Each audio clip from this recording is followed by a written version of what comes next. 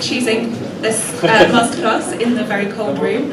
I'm Naomi, this is Rob, and what we plan to do this morning is talk about some of the work we've done around understanding not just whether feedback works, but why and how, for whom, and in what situations. So the plan for this morning, we're going to start with a very brief introduction to some of the existing work on mechanisms, understanding what feedback might mean in different contexts.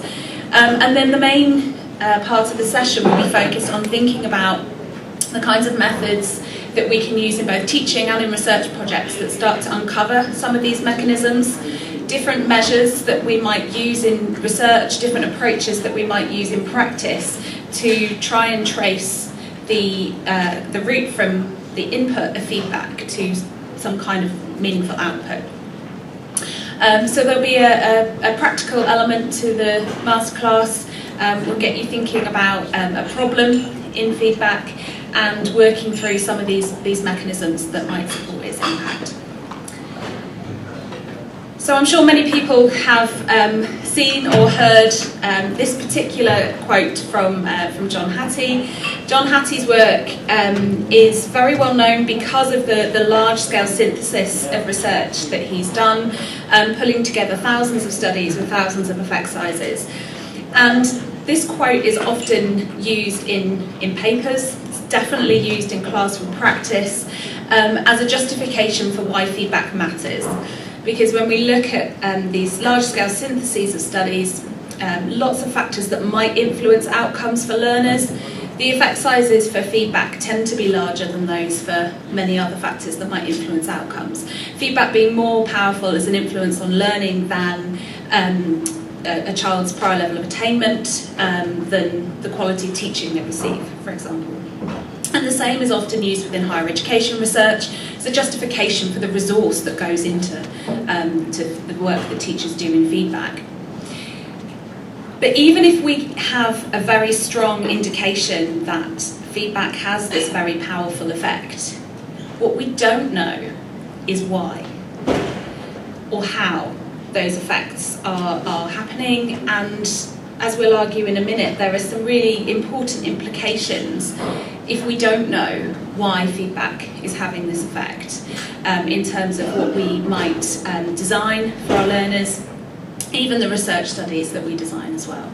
So whilst we hear a lot about the power of feedback, what we are arguing is we need to really start to open up that black box and understand what's going on and why. Another very famous study that again is often used when talking about the power of feedback, Kluger and Denisi, published in 1998. Again, a large-scale synthesis, so there were 607 effect sizes from 131 papers in this analysis. And here you see the distribution of the number of studies within their analysis showing the effect size for the impact of feedback on performance. So this is a standardised effect size. In very simple terms, a positive effect size means that feedback's having a positive impact on performance, and negative effect size, feedback's having a negative impact on performance. And what you can see is that about a third of the effect sizes in this analysis were negative in direction, meaning that feedback actually harmed performance. And this is really important when we start to think about what we might be doing in the classroom, what we might be doing in research, to try and uncover what are the factors that might mean that feedback's actually doing harm, rather than actually having a positive effect on learners. What they found in this analysis, that some of the moderators of the impact of feedback were things like praise, actually having a negative impact on performance, discouraging feedback, having a negative impact on performance. But one of the strongest influences on feedback having a positive impact on learners was having really clear goals within the feedback. That starts to open up this black box, and we can say that feedback has this impact because if we set clear goals to learners, it's going to lead to better outcomes. But why? What is it about clear goals? What does that lead learners to think or do or not do in some cases? And that's what we're tracing here today. The other really important point to lead with here is that we can talk about how we provide feedback information to students, how we give that input, but more important is also how we think about the use of feedback. And a lot of interventions that we're seeing in the literature now are starting to unpack what we can do to help learners make better use of feedback. And again, mechanisms really matter there.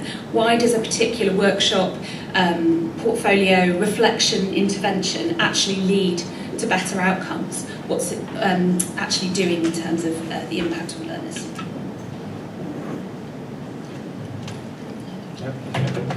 Morning everyone, I'm going to say something as well, it's not just Naomi. So just to mention that a lot of what we're going to focus on today comes from some of the ideas that we set out in this paper that we published a couple of years ago in Educational Psychologist. Naomi and I co-edited a special issue on sort of the psychological determinants of effective feedback. And in this editorial paper we tried to set out an argument for why we think and why we think other people think that feedback research could benefit from becoming kind of more cohesive, more coherent and more psychological in nature. So if you haven't read that paper before, shame on you all. If you have, then we might just test you at the end on it and see how well you've read it. But so one aspect of this paper that I wanted to focus on just a little bit, we're not going to spend the whole time talking about this paper, but one of the things that we did when we set out to do this piece of work, and it was all Naomi's idea, it was a great idea, was to go to reviews of feedback research. So we gathered together various review papers on this topic and look just at their discussion sections. So we pulled together what is everyone saying are the future directions for research in this area. So not, a full systematic review, but we just looked at what are people saying still needs to be done in this area of research. And we then pulled together themes. We pulled out the themes that we thought were coming out most often. And I'll very quickly summarise what those were.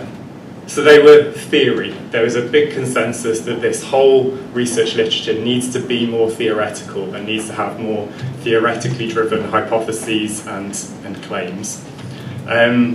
Rigour.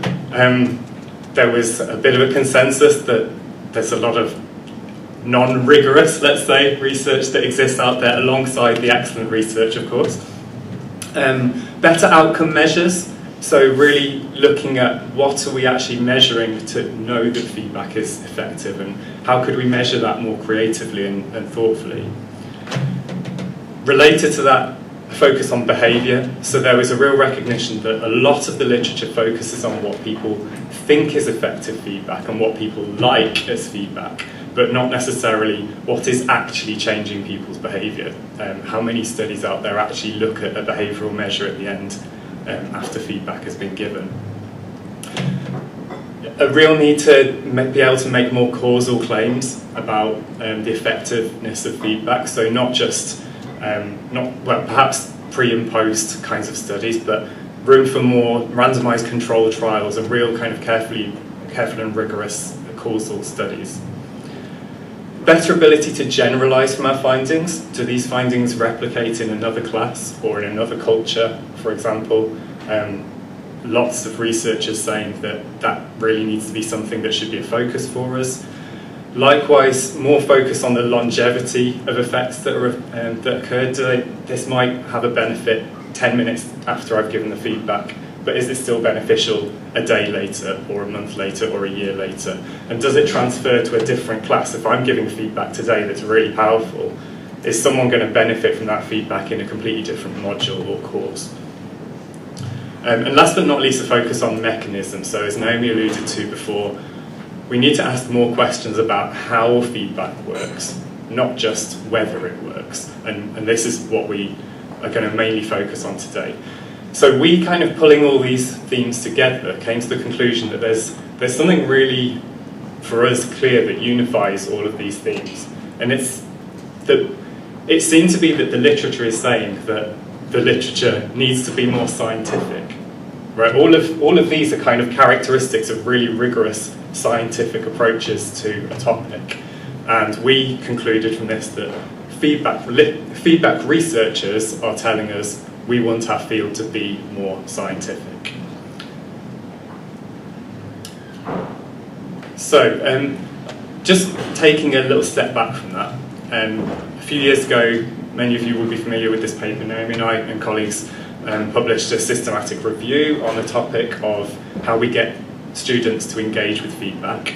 And this was one of the conclusions from that paper that we drew. We said it's clear that the topic of proactive recipients has enjoyed a surge of research interest throughout the past decade, yet it's also clear that the research base remains highly fragmented and somewhat theoretical. So that was kind of where we came from in coming to that 2023 paper. It still seems to be the case that people are saying there's all this stuff, there's thousands of studies on feedback, but they're all kind of all over the place in many respects. That's not a criticism of anyone in the room, but the literature as a whole could benefit from being pulled together more effectively.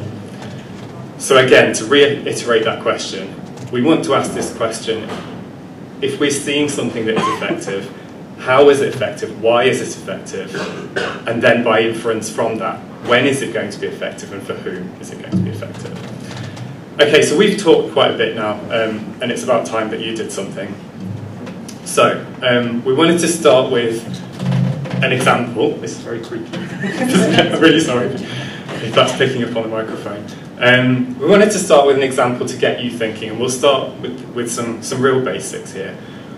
We wanted you to think about an experience that I'm sure you've all had. So imagine that you have given feedback to your students, whatever that might be, whatever that might look like. You've been giving really detailed comments to them, and they keep on making the same mistakes regardless. Right? I'm sure everyone in the room has experienced that in some way. So you've given what you think is really excellent, high quality, effective feedback, but it seems to make no difference because the next time they submit a piece of work, it's got the exact same mistakes that you've really carefully cautioned them against. So, can I move your notes out of the way? What we'd just like you to think then, everyone loves a Mentimeter, don't they?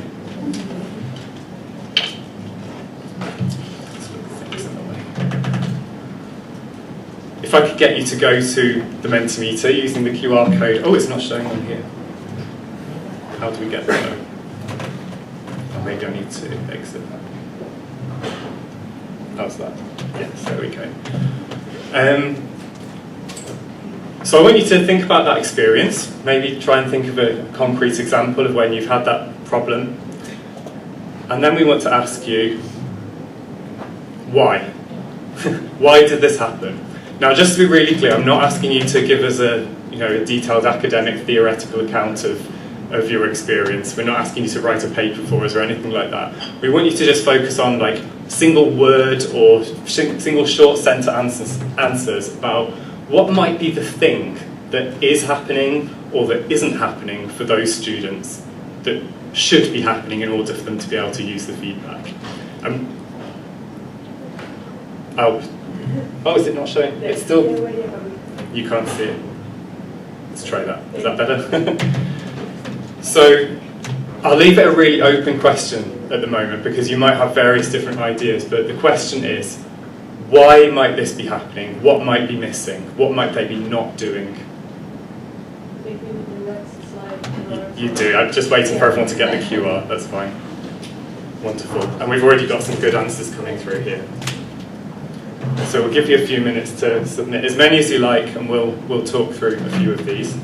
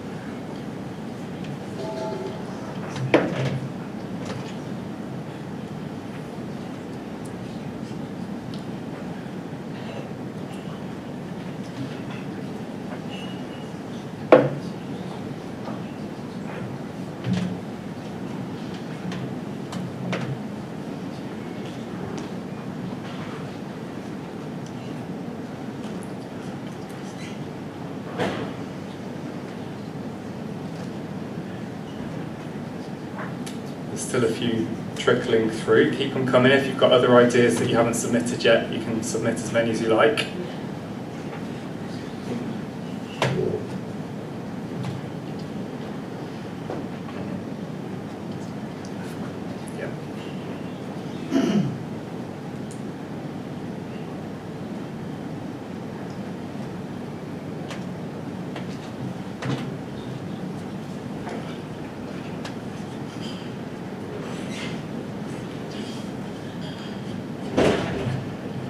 Okay, let's pause it there.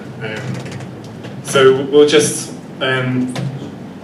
read a few of them out, but there's lots of people here focusing on the understanding, the students' understanding of the feedback. So there's maybe an assumption that sometimes if someone doesn't act on the feedback, it's because they don't actually get what they're supposed to be doing with it.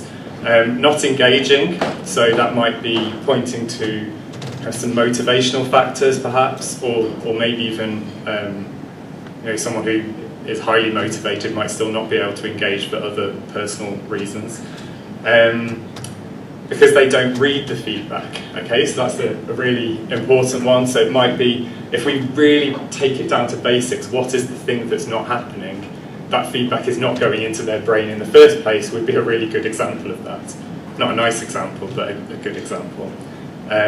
Oh, didn't even know I could do that. How do I get back to that? Okay. Let's scroll down a bit more. It's not working.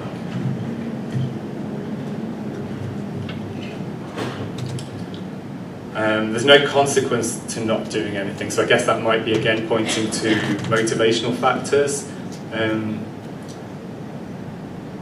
They don't think my opinion matters. Again, that might be something that's related to motivation. Overwhelmed and demoralised, that's quite a nice one, so they might be wanting to do it, they might be motivated to do it, but just like maybe emotional factors playing a role there. There's also some kind of higher level things being pointed to here. So, for example, lack the skills necessary. We might want to break that down, like what are the skills and what might those skills involve the student doing. But yeah, so at this very basic level, you can see even this really simple question, why is someone not using my feedback, might point to lots of different answers. Okay, so let me see if I can get this back up again.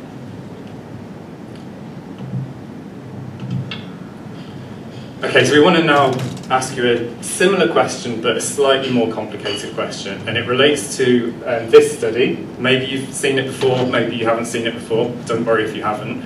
This is a paper from 2021, again by John Hattie and colleagues, which is about so-called where to next feedback. So this is feedback that tells a student what they should be doing on the next occasion.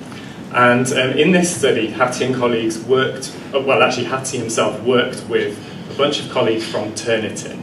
So he managed to get access to a really large corpus of feedback data in which students in various different contexts had received one piece of feedback, had an opportunity to make some changes, had submitted a piece of work again, and we would look at the change in grade that they received between the first attempt and the second attempt. And so Hattie and colleagues looked at what kinds of feedback were these people getting who were able to really improve their grade from time 1 to time 2.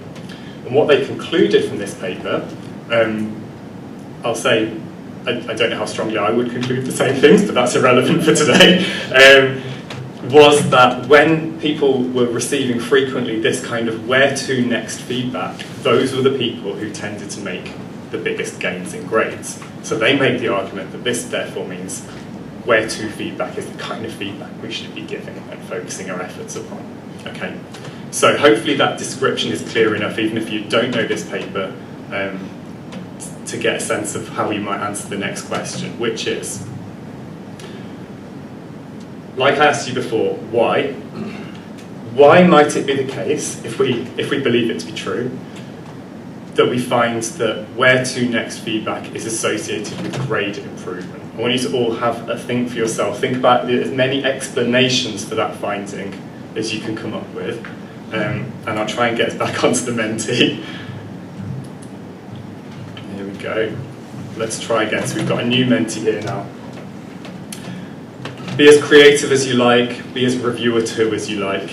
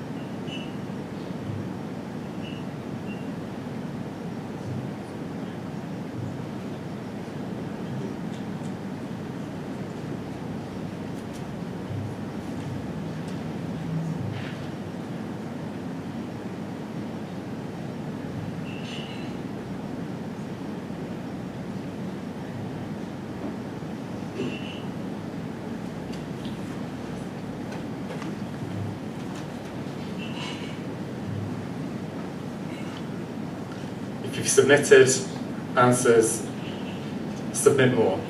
Be more creative. Keep them coming.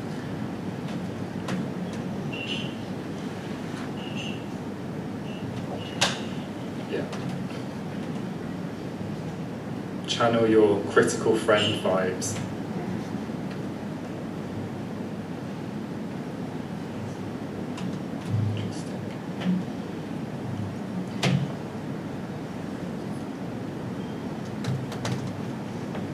Give it one more minute.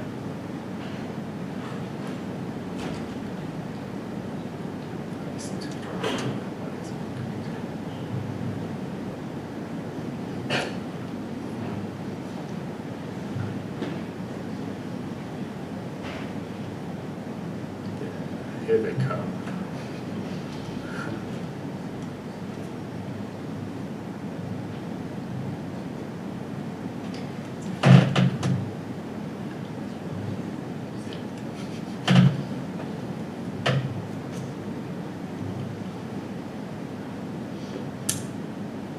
Okay, where do we start? It's great.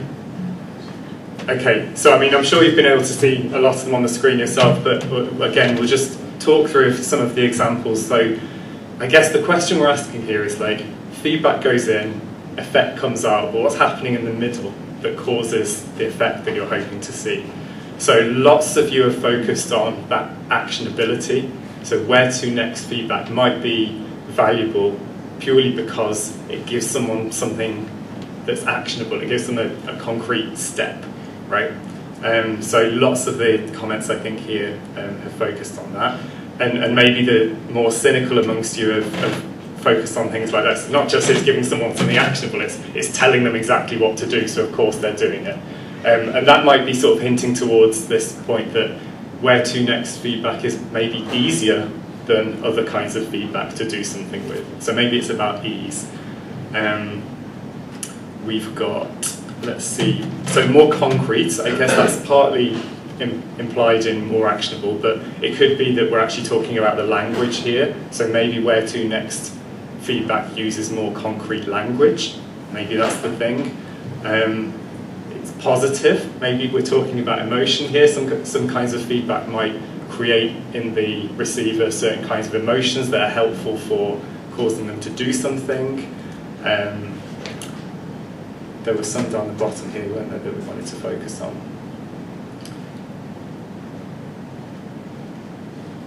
So again, less abstract. Helps with self-regulation, so that's another possible mechanism going on here. Being happy, back to emotions again. Okay, shorter and succinct. So it might be actually how the comment itself is being formulated. Maybe it's nothing to do with actually that it's that it's where to next and it's giving that concrete advice. It could be just that it's easier to read and it's shorter and more succinct. Okay, so you're getting a flavour of, again, lots of different possible things that might be going on here. And in Hattie and colleagues' study, it could be any of these, I think, from the data that they reported. It was all kind of correlational, and that it's a really valuable study, but it doesn't necessarily tell us which of these things is happening. And with the type of data that they had, it would actually have been very easy for them to test some of these things empirically, to actually look at the number of words or do a linguistic analysis to actually try and find out the answer to that question of why, rather than just it's more effective. Okay, let's get back to these slides then. So one last example that we wanted to give, just to really hammer this point home that Naomi's just made. Sorry, I've skipped ahead too much. So we wanted to, we've picked out kind of 3 examples here to just very briefly discuss as possible reasons why they might have found this effect. So one possibility, we speculate, is that where to next feedback might communicate to the receiver some kind of supportiveness. It might create that this person really cares about me, they're telling me how I can improve, and it's creating that kind of relational connection, if you like. I'm not saying that's why I think it is, but this is one possible interpretation of the findings. And so if that were the case, what would that mean? Would that mean that we should be doing what next feedback more or not? And kind of a second example would be that, as we've just said, it contains more concrete language or maybe more understandable language. So maybe it's just that this kind of feedback is being worded in a certain way that's really accessible. Or maybe it's that it's nothing to do with the feedback comments themselves. Maybe it's just the case that in really effective learning environments where people tend to learn really well, teachers are more confident in giving certain kinds of constructive advice. So maybe actually the type of feedback comments that are being given here is kind of a consequence of the good teaching rather than a cause of the effective feedback and good teaching. So each of these has different implications, I think, and these are not exhaustive. You've come up with additional examples yourselves.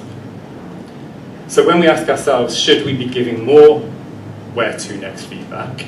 Well, if the reason where to next feedback was effective was because it makes people seem more trustworthy and supportive, then maybe we should be giving more of that kind of feedback. But we might then predict that it's not going to have much impact if we've already got a really good, strong, trusting relationship with our students, for example. Giving more of that kind of feedback is not going to have much impact if it's we're already delivering the thing that feedback does.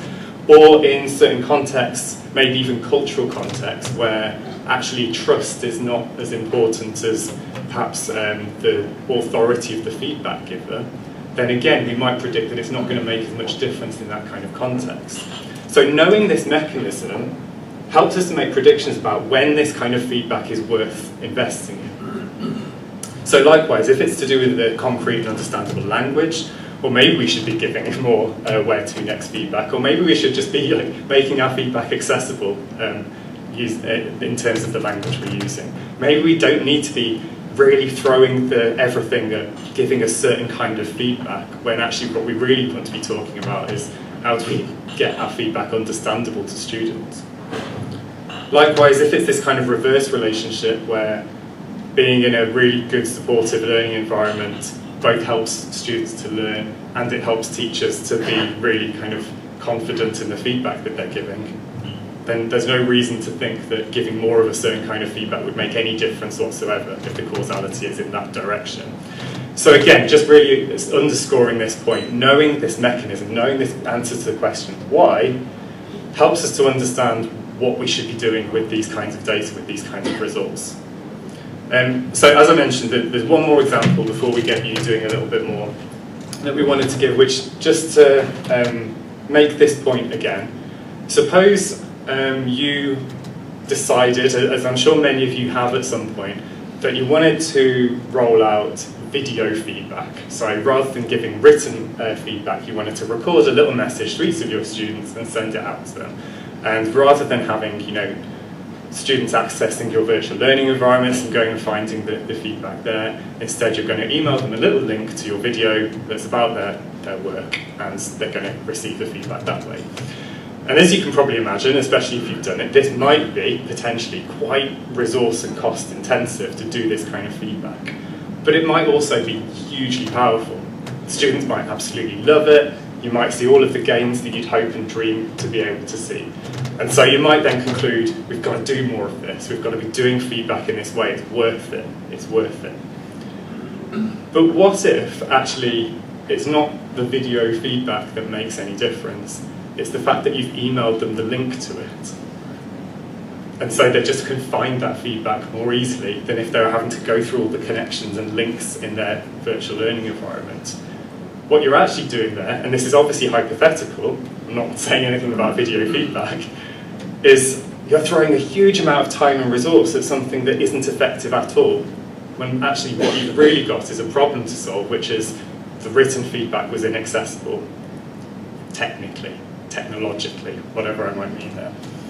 So again, these are questions that are not kind of dry theoretical questions about, how do we understand the effectiveness of feedback? They're really practical questions about how should we be investing our time and our limited resources? And we can only really make those questions, answer those questions, if we can answer this why question and start to get insights into why things work. And I think I'm passing back to you. You are. Lovely. Okay, so we're moving towards the more practical element now, and to do that I'm just going to introduce a few further ideas, a little bit more detail about mechanisms and how we can use them to understand teaching practice and research. So when we think about feedback, we often think about information as an input into the process. What we really care about, the output, what happens, what do we see our students able to do differently, think differently, feel differently. And then we have something going on in the middle, inside a black box, that gets us from that point of our students generating, engaging with, seeing some feedback information, and then something happening. And this mysterious process in between is, again, what we're talking about with mechanisms. And in this paper, they talk about the black box as really understanding what happens in the minds and hearts of students as they process feedback. And the work that Rob and I have been doing for the last sort of 9 years, some 10 years, whatever, has all been about this idea of processing feedback and answering that question of what happens next. So questions about what kinds of feedback we should be giving to students, how we should be framing feedback, is not really what we're interested in our work. We then say, but what happens next? When we get to that point of the learner engaging with some information, what happens next? And so in the paper that Rob mentioned, we sat down and tried to map out what we felt were the different stages in that processing, in that question of what happens next. And show you a simplified version of a figure from the paper. We broke down each of these stages and tried to map out the research questions that we feel are needed in order to really understand what's going on within the black box. So we have a series of stages in processing and then associated questions. And this framework is really trying to set out the black box processes of what's going on. So we start with desire, which might relate to feedback seeking. It might relate to a student's willingness to actually want to engage with feedback information. We make assumptions that students want feedback information. That might not always be the case. And to be willing to and to be willing to invest time and resources in doing that. So it's not just wanting the feedback; it's being prepared to do so, having the willingness to invest that time.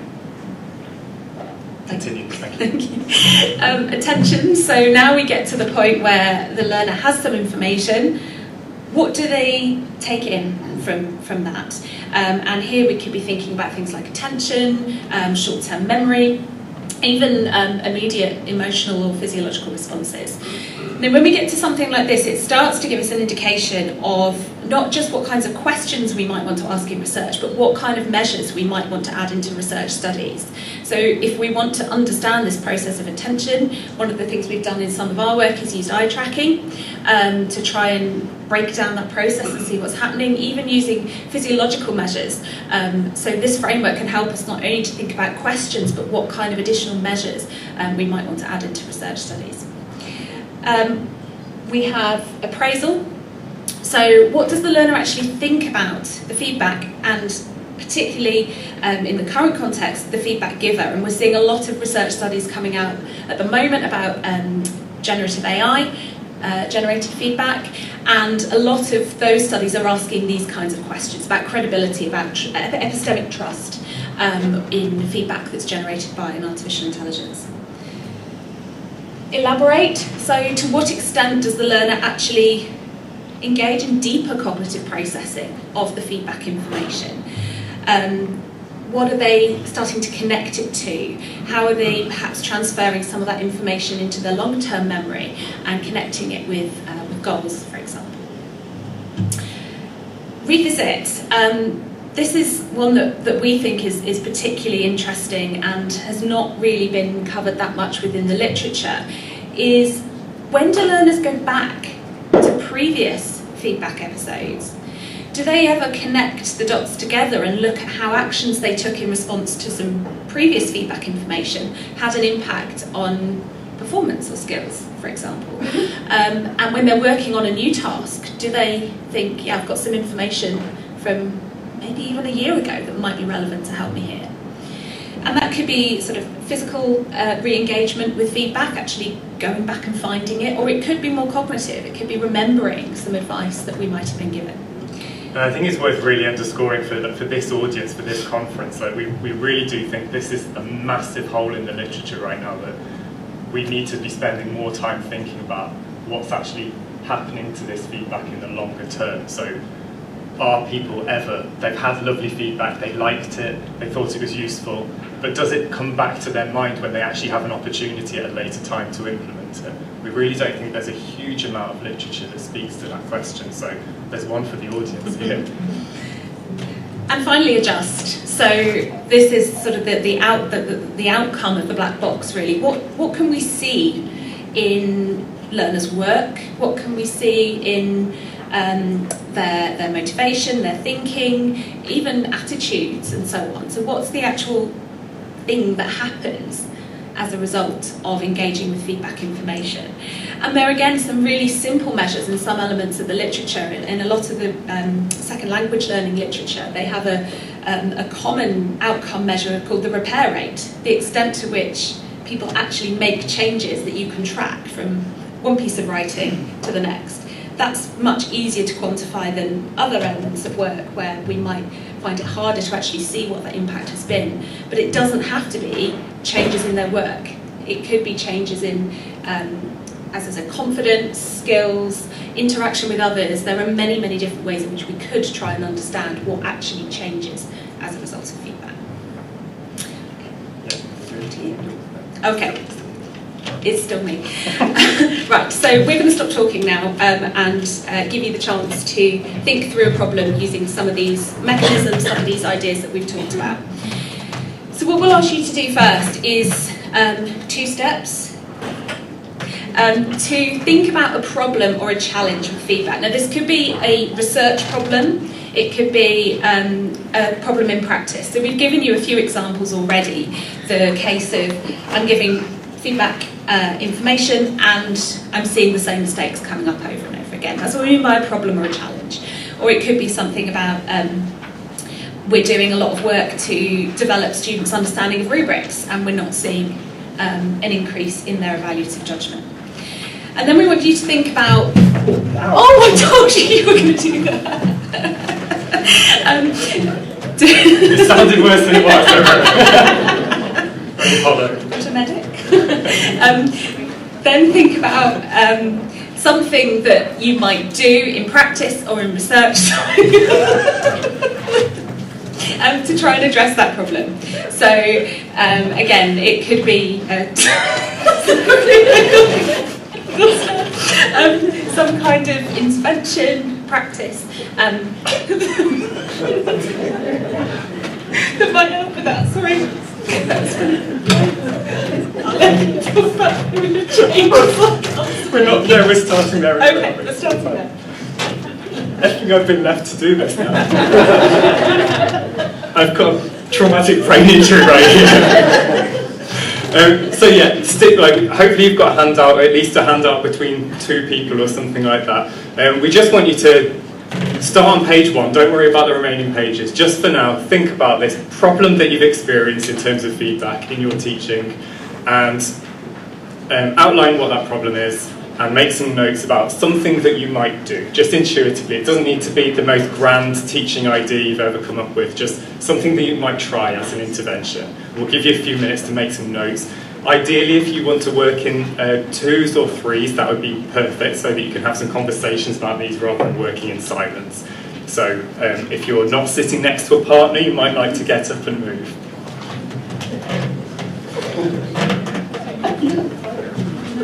It was quite hollow.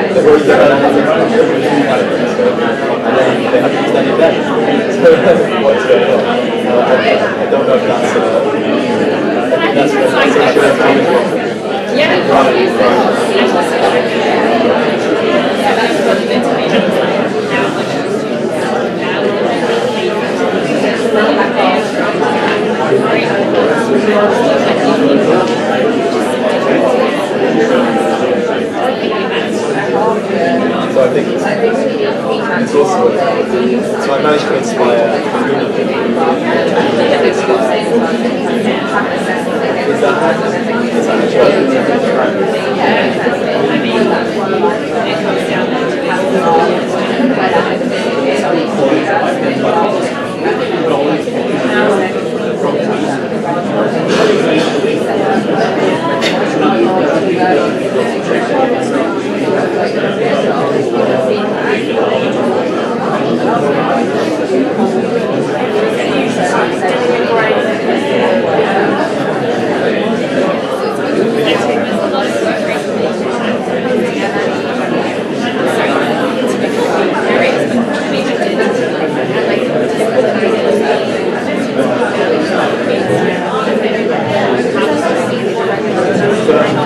Okay, we're giving you 30 more seconds, just to give a 30-second warning.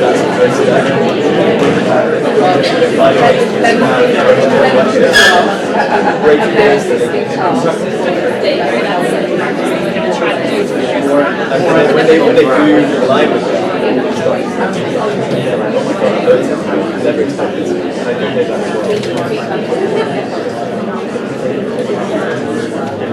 I'm transformed by this.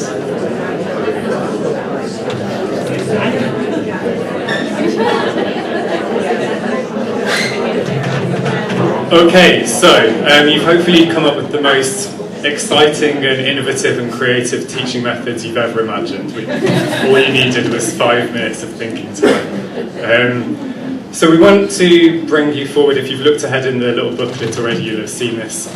Want to bring take your thinking forward one extra step, and ask you to now start thinking about your implicit, or maybe implicit theory of change for why you've come up with that idea, why you've come up with that intervention. So, in other words, what we're asking you to do here is to think about if the thing that you're going to do is an input, and some kind of amazing improvement in your students is your output. What do you think, or what is your reasoning about what might be happening in the middle? What might your intervention be doing? Perhaps in terms of any of or multiple of these stages. So do you think, are you reasoning that it should be changing your students' interest in receiving that feedback, or the amount of attention that they're paying to that feedback? It doesn't need to be these, it doesn't need to be any of these if you've got your own different ideas, but we're wanting you to kind of try to articulate what your own implicit reasoning is here.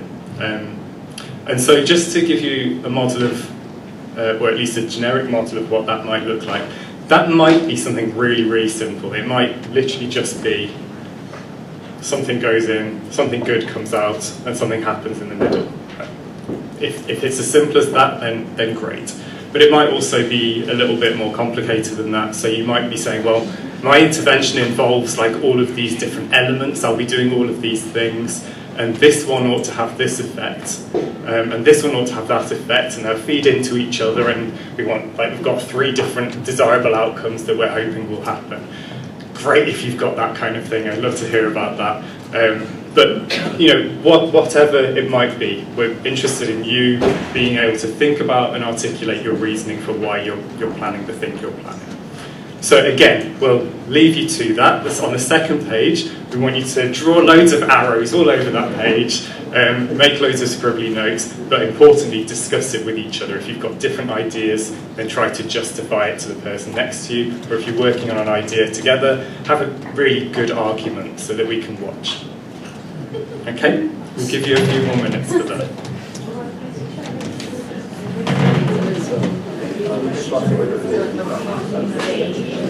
I think it's really good idea. I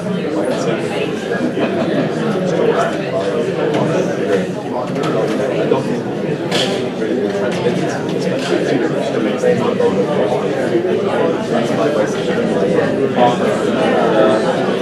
going to my issue, what I did when I was working so much that would reflection or something they work so hard to get so you've got 50% of the class who don't want to study it, they want to study so what I always did to start classes is ask them about their goals, asking about how they classify making the best class not only do you get to write it down, so every class at first building this where are we going with this, what's our goals, building things like activities that talk about how we did what was really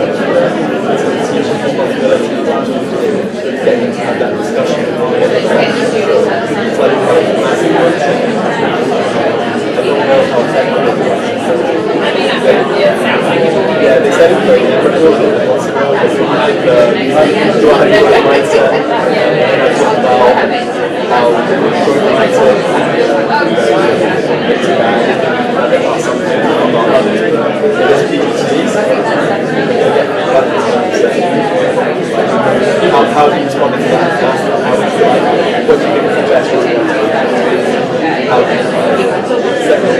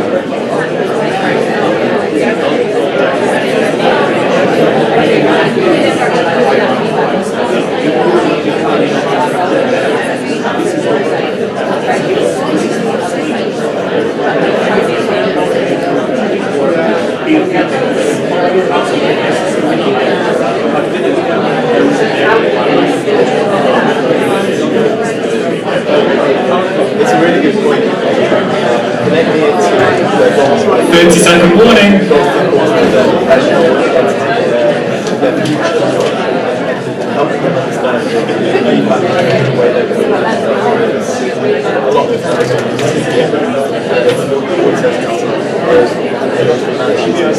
managers my boss 6 months my minute what if I get that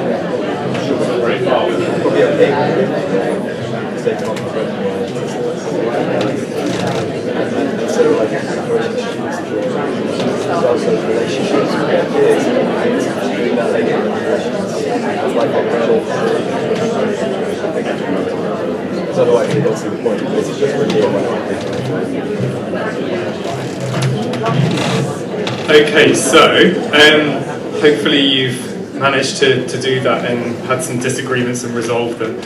We want to hear a couple of examples, but before I do, I think it's worth us saying that this kind of thinking and this kind of articulation, when we did our 2017 systematic review, one of the kind of take-home points that we took from that and that we described in that is that this kind of thinking was missing in a huge proportion of the literature that we reviewed. So people have done feedback interventions, they've said, oh, we did this, the students really liked it, it had this effect, but at no point was there any kind of theory of change. At no point did they say, this is why we think this should work. And that really stood out to us at the time as problematic in many ways. So this is partly why we think this is a really important part of this activity. We need to be thinking, what should actually happen in the students' cognition or behaviour, what should change in order to make those grades change or in order to make them more motivated to learn or whatever it might be. Okay, we're going to look for a couple of volunteers, if there are any, just to very quickly talk us through their idea and their theory of change. Do we have any willing volunteers? Everyone suddenly shuffles and looks at their feet, just like students, aren't we? We've also got a microphone, so you don't need to shout if that's what's putting you off. Oh, we don't, sorry, that's a lie. Is there one over here? Oh, there's one over there. Ah, sorry, right over here, thank you. Everybody hear me okay? Cool.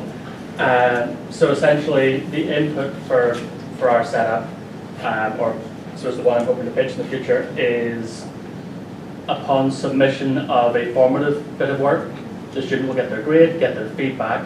They are then given the optional opportunity to resubmit that same formative bit of work, showing they've actioned the feedback, and it'll be marked under the same rubric. So them actioning the feedback is not something that's marked, it's the original mark set, and it's essentially just remarked. The process and the mechanisms we were kind of hoping for this, on one side is sort of immediate motivation to engage with the feedback, rather than expecting the students to come back in, let's say, 12 months when, quite frankly, they've forgotten the learning environment exists. It gives them an immediate reason to engage with it and to action it, not just to read it. It gives them a bit of a positive reinforcement with that reflective process. So instead of just seeing a list of things they have done wrong, or occasionally done correctly, if we're feeling upbeat, it gives them an opportunity to action it and see that actually working on that feedback brings their grade up. And essentially, as part of that, some of the outcomes or outputs we're kind of hoping for is, one, the grades go up and stay up, but that having actually had practice in improving that grade, it's especially in something like the discussion section. If we went, you didn't evidence your point very well, that's not abundantly clear as to how they would do it. They get another chance, they've seen they've done it better. They then have something to anchor to in the next one, rather than having to try something blind the next time. So that gets carried forward. And it makes the feedback process feel less like a stick and more like a carrot. In that, especially the ones we feel need to engage with that a bit more. Don't just get a big list of things you've done wrong that you have to sit with for months. It's, yes, you didn't do as well, but look, you can improve it. And that helping reinforce, ideally, the enjoyment, but I'm not going to be that optimistic, sort of going forward. Brilliant, thank you. I think that deserves a little round of applause. So, I mean, you've listed a bunch of different mechanisms there, haven't you? And I think some of them are to do with motivation, some are to do with maybe self-efficacy, and there's perhaps a little bit of a memory element in there as well, being able to remember the feedback better, and maybe some other things that I'm not listing there. But all of those things are kind of things that we're thinking might happen, and as we sort of intimated before, kind of whether or not those things happen might determine whether or not you see an effect of your intervention, but also which ones of them actually are mediating that effect, if you want to put it in that kind of language, could have an effect on the viability of that intervention, whether it's likely to work for other populations, and so on and so forth. So the last bit of this that we wanted to then... Yes, go ahead. I'll just add one thing, because this example made me think of the importance of this black box process. It doesn't take place outside of context. And one of the things this example brought to mind is the importance of an opportunity to implement feedback information. And I will give a hat tip to Dave Bauer, because several times in the Menti I saw this idea of feedback having a landing place coming up as being really important. But even then, that opportunity, we need to understand why that opportunity leads to something different happening in between. And it made me think of research on students being overwhelmed by too much feedback. So Ackerman's research, for example, which shows that generally students are more negative about lots and lots of feedback comments than a smaller amount of feedback comments. But this is affected by whether or not they have the chance to redo a piece of work, to actually implement them. Then they're less overwhelmed by more feedback. Now that could be a very simple issue of how they're processing that information. It could be motivational. It could even be something to do with how they are appraising the intentions of the person providing the feedback information. So even when we start to think about opportunity as one of these kind of contextual factors, it's still important to understand why having a landing place, to use Dave's words, makes some kind of difference to what learners actually do in their work, in their engagement with feedback information.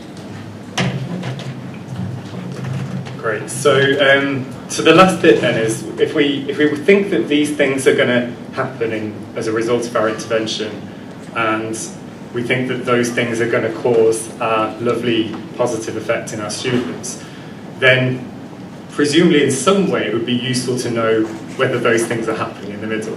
If our intervention doesn't work, it doesn't improve anything, is it because it doesn't have the desired outcome? Is it because actually it didn't affect motivation? Or likewise, if the intervention does work, but that actually students are no more motivated, is it having an effect via some other cause that we didn't anticipate? So we want you to think about how you might actually test that theory of change. And some of you might think about that in a very researchy way. You might think about this as, I could design a study and I could formally evaluate this intervention. If so, great. We'd love to see that. Some of you might think of this more as a kind of teaching evaluation and kind of action research approach. And again, that's great as well. But what we want you to think about is, if I was doing this intervention in my teaching and hoping to see your predicted outcomes on your students, how would you know if those things in the middle were happening or not? Have a think about what you could actually do, not just kind of in this miracle world where we've all got eye trackers and fMRI scanners or whatever it might be. What could you actually do in your classroom? What could you plan for that would enable you to know whether or not your theory of change is working as planned? So again, I think you should have on the final page of your handout a section to have a think about that. And if you're really eager, the final most difficult question is that thinking about for whom and when. So if this theory of change is exactly what's going on, what might that tell you about when your feedback intervention is going to be effective, who it's going to be effective for? That's a really challenging one, but I challenge you to answer it. Thank you.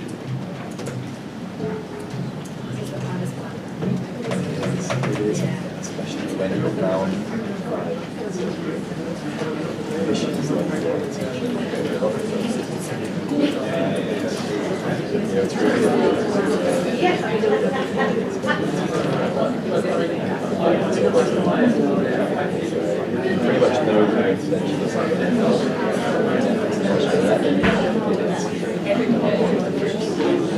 so this is why I came to this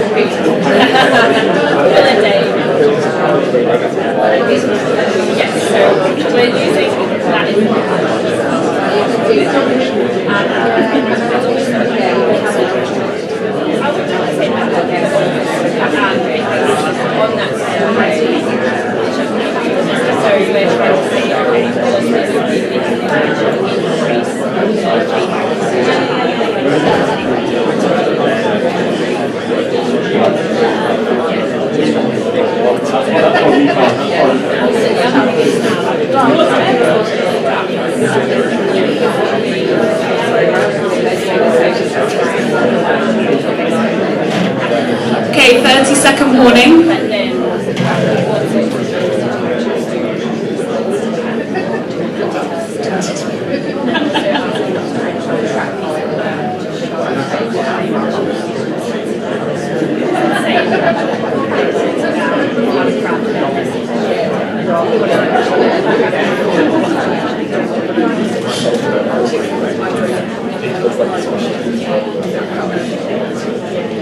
But it's definitely been a challenge.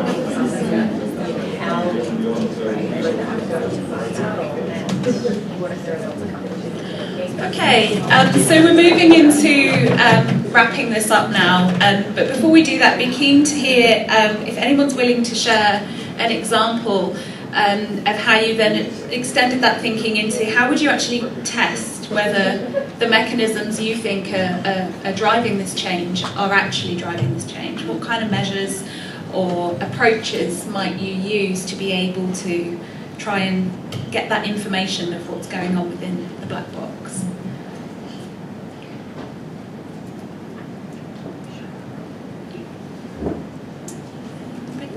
I might talk Thanks, just to a conversation that we had. Please do.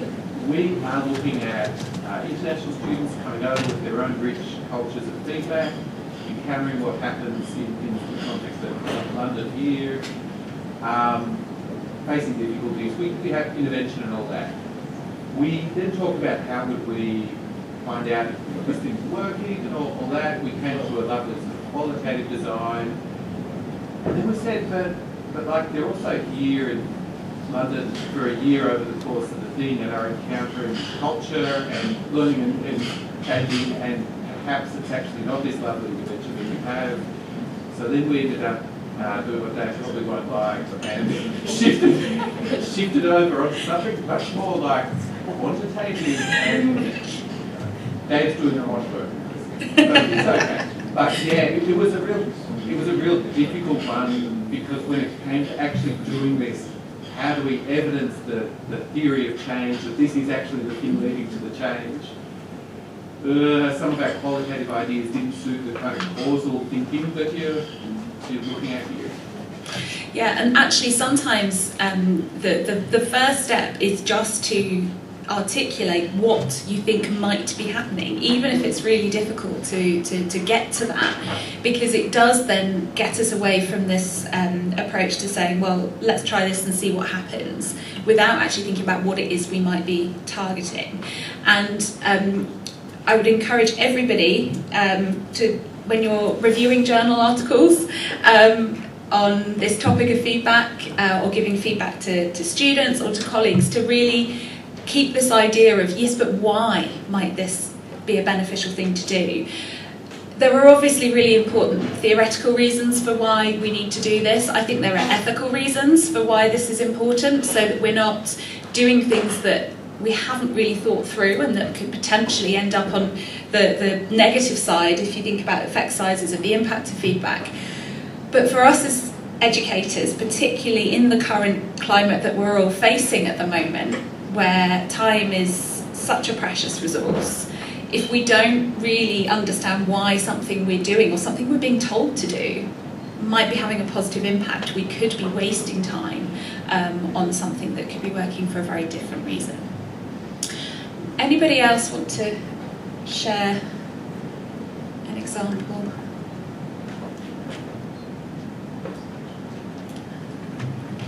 Oh yes, thank you. Very just briefly, so at the start and the end, we referring active flexible on something that I introduced about a year ago about final year education students who come back to. Not too short, they basically told me, Christian, great, thanks for feedback, but when you give feedback, like they're given to gallery walks, it's more meaningful. Quite tired. And now I'm sitting with, okay, how do I speak to them and what to them? But they would be able to do that actually. And my colleague says in the same school, and also the long should they be together for class for 3 years, and I will teach them how to do that. So there's a relationship there. So I'm just reflecting on how do I deal with them all now, what they told me. We need to know as much as they and doing on each other. That's another really useful example, thank you, because yeah, peer feedback is one where there's all sorts of really interesting effects in the literature that we don't really understand why. So going back to that research I mentioned just a while ago, Ackerman's research on student overwhelm from feedback. Again, students are really negative about getting lots of critical feedback from an educator or a teacher, less critical, less worried about getting lots and lots of feedback from a peer.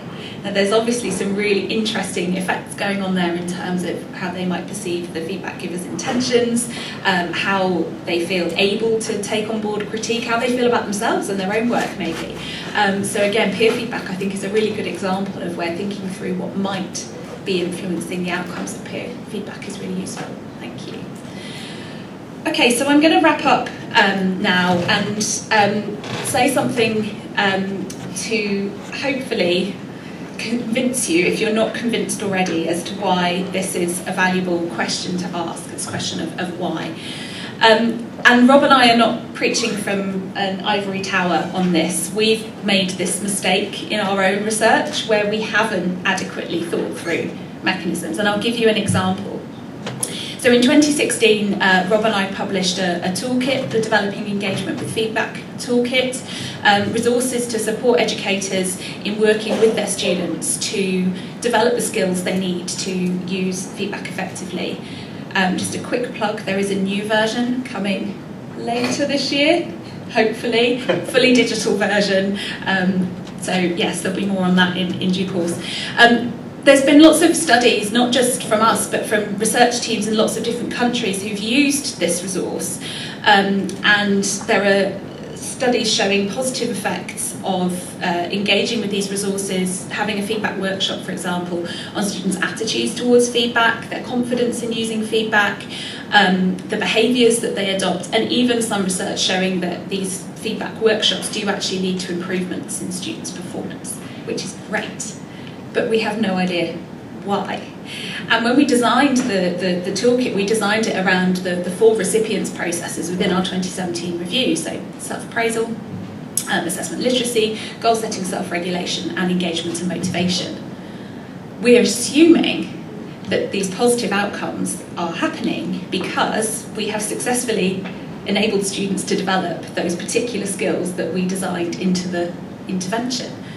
But we never measured that, and none of the research teams who've done evaluations of the DEFT have ever measured that.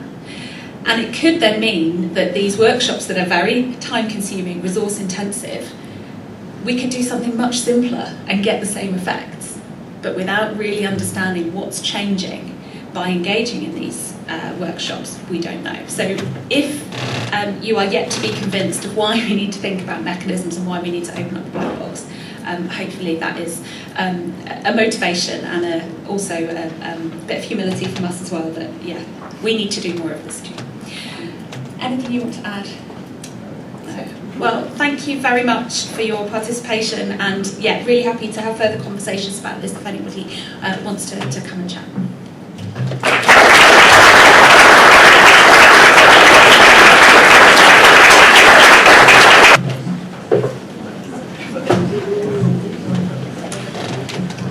Good morning, everyone, and thank you, Pete, for inviting me today. My name is Jeroen van der Linden, and I'm coming from the Netherlands, from Han University of Applied Sciences, together with my colleague, Professor Tamara van Schildmol. I'm myself a senior lecturer and researcher, and I'm happy to share some insights today from my own PhD program. And I think this research can be particularly relevant because we all strive to enhance student learning outcomes and fostering deeper engagement through assessment. So that's what we have in common. Self-regulated learning is a critical skill for students in higher education, as we all know. It involves students actively managing their own learning through goal setting, self-monitoring and self-reflection. Despite its importance, we also know from research that many students struggle to develop effective self-regulated learning skills. Research has shown that assessment plays a key role in guiding student learning. It's also known that how formative assessment is implemented can considerably affect the development of student self-regulated learning. However, what remains less clear is how this applies specifically to summative assessment environments. And that's where our research comes in. We set out to explore how summative assessment practices affect the development of self-regulated learning and what role students' goal orientations and teachers' formative assessment practices play in this process. And our study was guided by 2 research questions shown here on the screen. And to answer these questions, we adopted a primarily qualitative approach. We conducted in-depth interviews with both students and teachers to gain a rich understanding of their experience and perspectives. And I will, for this mini keynote, highlight 3 key findings from this research. The first one is that we interestingly discovered a significant discrepancy between students' perceptions of assessment and their actual study behaviors. Our analysis showed that students' perceptions, their thoughts and feelings about assessment, are both aimed at the development purpose and the satisfying purpose of assessment. However, their study actions are predominantly aimed at achieving passing grades in our system. And this behavior is heavily influenced, so we found out, by the structure of summative assessments, which often emphasize task-level outcomes and provide limited opportunities for formative feedback aimed at the development of self-regulation. Our findings also revealed a relationship between students' goal orientations and their self-regulated learning. Students with a dominant performance goal orientation primarily focused on achieving passing grades. And in contrast, those with a dominant mastery orientation were more motivated by a desire to develop their own competence and considering assessment as opportunities for learning and growth. And these orientations form one of the dimensions of this model. And on the other dimension, we place the self-regulated learning level of the students. And in this case, we made a distinction between studying smartly and haphazard learning. And these dimensions provide us with 4 types of students which can help teachers identify students' needs. And more of that in my session, of course. The last finding was about teachers. Our research also delved into teachers' conceptions and classroom practices with regard to the feedback levels identified by Hattie and Timperley. And we found that teachers' conceptions mainly focus on the task level and not on the self-regulation level. Even though they acknowledge the importance of fostering self-regulated learning and are at pains to provide students with the necessary feedback, teachers do not self-evidently consider using assessment to foster self-regulation. In line with their conceptions, their classroom assessment practices were primarily focused on providing feedback on task and process level and not on the self-regulation level. These findings have profound implication, or can have profound implication, for assessment practices in higher education where I work. First, there is a need for a shift in assessment practices that prioritizes fostering continuous improving, including fostering self-regulated learning development. Second, I think it's essential to train educators. They can support the development of self-regulated learning through their assessment practices. And even a modicum of support can make a difference, we know from research. And lastly, educational institutions should consider revising their assessment policies and practices to better align them with the goal of enhancing self-regulation. I thank you for your attention, and I'm looking forward to your questions and further discussion.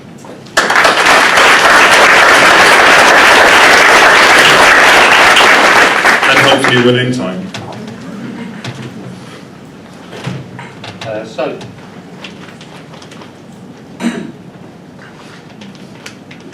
Hello, colleagues. You want to use this one? So, colleagues, we've just got time for a couple of comments or questions in response to that presentation.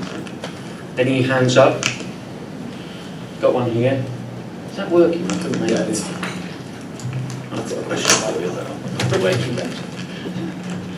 Just hold up the. That's it. Thanks, Jane. My name is Emily Chapman-Waterhouse. I work at Harper Adams in the UK. My question is, have you seen tangible evidence of practitioners in your own institution applying these, and like what's happened? Yes, I have. Thank you for your question. There was a specifically one training course that used programmatic assessment, and that's where the third point of policy change comes from. What we saw is that in that program, all teachers, because of the policy they implemented, were very much focused on improving learning and improving students' engagement, and that included also self-regulated learning.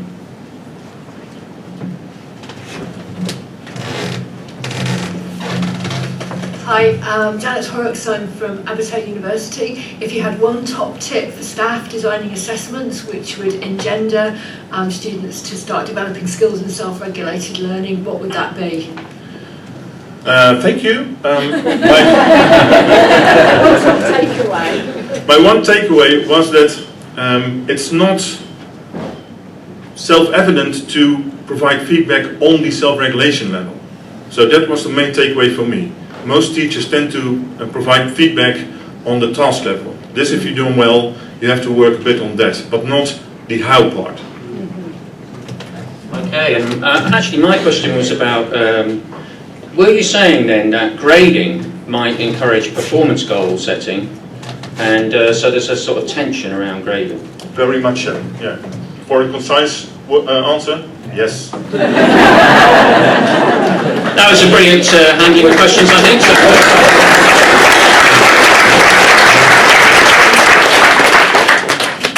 Okay, can we have our next speaker? I think it's Tyler.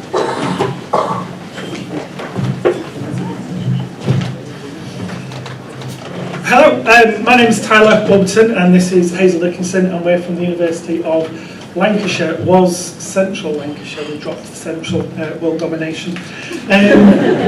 So we're going to talk to you because about 2.5 years ago we decided to completely redesign our nursing programmes, which has about 800 students on it. And about 80 staff serving those programmes, and we wanted to redesign the whole curriculum, including the assessments, because the assessments weren't working for us. On a nursing course, we are very interested in occupational readiness, and the assessments that we had were producing great essay writers, but not so great nurses. And I'm sure when you're in a hospital bed, you want somebody who's a good nurse, not somebody who's good at writing an essay. And we did this by turning it on its head. We removed all centralised control for this, and we basically said to our 80 staff, have at it. Go ahead, just do what you want, let's get creative, let's produce something completely different. And that is exactly what they did. We have got the most creative kind of assessment schedule, probably in our university, but certainly in the nursing courses that I've seen as well. Now, to get to this point, it was a really, really difficult journey. It was probably, for the most part, an uphill street fight all the way with people's expectations and anxieties. And I think the important thing that we had to acknowledge on this journey was it made people really, really uncomfortable. When we said, right, you guys are going to do the assessment, the initial reaction we got was, yeah, nice one, we can do this because we know how to do it properly. That was very, very quickly replaced by, hang on a minute, does that mean I'm responsible for it if it doesn't work? To which the answer was yes. We've not sacked anybody. So we had to attend to those kind of anxieties from staff. And that was probably the hardest battle that we had to have with them. We did that by creating really, really open spaces and encouraging staff to go back to the research. People have got a lot of experience of assessing in different ways, and they're not always allowed to kind of flex that experience and use that in the assessment design. So the first thing we did was say, right, forget everything that you knew before, let's go back to what is it you want at the end of the programme, and how would you assess that if you could do anything? And that's exactly what they do. They went back and they looked at the research and said, well, we want this, and the research says, well, actually the best way to do that is by doing this. Can I do that? To which the answer was invariably yes. Then we would model things, we would kind of tweak it, we'd move it forwards, and eventually we got to the point where people were quite comfortable with dealing with that level of ambiguity and quite comfortable in making those decisions and holding themselves to the decisions that they made. Like I say, it was a hard-won battle, but it did take us some time to get there with staff. So putting it into action has not been without its stresses for the staff and for the leadership team who've been supporting them. And so by using that open coaching style and supporting them and giving them positive feedback, it's okay to take risk, it's okay to get it wrong. We actually created a team who were invested in that change, and that's allowed them to have choice. They were informed through the pedagogy, they felt unshackled by some of the policies, but then we put them back in place when and how we had to, and not because that's how it's always been. And that created satisfaction. And what we're seeing now in the first run through is our students are coming out with some really creative assessments. We can actually see our students in the assessments. We can see what kind of nurses they're going to be. Then one of the assessments is around professionalism and values. And the suite of assessments we have are from written right through to podcasts, vlogs, and also WASCIs. There's lots of creativity in there, and it has been challenging, but we're nearly there. And through doing that, what we've created is actual individual excellence and that brilliance. So we've got a team now who've been able to be part of this band. They've been able to have a solo, they've been able to run with their passion, whatever that is in, and they've been able to then come together as a collective to make a really good sound, to make a really nice piece of music, for instance, about that the students can then latch onto, be creative and actually put that into their professional values.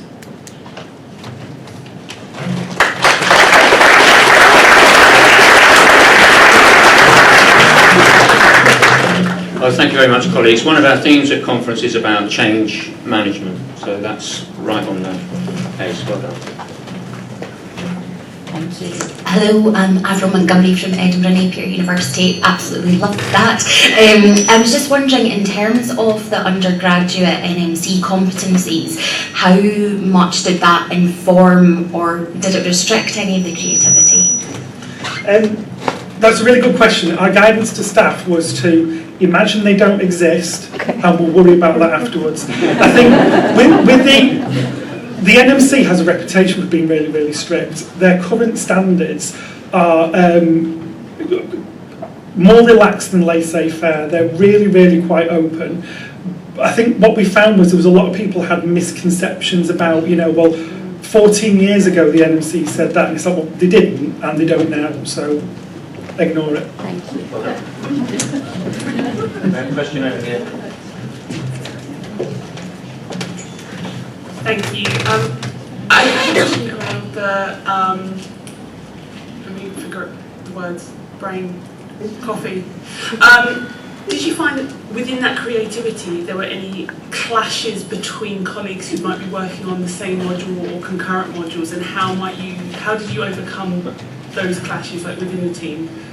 We just let them have a bum fight. There was loads and loads of fights, loads and loads of arguments around. We want this in our module, etc. You've got to let it run its course. We had one event where they came into one of the events and they said, we're not happy with this. They spent a whole 3 hours going through it, redesigning it, and ended up where they started. But the process is important. You have to have the arguments. Hi, thank you. I really appreciate creativity and innovation, but how did you guide colleagues in terms of embedding the fundamentals of inclusive assessment and assessment for social justice, which is obviously what we're all here to achieve? We probably focused the least amount on that, because I think just by a lot of the designs that people were coming up with, everybody was kind of aware of the need for that in the first place, and we never really kind of had to kind of unpick anything and readdress it, because just naturally what evolved was quite inclusive assessment. We have an inclusive assessment policy in the university where students can suggest a different assessment if it works for them.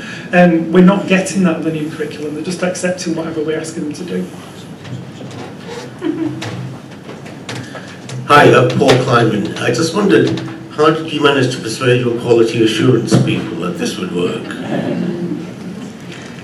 Well, we had conversations with them, and we did. So when we were creating the assessments, yes, they had a free carte blanche at the beginning, but then we manoeuvred and helped them manoeuvre the assessments within the quality regulations. So they are within the regulations, obviously, because we had to get it validated from the university and the NMC. So it was a kind of start here, and then let's move into something that remains inclusive, creative, and allows the students to flourish, really.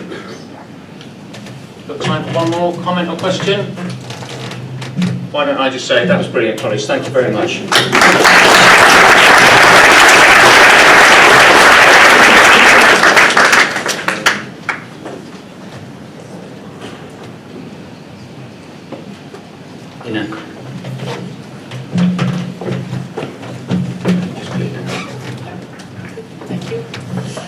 So, good morning everyone. An honor to be presenting you today. Thank you for that. My name is Ina. I'm an educational developer at KU Leuven, which is the biggest university of Belgium. And at KU Leuven we have been striving now for several years for a more future-oriented and activating teaching approach. So of course our assessment practices had to evolve as well. And over the past years we had seen several changes in assessment practices. And these changes were the grassroots of leading to a policy change. Because for almost 20 years we had a testing policy at our university, really focusing on summative assessments, end of term exams, and celebrating our 600th anniversary this year, it was about time we evolved to an assessment policy in which student learning became the primary purpose of assessment. But given our context and of course the time and space we're living in, we are in need of educational technology, digital assessments to implement those changes. And about our context, I quickly want to share some numbers and figures because they're at the root of the complexity we're facing in transforming our assessments and implementing a digital transformation. And I guess many of you work at very complex institutions, so this will sound quite familiar. So at KU Leuven, we have 15 faculties offering nearly 300 programs, most of them with open access to over 60,000 students. Although our name suggests we're only based in the beautiful city of Leuven, we're actually spread across 13 campuses in 10 Belgian cities. Seeing this, you can imagine every campus, every faculty, every program has its own wishes and needs. So in implementing tools to facilitate a change in assessment practices, it has been quite a challenge, and we learned quite quickly it's not just about the tools, because we had been implementing different assessment tools such as ANS, present here at the conference, but we kept running into obstacles, holding back the innovation we were wanting to see, also holding back the innovation our faculties were asking for. And one of the realities is that the rooms at our, may I remind you, 600 years old university, they aren't equipped for digital assessments. Very bluntly said, where there are no sockets, no innovation will happen. Also, I'm just going to look for my notes. Also, the fear for fraud in digital summative assessments is real. It's a barrier for teaching staff in going digital with their assessment, but also for our policy to fully go for digital assessments. Digital assessments require other logistics. I already talked about the rooms, but going digital also requires to build staff capacity, not only with teaching staff, but also invigilators, educational developers, logistics staff. And lastly, all starts, of course, with the assessment design, or sometimes ends with it, because if we keep stuck in a tradition of end-of-term exams, looking for ways to assess our very large groups of students at the end of a term in very fraud-resistant ways, we'll never see a successful digital transformation.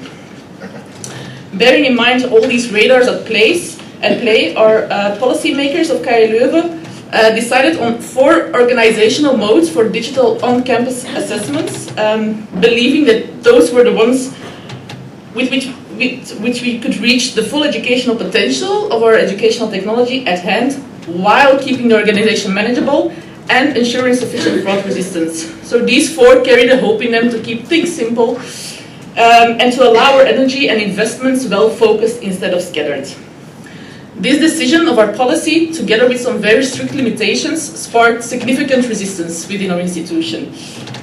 Actually, the ambition and vision of the people in the institution extended far beyond these plans, and people believed we could go further and be more innovative. That's why we engaged in a very large-scale project in which we, in close collaboration with all stakeholders, have been searching for solutions with the aim of sustainable innovation. And to end, I want to share what we've been learning most in this project, which is still going on. And it's beautifully captured by this next quote. It's easier to resist at the beginning than at the end. As I said, there had been quite a resistance. A top-down decision like the one our policymakers made, especially with the very rigid limitations they made, only added to that resistance. But I believe it was actually what we needed to get a step further.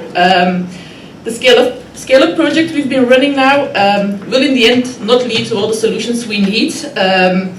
It does turn out that by facing the problems together and bringing practice and policy very close together in that project, we are building up to an agreement on the problems, and that shared analysis with all involved stakeholders on the changes that are needed to achieve our digital transformation, it makes it a lot more difficult to resist in the end university decisions made. Thank you.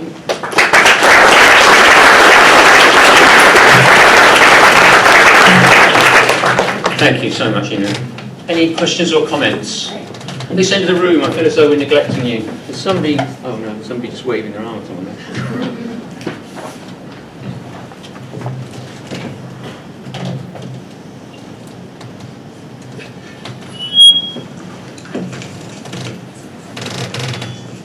Thank you. I noticed on your list you had a bring your own device assessment. How do you ensure equity and accessibility for students that maybe don't have the same kinds of technology? Well, that's really one of the hurdles we're facing now, and that's what wasn't mentioned on the slide is that our policy decided firstly that bring your own device assignments, we're not going to do this very university-wide, and we're going to limit it to very specific student groups, very limited, and that was one of the major controversies, and we're looking now because people want to go in very large group, and they see it also actually as a way to go forward on inclusive education, but we're still looking into like what are our solutions to it. So still searching. Okay, one at the far end. Sorry, mate. Can you fit? Shall I run to you? Thank you very much. I wanted to know what students thought of all of that. It differs. As shown, we are a very comprehensive university, very diverse. Students are also afraid of all the digitalization that's going on. We noticed in some programs they are asking for it. In other programs they really have a big fear of it. They are, and that's already something I learned today, we should involve them more, the students, because they haven't been that much involved in all the decision process. Hi, my name is Errol. I'm from Glasgow. You mentioned that people are afraid of cheating and academic dishonesty. This stands in the way of innovation. What's the first thing you say to those people who say that they're afraid of cheating and that's why they don't want to change? Well, in our institution, it's mostly the policy who is afraid and is holding back the innovation because they're afraid of big, coming from COVID, coming from some fraud cases we had in our institution. I think we try to then talk about authentic assessments and how that can be a solution, but that's something we're still having a long way to go. Thank you. Okay, well, thank you very much.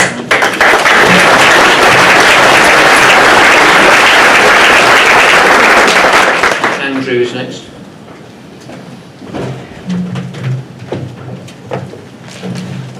Okay, so I'm going to talk to you about grade expectations and should we be helping students forecast grades. I want to emphasise that I'm not an education scholar, so very much viewing this from a practitioner, kind of slightly wearing in a room with the great, the goods on assessment feedback. So looking to learn from you and just present some findings to you. So ultimately, I'm the Director of Undergraduate Studies at King's Business School. We have an issue with assessment feedback. It's like many universities, particularly large business schools, it's something we're trying to improve.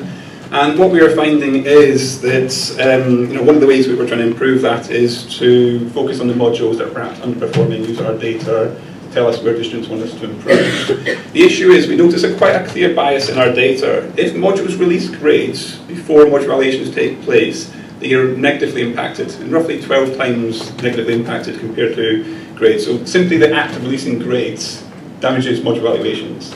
So ultimately, if we're comparing two modules, one that has released grades, one that's not, because remember, grades, module evaluations in King's take place week 8, week 9, and assessments can take place way after that, then you're getting different perceptions on that. Why do we think this is happening?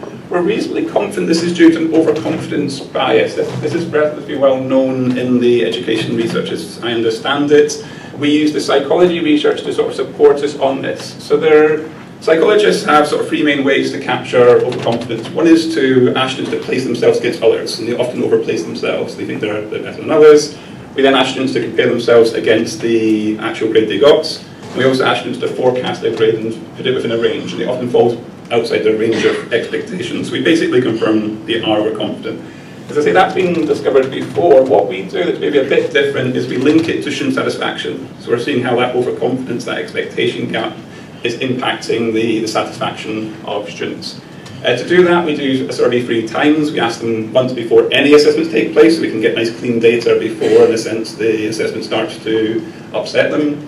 We then basically ask them again after the first assessment. That can be summative, that can be formative, it depends what took place. And then we do it after all assessments have taken place, so after all exam periods are closed, every feedback, every assessment has been given back to the students. And we're looking at their module evaluations over time, but also looking at things like well-being, optimism, and so on. So what are, and it was a longitudinal survey. We paid them each time and then paid them slightly more each time to get them to complete the survey, the first stage of the tranche of the survey. So what are our key findings? So first of all, grade expectations feeds into student satisfaction. So basically, if they think you're going to get a high grade, they tend to like your module more, which is perhaps not the biggest finding. But because our study is longitudinal, we can actually look at the relationship the other way, and it works the other way as well, which I think is perhaps a more interesting thing about it. So the better you teach, the higher expectations they have of the grades that you have. So if you have an issue in your institution on assessment feedback, perhaps you're teaching too well. That is one interpretation of that data. So yeah, so what's some of the key takeaways? Now, one of the most interesting things I think that we got in the data, and something again I'm keen to explore in more detail on the session I have tomorrow, I can present a bit more detail, is we find that formative assessment often inflates expectations. We're often encouraged to do formative assessment. We actually find that leads to greater expectations, and actually that leads to a greater fall in expectations later, so more negatively impacting. So actually, ironically, doing formative assessment could be negatively impacting your student satisfaction around assessment feedback, particularly feedback, which is, I guess goes against what the general perception is. Why do we think this is? Well, just looking through our data, most of our modules who do formative feedback don't give an indicative grade. So ultimately what you do is you give verbal feedback, you give written feedback, you give, in some cases, recorded feedback. Rarely do you say, look, you're currently at 65, but if you do these changes, I think they get you up to a 72. We rarely do that. Few people want to be giving, ahead of time, a prediction. So I think what's then happening is students are saying, well, okay, I've done everything the module leader told me to do, I must be getting a first now, because I followed the feedback to the letter. And then you're just raising expectations. And the key thing is, we find in our data, expectations is more important than grades to students. So ultimately, if a student is getting a 50 and they expect a 50, they're not really negatively impacted by it because it's aligned with their expectations. The issue is when there's a misalignment in expectations. So I think what we'd be saying for future practice is we need to see formative assessment alongside all the other things that we argue about formative assessment as being a calibration tool, allowing students to better forecast. So if you look at the psychology research on this, the best forecasters in the world are weather forecasters because they can literally make their forecast, wait 24 hours and see if it rains. Ultimately, we need to be like that with students. There needs to be regular feedback, at the same time calibrating their expectations. And that should help address the satisfaction issue we have around assessment feedback. At least that's what our data points towards. Okay.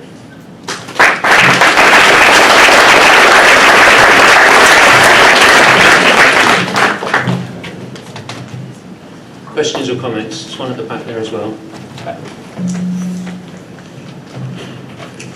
Thank you so much. I'm Phil Dawson from Deakin University. Dunning-Kruger would suggest that, depending on how capable someone is within a particular domain, they might have an inflated sense or a deflated sense of their own capability. Did you notice a differential effect for high-performing, low-performing students along those lines? We could see it in our data. I want to get better data, so just if anybody's not familiar with the Dunning-Kruger effect, it is that generally speaking, the more you know about something, that you become more underconfident. So overconfidence is through a lack of knowledge. It's more to Dunning-Kruger than that, but that's the gist of it. So we're not seeing that too much in our data. It might be that the data is not rich enough to do so, but it's something we look for, because that's one of the reasons actually I was doing it in the first place, was to see the Dunning-Kruger effects existed. So thank you. Hello, I'm Connie Pritchard from Cardiff University. Great talk, thank you, really interesting. I'm wondering, did you look at any differences in gender regarding students' inflation of their predicted grades? One of the biggest predictors has been male overconfidence. So the females might not be too surprised to hear, and that's consistent. That gets a bit robust to our findings. It's well documented in a range of areas, finance, a range of areas that men are overconfident. There's other interesting demographics. We actually found private educated tends to make you less overconfident, which we found was quite interesting. But that perhaps down to the fact that if you're private educated, the gap between the weakest and the strongest in the room is probably smaller, and therefore your expectations of how good you are is perhaps less inflated. Whereas, so there's been quite a few of these demographic things we found quite interesting. There's one over here. Thank you. Hello, Jan McArthur from Lancaster University. Thanks for that. I'm just wondering whether, though, that rather than the problem being how we do our formative assessment or how we teach, the problem is actually the grading system itself underneath, and the expectations it creates and the way those expectations are barriers to learning. So the reason we don't give indicative marks on formative feedback is because the student focuses on that and not on the feedback. And actually it's not about going from a 65 to a 72, it's about learning better. And so actually, so another way of doing this is just to start actually at the problem of our grading systems aren't fit for purpose if we're thinking about assessment being a tool for learning. And I completely agree, and I think this is somewhat supportive of the ungrading sort of literature that's out there, that ultimately that, you know, then students become too salient on the score per se, not on actually the learning. I completely agree. And I think that is part of the issue. And the irony is, you know, I'm in the business school, employers don't care if you've got 65 or 68 or whatever in the module, and 5 years later, you know, ultimately they care about the skills that they got from that module. So, yeah, I think, but I don't see a system where we'll change too much from grading in the near future, as I think it's now how we work within the system, if that makes sense. But I agree, if we could cut grades out, our life would be a lot easier, and the students would probably enjoy the learning experience a lot more. Hi, Danielle from Glasgow. Thanks for that presentation. Did you look at the type of formative feedback that, across each of these courses, like if it was coming from the teacher, from peers, or generated by themselves? We haven't got a nice breakdown because the data was getting too small to do, so we're going to try and get a richer sample for multiple years to do that with, but we've got some provisional analysis on that. It does feel, it comes from the AHE, as I say, the indicative grade, because things like MCQs, which you do are formative, they provide indicative grades often. Whereas, you know, I've got colleagues who do things like verbal feedback, where they record it and give it to students. These don't. I give written feedback. But again, I've now moved to getting indicative grades as part of my formative feedback. Yeah, I do think these questions about formative assessment are important. I mean, it's how the tutor. I agree that we don't generally grade when doing formative assessment, but we might make some reference to the rubric or to the criteria, and I think that should help to clarify expectations, I guess. Yeah, but I think that's worth investigating. There's another question. Hi, lovely study. A question. Did you control for how effectively the formative assessments were designed? Are you reasonably confident they adhere to basically all the theory we know makes an effective formative assessment? No, I think that was very hard to do. We had to control variables for the student effect and module effect and so on. So the fixed effect on module may do a little bit of that, because some module leaders will be better than other ones, and that should sort of get pulled out a little bit of the data. But no, we didn't have a precise measure for the, if you like, the quality of the formative feedback. We didn't know. We have a fixed effect for module, which captures a little bit differences between module leaders' approaches to formative feedback. Thank you. I think the fidelity of formative assessment might be a key issue. Thank you very much. It's great.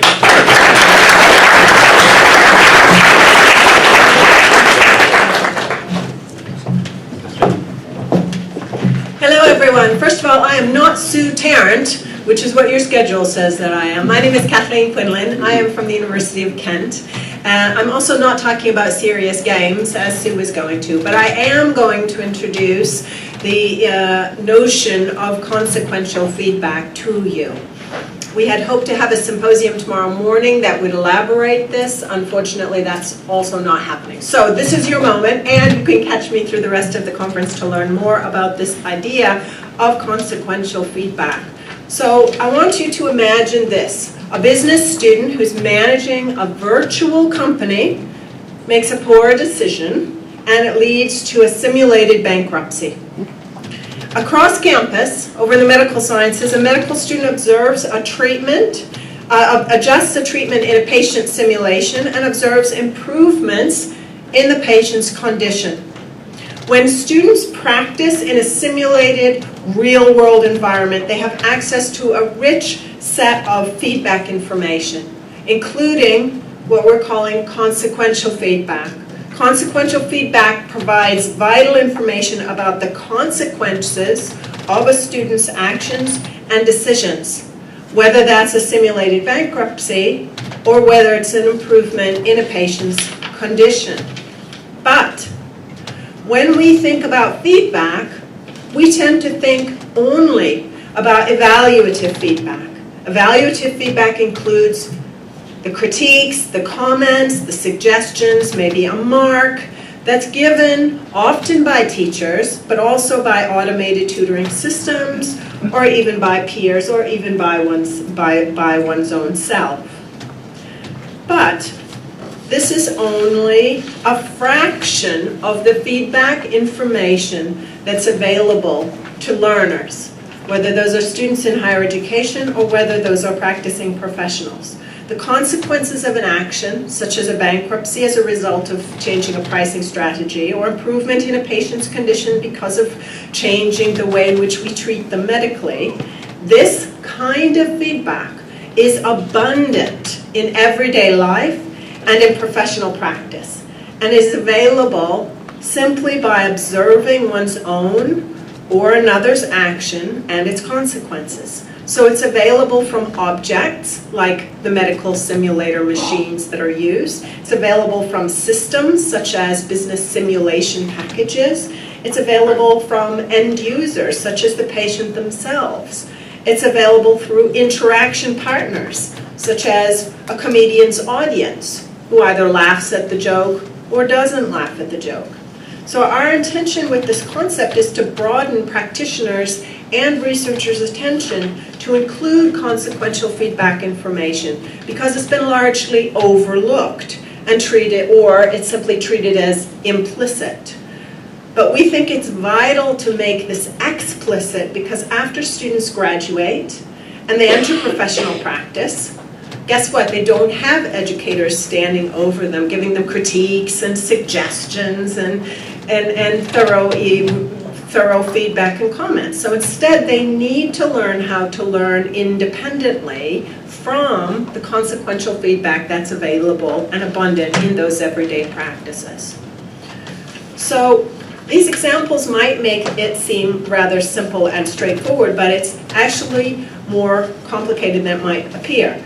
Learners need to be able to do three things. They need to be able to notice the link between the action and the consequence. This may be complicated because it can be delayed, or it might be part of multiple variables that are interacting. So it isn't necessarily so straightforward. They need to learn to judge the effectiveness of their action in resulting in the consequences they wanted. And if it's not the expected or desired result, they need to be able to adjust their actions to be more successful. Teachers also need to be able to reflect on how they design their activities so that they can highlight the critical cause and effect linkages that they want students to learn.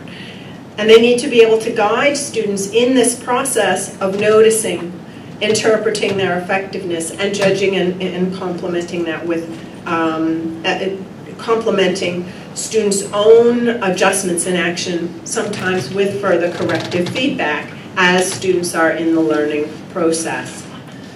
So where is this and when is this particularly relevant? Obviously, with the examples I've given, it's particularly relevant with simulations and with role plays.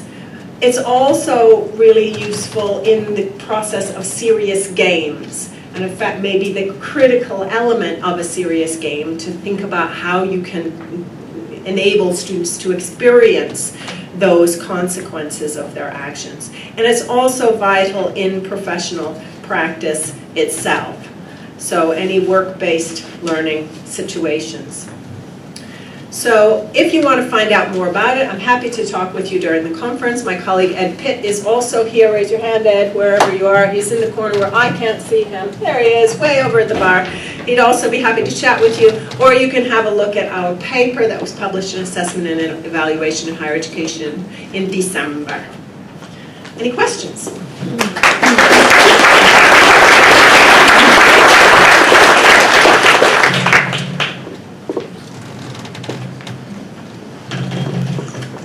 Hello, John Domo, University of Salford. When you talked about consequential feedback, there seemed to be an implication that it was negative, something to correct. Mightn't it also, the feedback could be a good consequence? It could be absolutely positive. It could be positive. As the example I gave, you could have a bankruptcy or you could have an improvement in a patient's conditions. But it's still important that you notice that linkage because you want to repeat it again next time. Yeah. Oh. Giving our colleague a workout here, going from one side of the room to the other.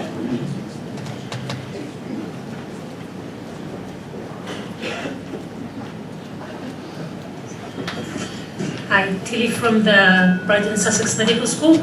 I was wondering if this mostly goes with formative assessment or formative feedback, or can it actually go with a mark if you're pushed to give a mark? I don't actually understand how it works like in practice. Well, how it works in practice is that it's often out there happening even in activities that we don't even always think of as assessment. Whenever there's a performance on the part of a learner, there is some kind of opportunity for a response. So it could be as simple as in the midst of a seminar discussion, a student makes a contribution, nobody else picks it up and responds to it. Has that ever happened to you? And that in itself is a performance with a consequence coming as a result of it. There's generally no grade with that. If you were designing a simulation exercise, as you do have simulations in medical school, then it doesn't preclude the fact that there could also be a grade, and that grade or mark may also be based on the consequential feedback as contributing to that mark. Yeah. Dave Bounds, Deakin University. I think consequential validity is a very important idea. Consequential feedback is a very important idea.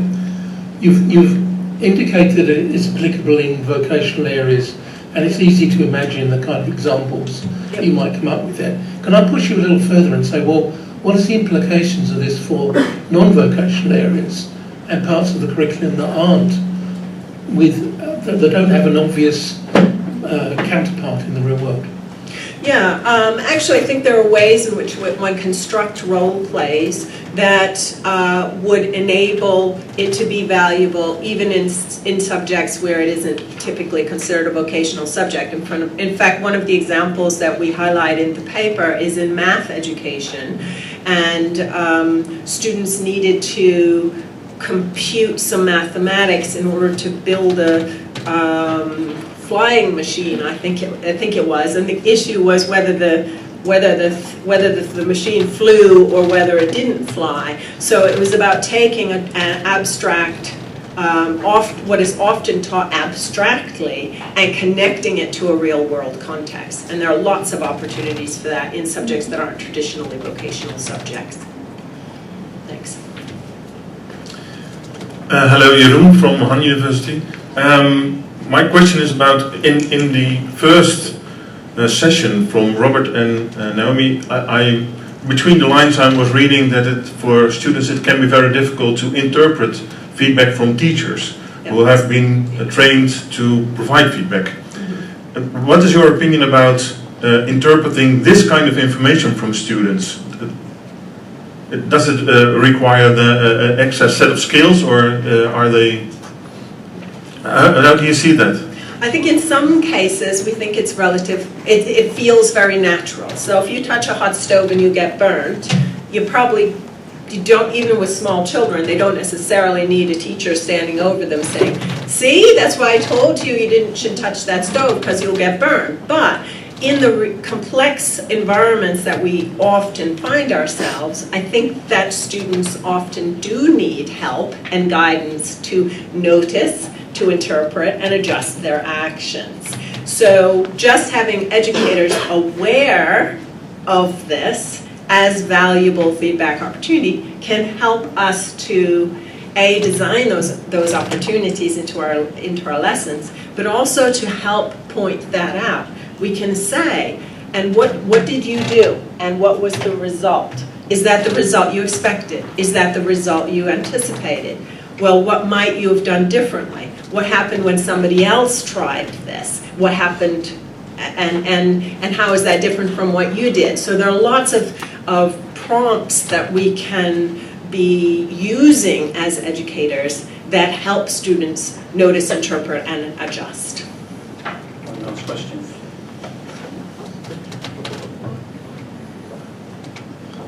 Thanks, James. Hi, Jose Nemanja from Deakin University. Thanks, Kathleen. This was wonderful.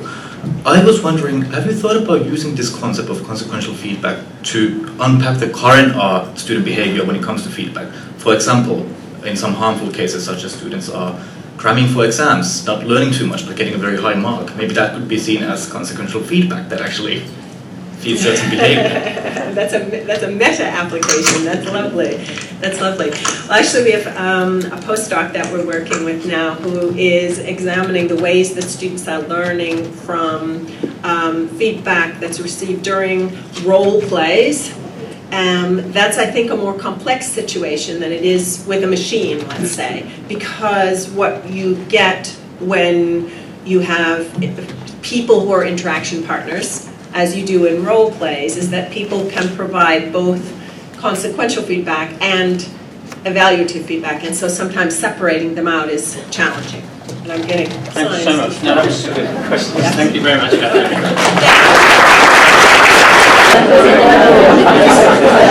Hello everybody. Welcome. Bunch in, we're all friends, we're all here to hang out and have a good time. My name's Phil Dawson, I'm from Centre for Research and Assessment and Digital Learning at Deakin University. I listen to a podcast with my kids sometimes called What If World, where kids write in with these questions of like, what if dinosaurs were real, or what if that? The topic for our presentation today is something that I think my kids would love. It is what if there were no grades. Our presenter is Dr. Juuso Nieminen, also from Cradle at Deakin University. Big round of applause for Juuso.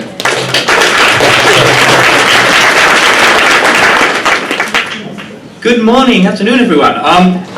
So for the next 15 minutes I would love to take us to a bit of a magical world that does not have any grades. I just wanted to start by asking, just thinking about by yourself, what do you think? Would anything change dramatically if we would get rid of grades, say tomorrow? Do you think your child would remain exactly the same? Do you think your students would study and behave in the same sorts of ways? Perhaps something to think about. Why are we here to talk about something as silly as removing grades? It does seem that there is quite a bit of tendency in the recent years to talk about stuff like removing grades, ungrading, gradeless learning. This kind of an idea has been gaining traction. It's not the first time that has happened in the literature. The idea that we should remove grades in order to do some wonderful things in higher education has existed for quite some time. I really enjoyed a book by Max Marshall from, I think, 1967 or 8. And I became quite interested in this idea. What exactly are the issues that we're trying to solve with this idea of removing grades? Just to give you some glimpses of the literature out there that has critically tried to unpack this idea. One notable text from 2017 by Stuart Tannock tells us that we need to remove grades from public universities because grading undermines intrinsic motivations among students for becoming independent, critically engaged, self-directed learners. Again, the type of learners who are widely held to be essential for preserving healthy democratic societies. Instead, substituting extrinsic motivations, working and learning to gain reward of recognition from others or avoid failure or discipline. Pretty strong arguments, right? Not for the first time though. George Manello in 1964 was writing, again quite powerfully, that at the present we produce a student body which candidly organizes all its efforts to pass tests, successfully earn and get high grades. Life for students in higher educational institutions has become a continuing succession of test grade crises. And one more example from the literature. Why should we remove grades? Comes from a Finnish educational researcher, Mikael Jonsson, who was writing, sorry, it's a bit of a lengthy quote, but I really love this. Grades are an effective way to make students work hard and to motivate them to acquire knowledge. Earlier in history, teachers had no other way of doing this but by using a whip, an actual whip. However, that was a lot of effort and many teachers found it quite disgusting to do. Now, all a teacher has to do is to mark down a few numbers in the paper and students start competing with each other to the point that they lose their health, even when they cannot see the benefit of that for their own learning. No wonder teachers don't want to give up using such a wonderful magic trick. This quote is from 1892 from Finland. So it seems that we've been struggling with these sorts of issues for quite some time now. Today I'm not talking about past societies, but very much about the present. And in my work I started to wonder, is there something specific about the present time that we should consider as we are thinking about how students operate with grades? I'm drawing on literature on the so-called metric societies, very briefly. Societies in which human life is increasingly measured, ranked, categorized. many aspects of human life are measured from the very day that we are born, or in many cases, way before that. Numbers play an increasing role in how we define ourselves in this world. So I've started to wonder whether grades could be rethought from this kind of perspective. So what I did was I conducted an empirical study. I was interested in how embedded grades are in the lives of students, university students in this case. And I approached this by asking students, in your own words, what would change, if anything, if grades were removed? Might there be differences in high and low stakes assessment contexts? So let me just briefly introduce the empirical study that was done. I'm really cutting corners here in the interest of time. In a nutshell, what I'm presenting today is a sub-study of a larger project that concerned the influence of grades on student identities in the metric world. It is a comparative study between Finland, Hong Kong and Australia, a multiple case study in 3 different universities. In this presentation I will focus on the context of Finland and Hong Kong, which very simplistically I'll present as a high stakes environment and a low stakes environment when it comes to the consequences of assessment and grades in student lives. Briefly, there was quite a bit of qualitative data. It was a qualitative survey, roughly 300 participants from Finland and Hong Kong. Narrative interviews, roughly 50 narrative interviews in both contexts. 4 different languages. If you want to know about the ethics of doing something like this. The methodological approach that I took is something that is called removal as a method, which starts from the idea that you don't know what you have until it's gone. It has been used to study human-computer interaction. For example, the influence of cell phones in our daily life. If you ask me, how does your iPhone influence your life? I might not be able to disentangle all of these very embedded ways, but if you take it away from me and see what happens for a week, that kind of methodology has been used to study technologies. And I drew on the literature to study grades. In this study, I used a hypothetical scenario because it's impossible and even harmful to actually remove grades in both of these contexts. I asked students, what would you do if your courses would be graded on a pass-fail basis? A couple of disclaimers. This really focuses on the students' own personal stories.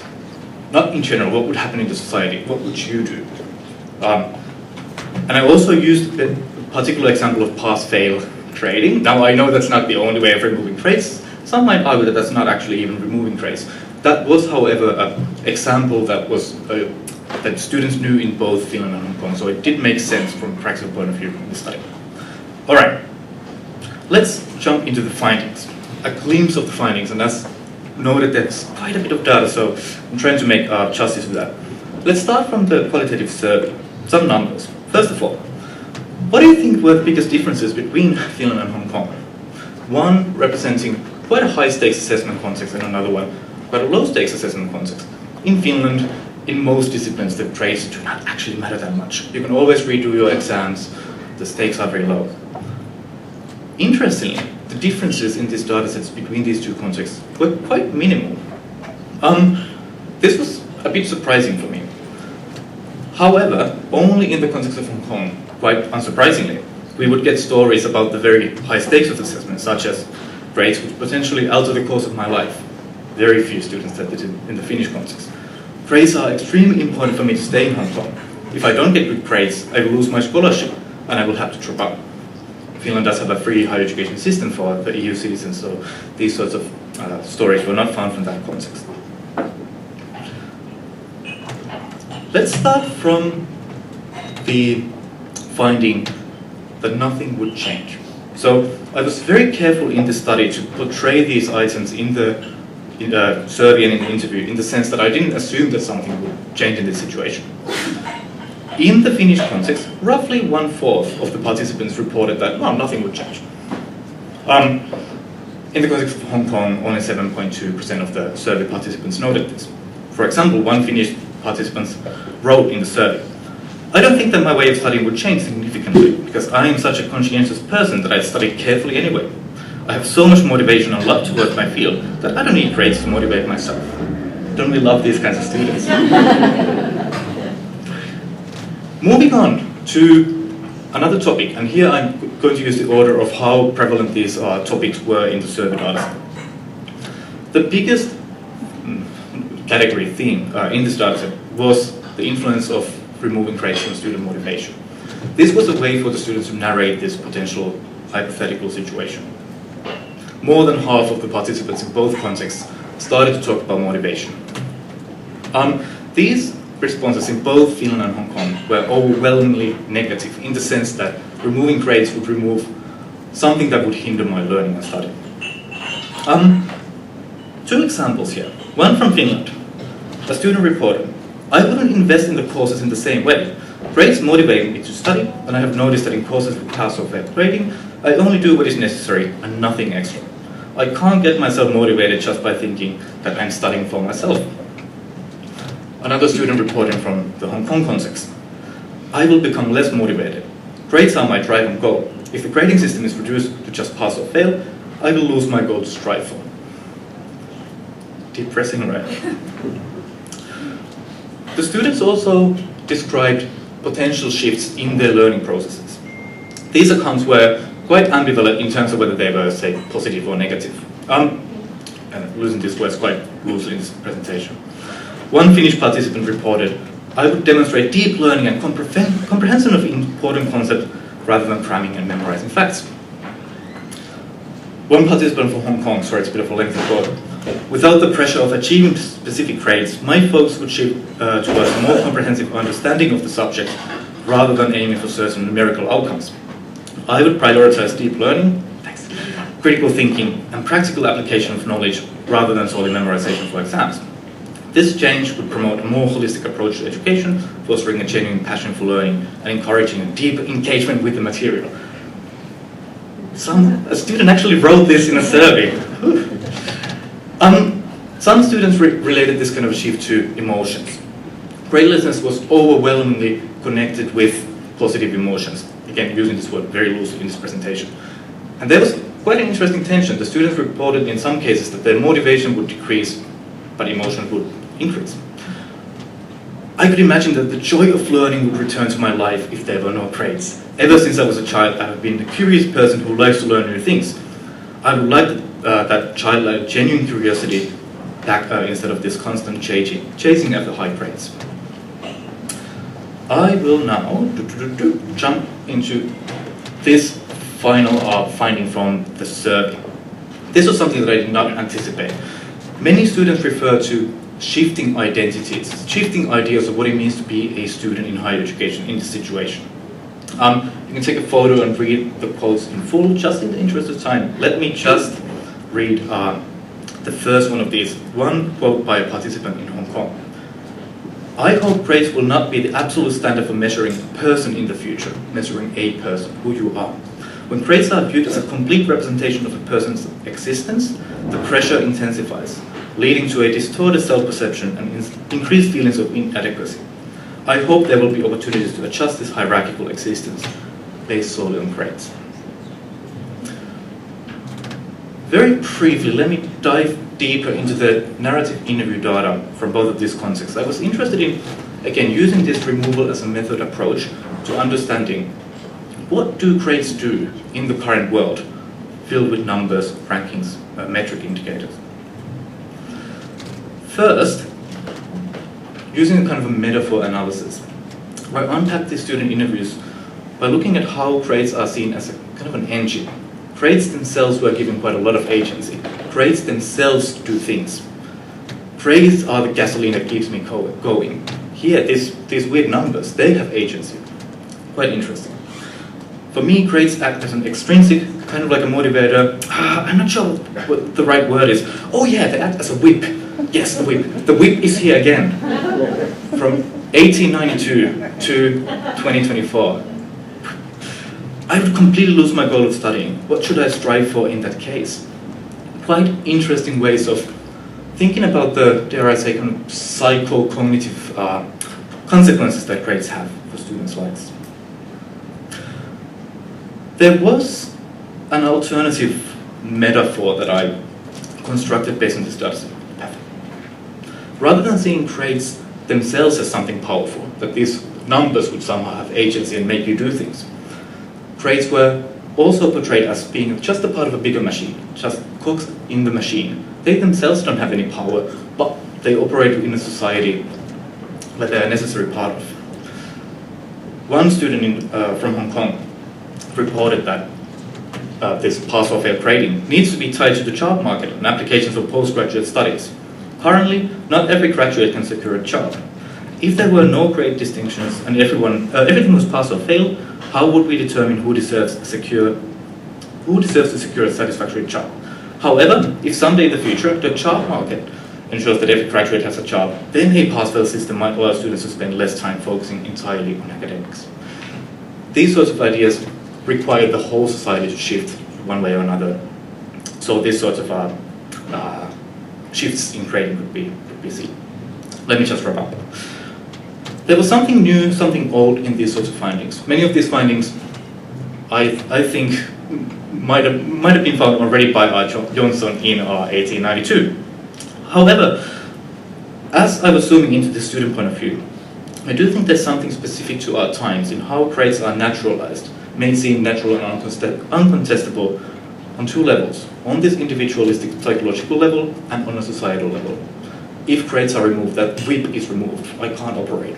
If grades are removed, something in this whole society starts to fall apart. This makes them very hard to resist because it's a battle on two frontiers. Let me just note that we do need to see students as central co-creators of the cultures of grading and assessment more broadly. Students are the ones who give meaning to grades, and these meanings might shift in the metric world. I'm going to end with words by one of the student participants in the Finnish context. These final words really demonstrate how grades have been a part of human life for a very long time. Even talking about removing them means that we've removed something central to human life. The student reported, "It's very hard to imagine a situation with no grades. It is much better to have grades. I can't really justify why, but they make me feel familiar and safe. They have always been there." Thank you.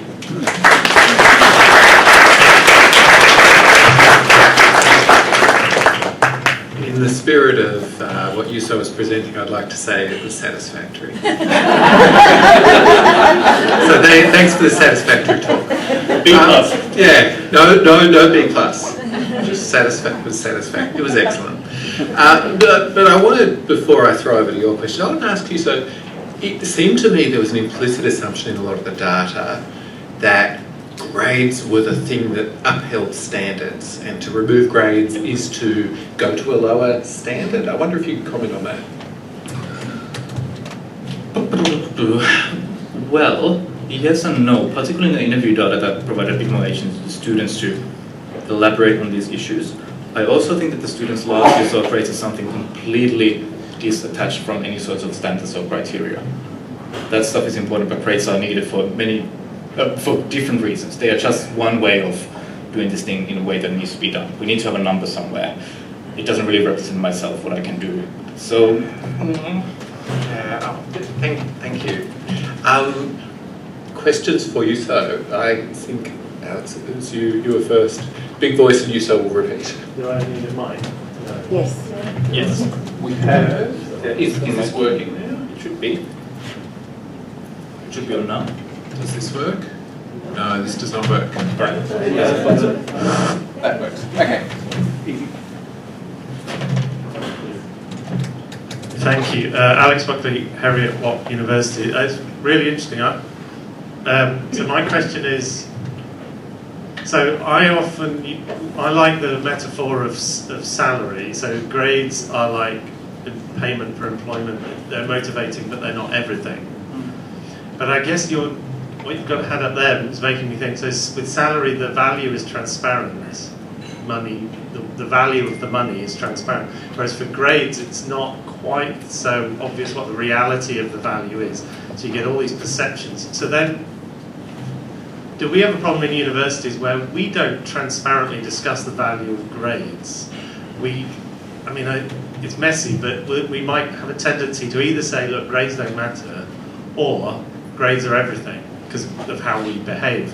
Whereas the true value of grades, in terms of how they'll help you once you graduate, we know that they matter a bit, but like your grade in an individual module doesn't necessarily matter. Do we communicate that to students, or do we not? Because if we were to say, actually, the value of these grades that we appear to put so much weight on is actually a bit shaky in reality, and then we lose our power over the students. So I'm just like helping students to think not that grades don't matter or that they're everything, but what's the actual genuine consequential value of grades? Do we actually talk about that to students? No. No. Can I just following up from there? One of the categories that I use, and this is based on an earlier study that was analyzing metaphors of grades.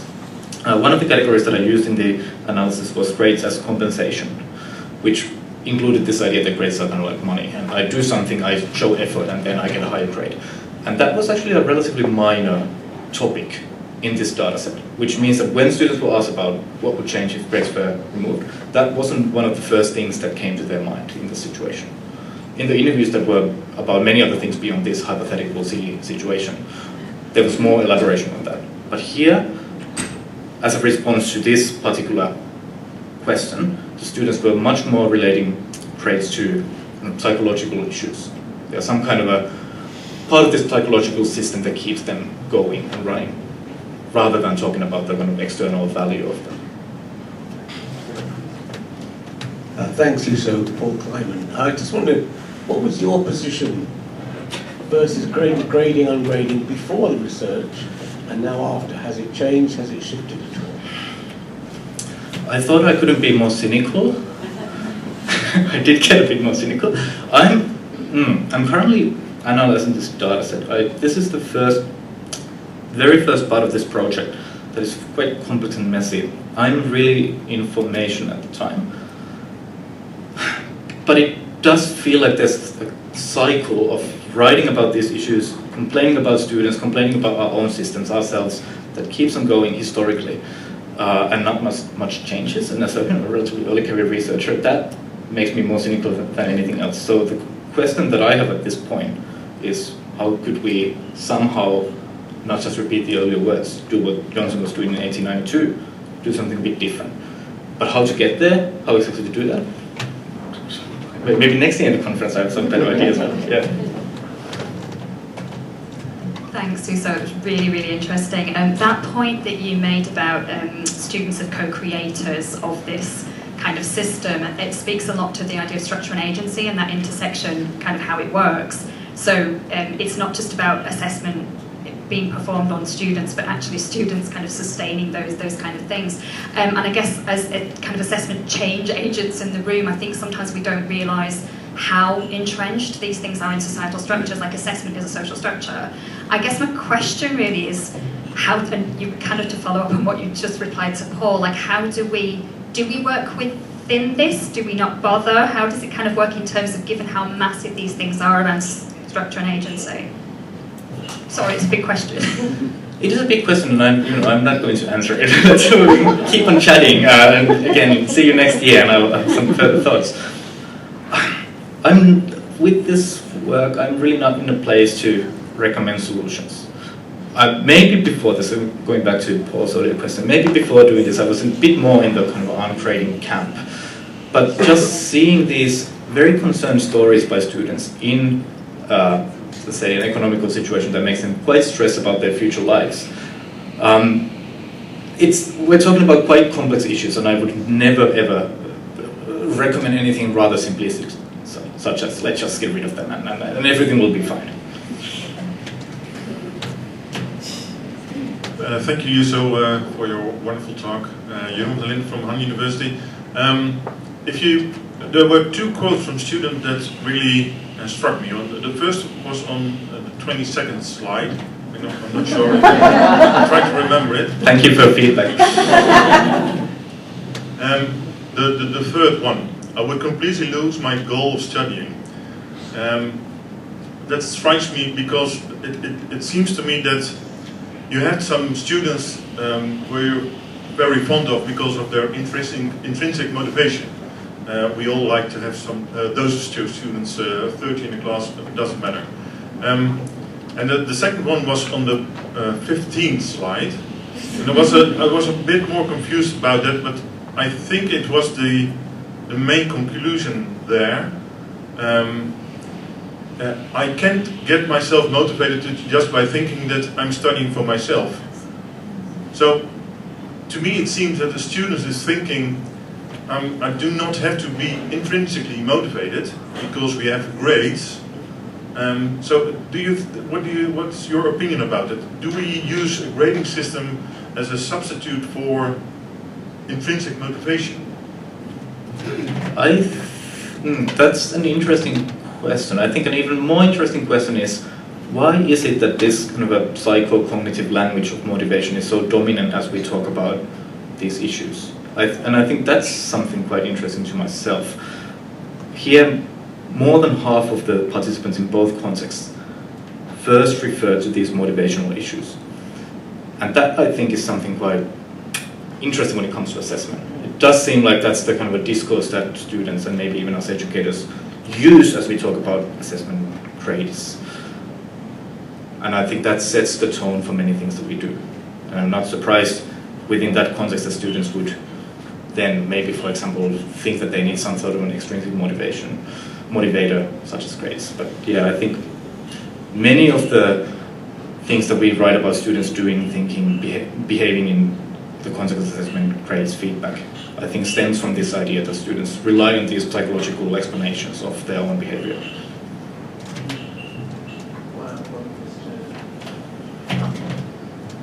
Hi, thanks very much, Sakena, Welsh University of Cape Town.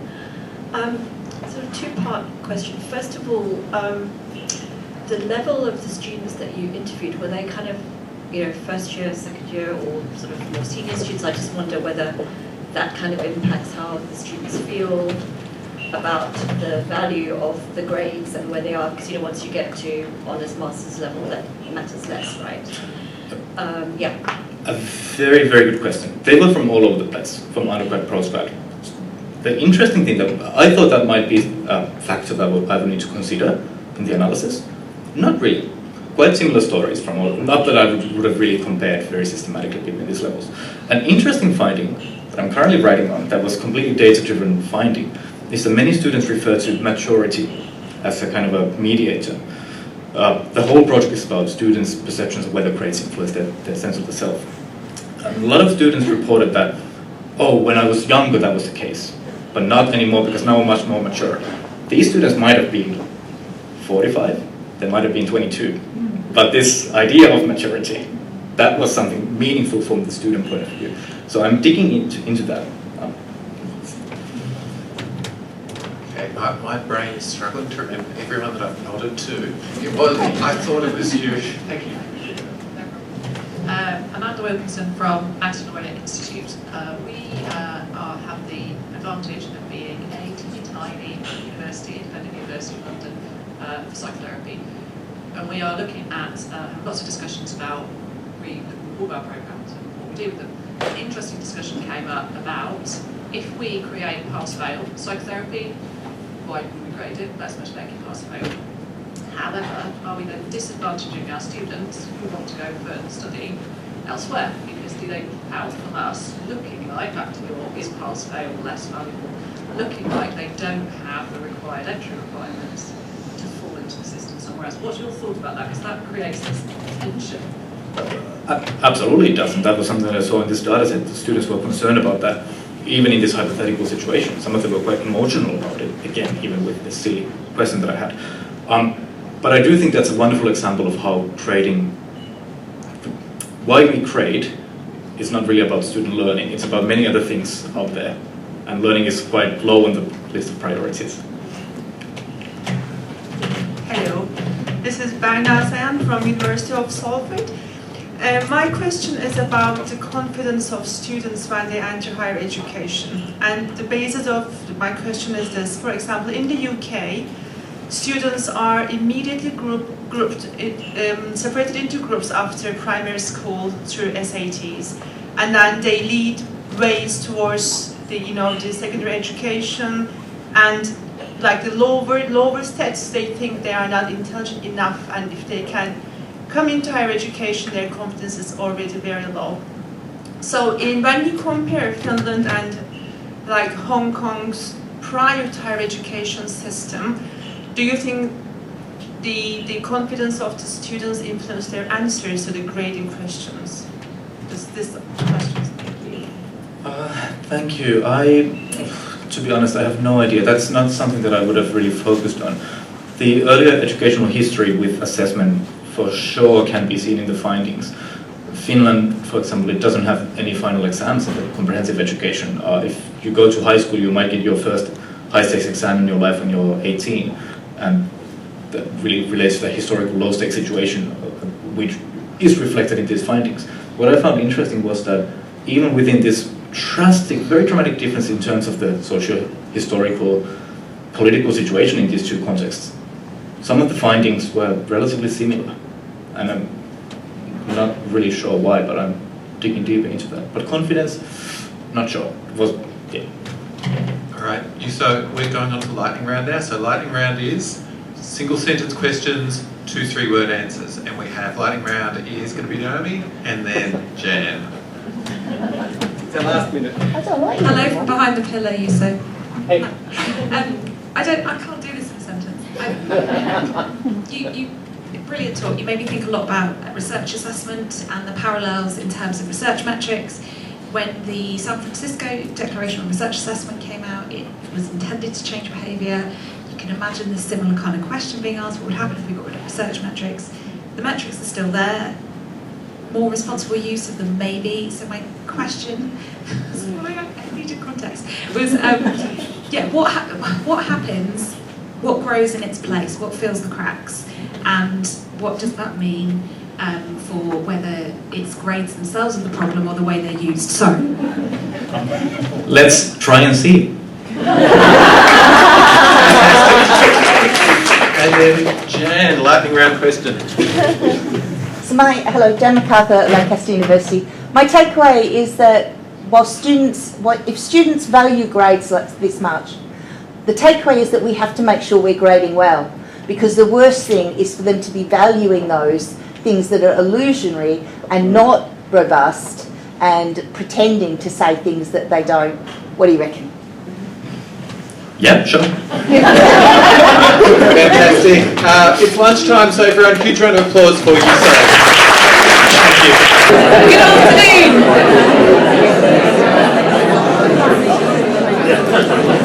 If anybody doesn't have a chair at the moment, there are some more coming out, so you will have one very shortly. Before I introduce this afternoon's keynote speaker, I have an important announcement about food, there is none left. There's none left apparently, no. At 3:20, when it's the coffee break, as well as coffee being in here, there is also coffee and snacks being served in the restaurant as well.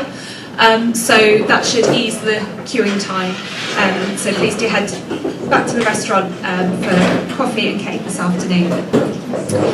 So it's my pleasure to introduce our first keynote speaker for the conference this year, Professor Sam Elkington.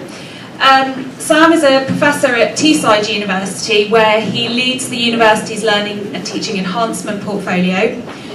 And many people know Sam, unfortunately, because of his role, over 10 years experience of leading assessment change in the UK on a national level, most notably as the previous lead for assessment and feedback and flexible learning at Advanced AHE, which was then Higher Education Academy. So what we will be able to learn from today is not only Sam as a researcher and Sam as an institutional leader, but also that experience on a national scale of leading assessment change. Sam's a Principal Fellow of the Higher Education Academy and a 2021 National Teaching Fellow, and just this year has published a book, Reimagining Formative Assessment and Feedback Propositions for Practice. And I think we're going to have some of those propositions this afternoon. Just before I hand over to Sam, I understand that almost to the day it is your 20-year anniversary working in higher education. Mm-hmm. So.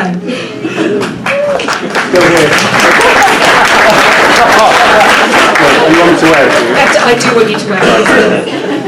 This is just for Naomi, by the way. And please mind your head, because we already had one head injury today. There you go, how's that? Love it. Over to you, Sam. Oh, thank you very much.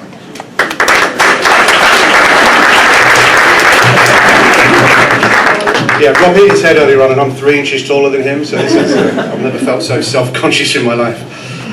It's a pleasure to be here. It's an honour to be asked to speak in front of you at an event I do hold in such high esteem and amongst friends and colleagues whose work I do respect greatly.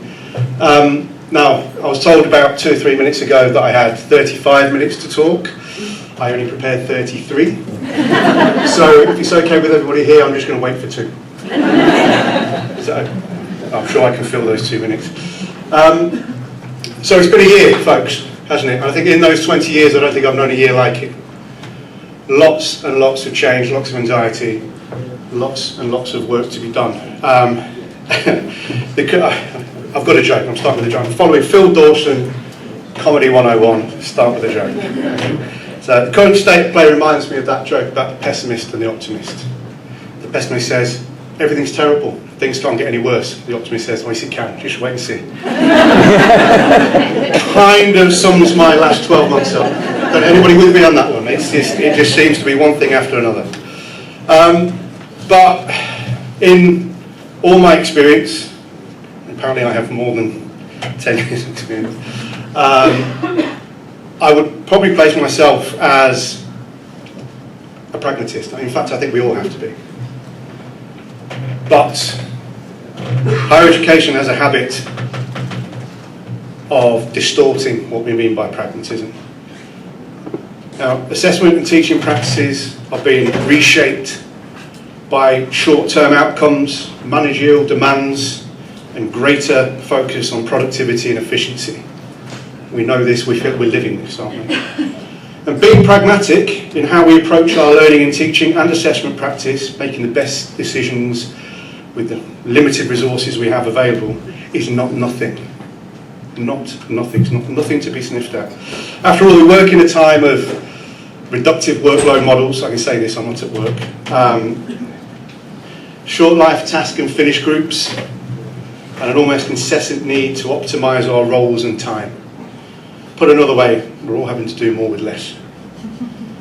However, the emphasis and pressures on the immediate outcomes and short-term deliverables can hinder meaningful long-term educational change and does distort the true meaning of pragmatism, something I want to get into with you today. So we need a more, I'm going to start arguing today about needing a more expansive and responsive mode of pragmatism, one that aligns our practices with the evolving digital, physical and pedagogic context that we're now operating in. So we need to shift our focus from short-term tasks and outcomes onto what Thevenot has termed pragmatic regimes. I love a regime. And simply this asks us to reframe our everyday practice in a way that practically pays attention to the decisions we make and the influence of that work on our environments. It's basically just paying a bit more attention to what we're doing, folks. That's all I'm asking. Now, digital learning technologies have meant that educators, and all of us, have had to adapt to the demands of a changing pattern of work and learning, not just for ourselves, but for our students. And that's led to learning taking place across a multitude of interconnected digital and physical environments. You know, you just cast your mind back 5 years and fast forward to now, just the changes that we've experienced and had to adapt to. So I apply a post-digital lens here as a useful way of thinking and working around purposeful educational change. It recognises that outcomes are always negotiated, contingent and relative, and cannot wholly be predetermined.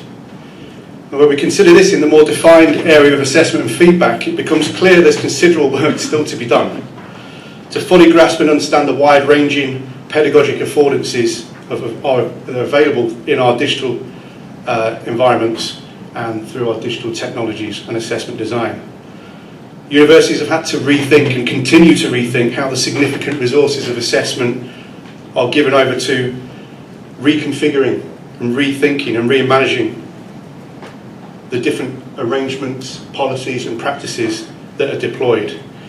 And I want to do a bit of that thinking with you today.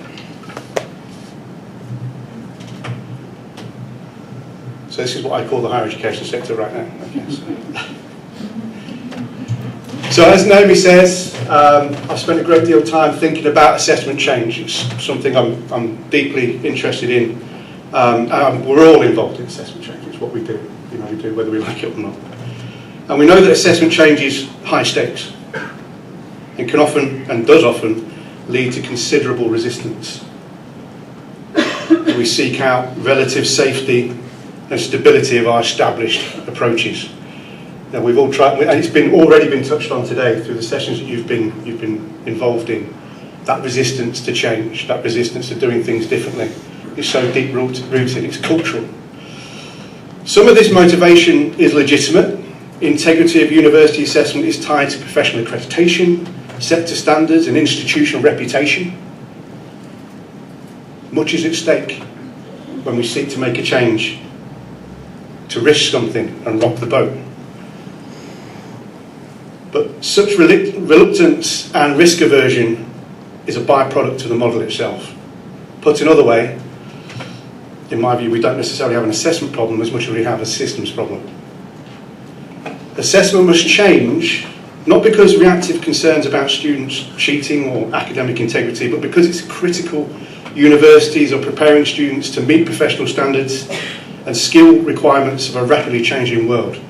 Ignoring this reality is a real risk to higher education. So the discourse that we're seeing emerge around the rapid proliferation of AI right now, across educational settings, are beginning to position assessment as highly collaborative, contextualised, framed around outcomes that have been co-designed. And this is great, this is really positive. It's what we want. The problem with that framing, of course, is that we operate in a system driven by efficiency and regulation. Decisions are made around closed outcomes and indicators for performance. Often change is framed as a threat, and we get what we model for. It's performative, a feature of the system. But there's certain drivers that we need to be paying attention to in order for that change to come about, that demonstrate the need for a new kind of assessment system, and I want to spend a little bit of time talking through some of these drivers with you now.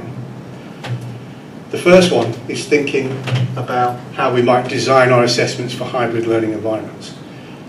Now, we're well versed in what this might mean now, but it's still a relatively recent consideration. What does it really mean to assess in a hybrid environment? Students are increasingly demanding greater flexibility to fit their studies around other aspects of their lives.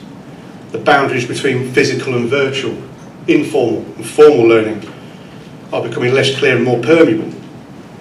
It's important that we acknowledge that assessment technology and the broader context are not neutral, but rather shaped by the circumstances and how we choose to use them. Tim Thorns, whose work I rate very highly in this space, says, technologies are not fixed homogeneous things with generalisable characteristics or consequences. In practice, technology is always an assembly of multiple other technologies and practices, and always more than the sum of its parts. From this perspective, it's a combination of technologies and their use and their social material arrangements and relations to the spaces and places and contexts in which they are embedded that really matters, and where we really need to be spending our time and attention. Another driver, embracing generativism for learning and assessment. It's taken me 5 months to be able to say that, by the way. But digital innovation and emerging AI tools offer new ways of expediting content creation and even automating administrative tasks. But we also know learning is more than a workflow to be made more efficient, more than a process to be optimised. For Mairead Pratchett, generativism in higher education marks a shift from educators as the sole custodians of knowledge to working in partnership with students and digital tools available to us of the AI persuasion to explore how they can and are used to augment human capacity. Students do need to be able to work with these tools, but not as a means of workplace efficiency, but more as a vehicle for the exploration and generation of knowledge in their fields of study. Generative learning is concerned with how we capitalise on the social and material affordances of these digital environments, while still developing those foundational human skills of critical thinking, inquiry and creativity. Mike Sharples talks about the social importance of generative AI, as it puts the process of learning at the forefront of our practice thinking, and with these human skills at the very centre of how we can work alongside such technologies for the purposes of learning.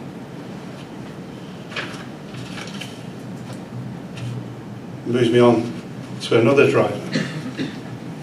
Moving our focus onto assessment practice. On the one hand, students need to develop an ability to make sense of what these new digital technologies and tools generate, and on the other hand, they need to be able to confidently locate them within wider repertoires of practice and contexts. To achieve this, in the context of assessment, we need to shift our focus and move beyond assessment tasks, or what Margaret Bierman talks about, the task genre of assessment, aligned to so-called proper concepts of assessment, to instead think about what it means to design assessment for a unique place and time, accounting for a range of different challenges, personal to certain cohorts of students, settings and circumstances. To do this is to identify the practice forms, what Gert Biester talks about as the work of education. When we talk about assessment, it's that Gert Biester talks about pointing to the value. So focusing on the work, it's how we point to the value, the educative value, and what it holds for students, modelling for the kinds of learning we want to see them demonstrate. And I wonder, it's a question I've been asking myself, whether we're clear enough on what the work of assessment actually is in our current context. Some real challenging problems and puzzles to be solved, but what is the real work? Are we clear on that? What matters most? Much of our established conventional approaches position assessment as the executive arm of a quality agenda which at best misconstrues and at worst misrepresents the work of assessment by disproportionately valuing the task and undervaluing the generative work, the creativity, the sense-making, the critical inquiry of assessment more broadly. Peter Goodyear usefully offers the term thinking in assemblages. The idea here being assemblages helps us to take notice, depict social material relations and practice, and understand and appreciate the different constellations of that practice and how they come together to shape our learning. So to focus on practice really does mean to focus on form, and to focus on form really does mean to focus on what matters most. With these are 3 to 8. I did have a question, by the way, but I was told not to ask questions because we only got 35 minutes. I told you I'm still, so something to hold in your mind. What other trends are you feeling? What other trends are you experiencing? That's not an exhaustive list by any stretch of the imagination, but it's 3 that I really do feel are shaping our conversation right now. And all play into this broader idea of the shift in value proposition of human-centred effort. Effective education, and by extension assessment, hinges not just on equipping students with the tools and necessary emergent skills to confidently navigate digital learning environments and professional settings. Ongoing digital innovation, including the proliferation of generative AI, indicates a promising era for personalisation of learning. But we must guard against over-indexing for expedience over meaningful human experience. To think critically about this involves thinking critically about what it means to be human and our role in the learning process, wrestling with the shifting value proposition of human-centred effort in assessment. And we can see that in some of the work presented here. Margaret Bierman and colleagues talking about tasks for human intelligence, really thinking deeply and practically about what it means to do the work alongside these different tools and technologies.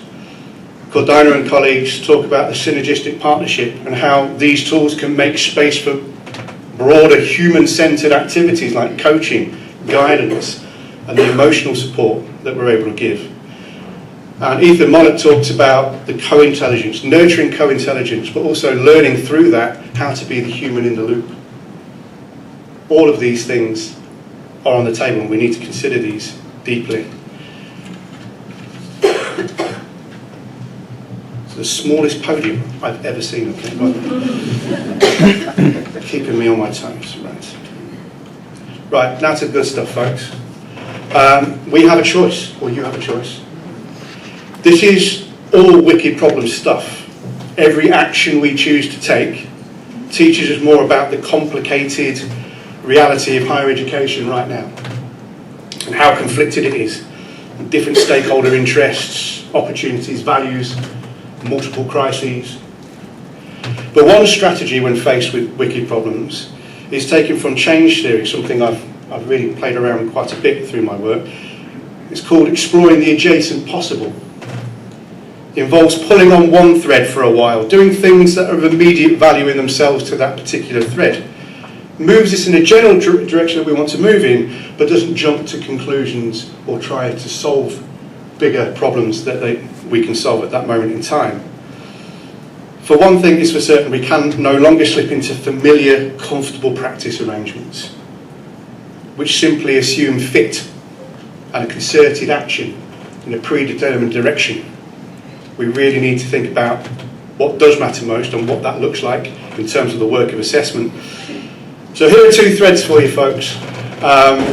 These threads are threads of purposeful assessment. We'll explore what that means in a moment. And we might explore one of these. I want to explore one of these with you.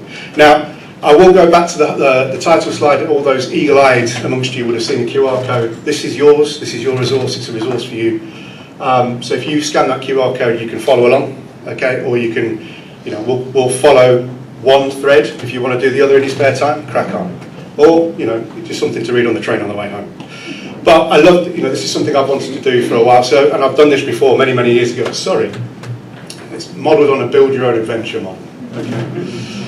Okay, so I'm not going to ruin the ending for you, although it's a good one. So you get to choose. And I'm going to do this. We're going to practice our physical representation of our evaluatory judgment, otherwise known as a show of hands. So we've got A or B, we've got embedding assessment flexibilities or harnessing multimodality, and it's absolutely your choice. I will happily go wherever you point me. So show of hands, folks, including the guys at the back. Can I see a show of hands for assessment flexibilities, please? Hands up. Okay. Right. Okay, hands down. This is going to be so... I was going to do Mentimeter, but I didn't, Pete had me panicked. I didn't have enough time. Harnessing multimodal assessment, hands up. Now, it's the same people putting their hands up. I knew this was going to happen. And perceptively, at least, it's a draw. But I think looking at that, we're going to go with multimodality, folks. Okay. So, listen, tuts. I know. I know. It's a great sound to have when you do a keynote. Really? Okay. Talk about you. Okay. So, we're going to talk about multimodal assessment. Now, this is a project that I've led with colleagues from 4 different institutions over the last 18 months, or nearly 2 years, in fact. We're just writing this up, but we've got, and there's various work, and you can get the link in the resource section at the end, okay, so if you want to find that and dig a bit more deeply. So we spent the best part of a year looking into different aspects of multimodal practice through the lens of different models of practice: simulation, generative AI, digital exams, and a few other foci as well. And there was 4 institutional research projects. We dug deeply into that, staff student perspectives, and what we were really interested in doing is understanding what it meant to do multimodal work through these different lenses or modes of practice. I haven't got enough time to unpack all of this for you now, but we generated this definition of multimodality because we found that there's very little work in and around this space, particularly around assessment, and we felt like we needed a working statement. So I'm not going to read that for you. There it is. But from that work, we developed a playbook, something designed to help frame a conversation around multimodality in higher education with clear implications for assessment. So 4 main considerations for productive multimodal work was thinking about the philosophy, the value. What do we want people to take away? What matters? And what does that look like in terms of the multimodal practice that you want to put in place? Thinking practically about what people are going to be able to do or actually do in relation to using multimodality in their learning and teaching. Think about the experience and what that experience allows you to know about multimodality in relation to learning experiences. And then innovation. What would I like to do next? What have I learned from this? And what does that allow me to do moving forward? These are key considerations. The toolkit was based around these 4 lenses, and there's a chapter 7 of the toolkit, which is basically a resource to be used at different levels of practice, whether it be senior leader, course leader and practitioner. So worth a lot. But very little work in this space, something that we've worked very hard to try and fill, but it's just a conversation we're trying to frame.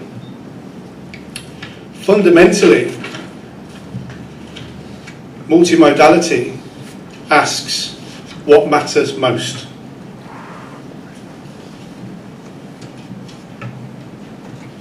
It asks what it means to activate a generative learning process, to personalise that process, to strengthen the quality of learning artefacts and foster an increased sense of agency and student belonging. It focuses on the in-process interactions, material arrangements and practice decisions that go into forming the outputs from assessment. Now, there are some really interesting emerging work around the benefits of leveraging multimodal capabilities of generative AI. It's a feature of the native feature of the environment we're in right now. We do need to lean into that. And this is a great example. So this is Bron Ager's work, if you haven't come across Bron Ager's work. She talks about, she actually, this is in the book that we've just had published this year. So one of the case studies there. She talks about meeting Zara. Now Zara's a chatbot that Bron wrote, and it's chatbot is formatively positioned. So it's positioned as a peer and an assistant to their learning, and helps to answer questions, poke and prod, suggest different directions, but to work alongside students as they work on their module.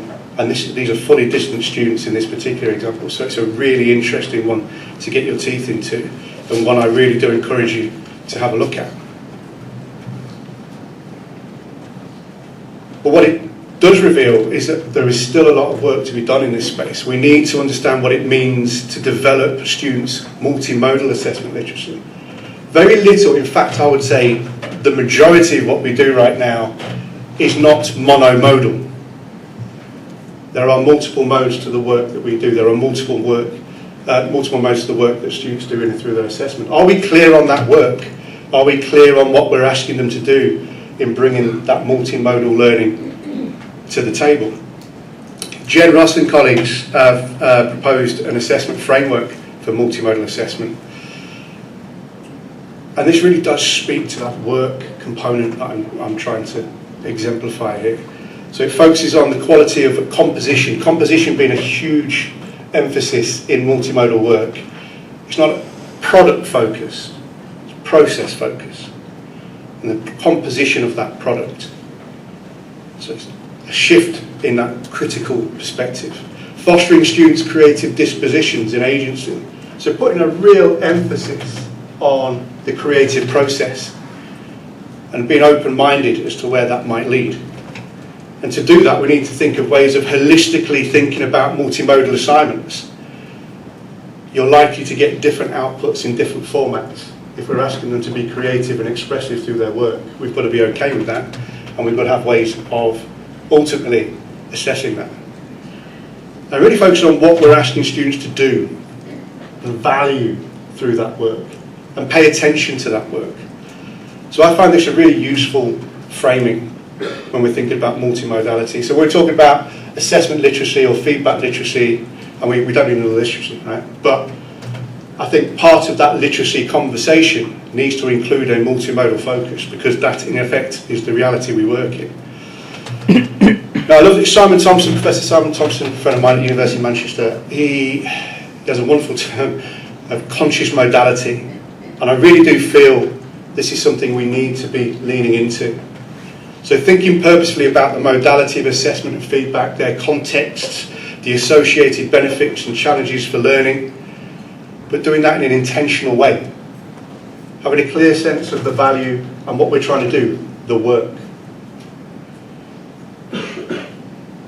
This is a key feature of feedback-rich environments. Now, beautiful.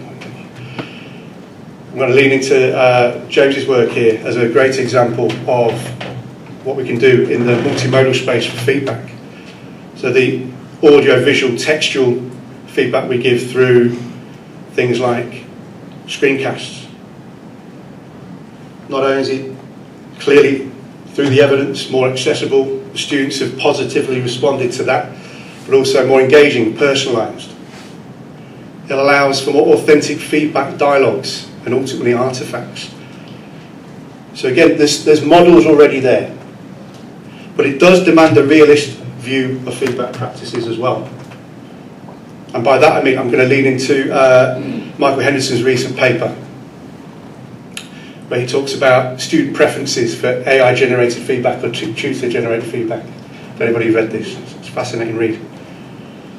So students see clear value in AI-generated feedback. It's timely, it's at the point of need, doesn't turn itself off, doesn't have office hours. But on the other side of that, they didn't wholly trust it, and they still prefer to have feedback from their tutors. The overall finding here is there's a value to having both at play. It's our job to understand how that best plays out given what we're trying to do, what matters most. So when we're thinking about things like evaluative judgment and feedback literacy, this is where our focus needs to be, in my mind, the multimodality of that. It's a useful way of thinking about it and building on the work of obviously Dave Carlos and David Bowd, but really focusing on those second and third characteristics of feedback literacy. The emotional, the affective dimension, placing student agency at the centre of what we do, and the decisions they're making about the learning strategies and the work that they're producing. Now I've got 2 more slides, and we'll open for some questions. So in doing this, I've been trying to pull together what I mean by purposeful assessment, assuming that was going to be a question that Phil Dawson was going to ask. So you will not believe the stress of putting this keynote together, preempting all the questions, and they're all sat in the front row. So we have 3. This is how I see this at the current state of play, building on the evidence and the work we've just talked about. We have the structural dimension. There's a focus on capacity, the flexible modes of access, delivery and engagement. We have the discursive dimension, a focus on capability. This is where we see multimodal learning coming to the fore, really activating agency, dialogue and composition in everything we do. Now, so I'm sure Phil's going to do this, even next perhaps, I can't remember if you're talking next, Phil, but Phil's recently been talking about the limitations of thinking only discursively. Yeah, and we have a habit of doing this. We did this during the pandemic. We were very quick, and we had to, out of need, think discursively, okay, how can we expand the capability here, do more with what we've got? We can't do anything on top of that. But we didn't see the structural innovation come off the back end of that, did we? This is what we're still here talking about, the same things, for that very reason. And I think what we're seeing is this convergence, particularly around the broader discourse with generative AI right now, around the emphasis on the design dimension, intentional design, with a real focus on human-centered activity.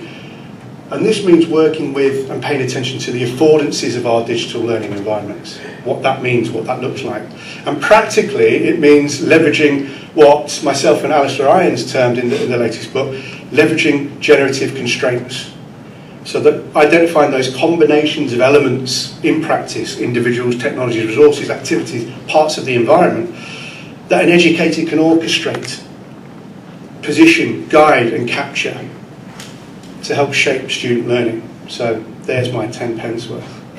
Final slide, folks, you'll be happy to know. So I want to make an argument here that This is more than thinking about practice arrangements or thinking differently structurally about how we go about things, but actually about making space for certain forms of practice to take place.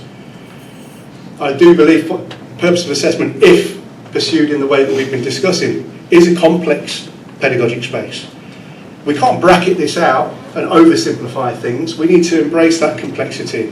One way of doing that is to really embrace these three different types of space identified here. So assessment is space for broad-based, human-centred activity, where students are positioned as agents of action and responsibility, and where differences and diverse perspectives are proactively leveraged. Assessment is critical and disruptive space, where we can really get to the authenticity of encounters and the learning experience, but where the focus is on the practice of everyday relationships, not just with others, peers, tutors, but technologies, spaces, an openness, and nurturing an openness to take risk, and God forbid, change a few things. And finally, assessment is dialogue. So making space and keeping that space, holding that space for exploring collective needs, interests, motivations, and encouraging different types of contribution which are learning or generatively focused around the learning process. So to do this will likely change the way that we think about assessment outcomes, but I guess that's kind of the point, isn't it? So I'm going to leave you with those. I'm going to go back to the holding slide. You can you can go and have the other half of the presentation now if you want to on your own, but I'll happily take any questions. Thank you.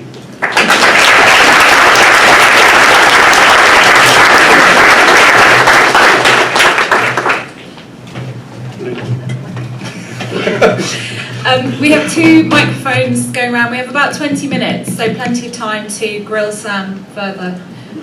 It was a requirement for the keynote.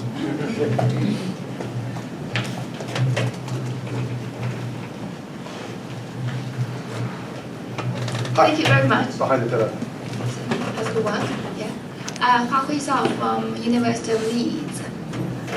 I have 2 questions, and due to time limits, you can choose one.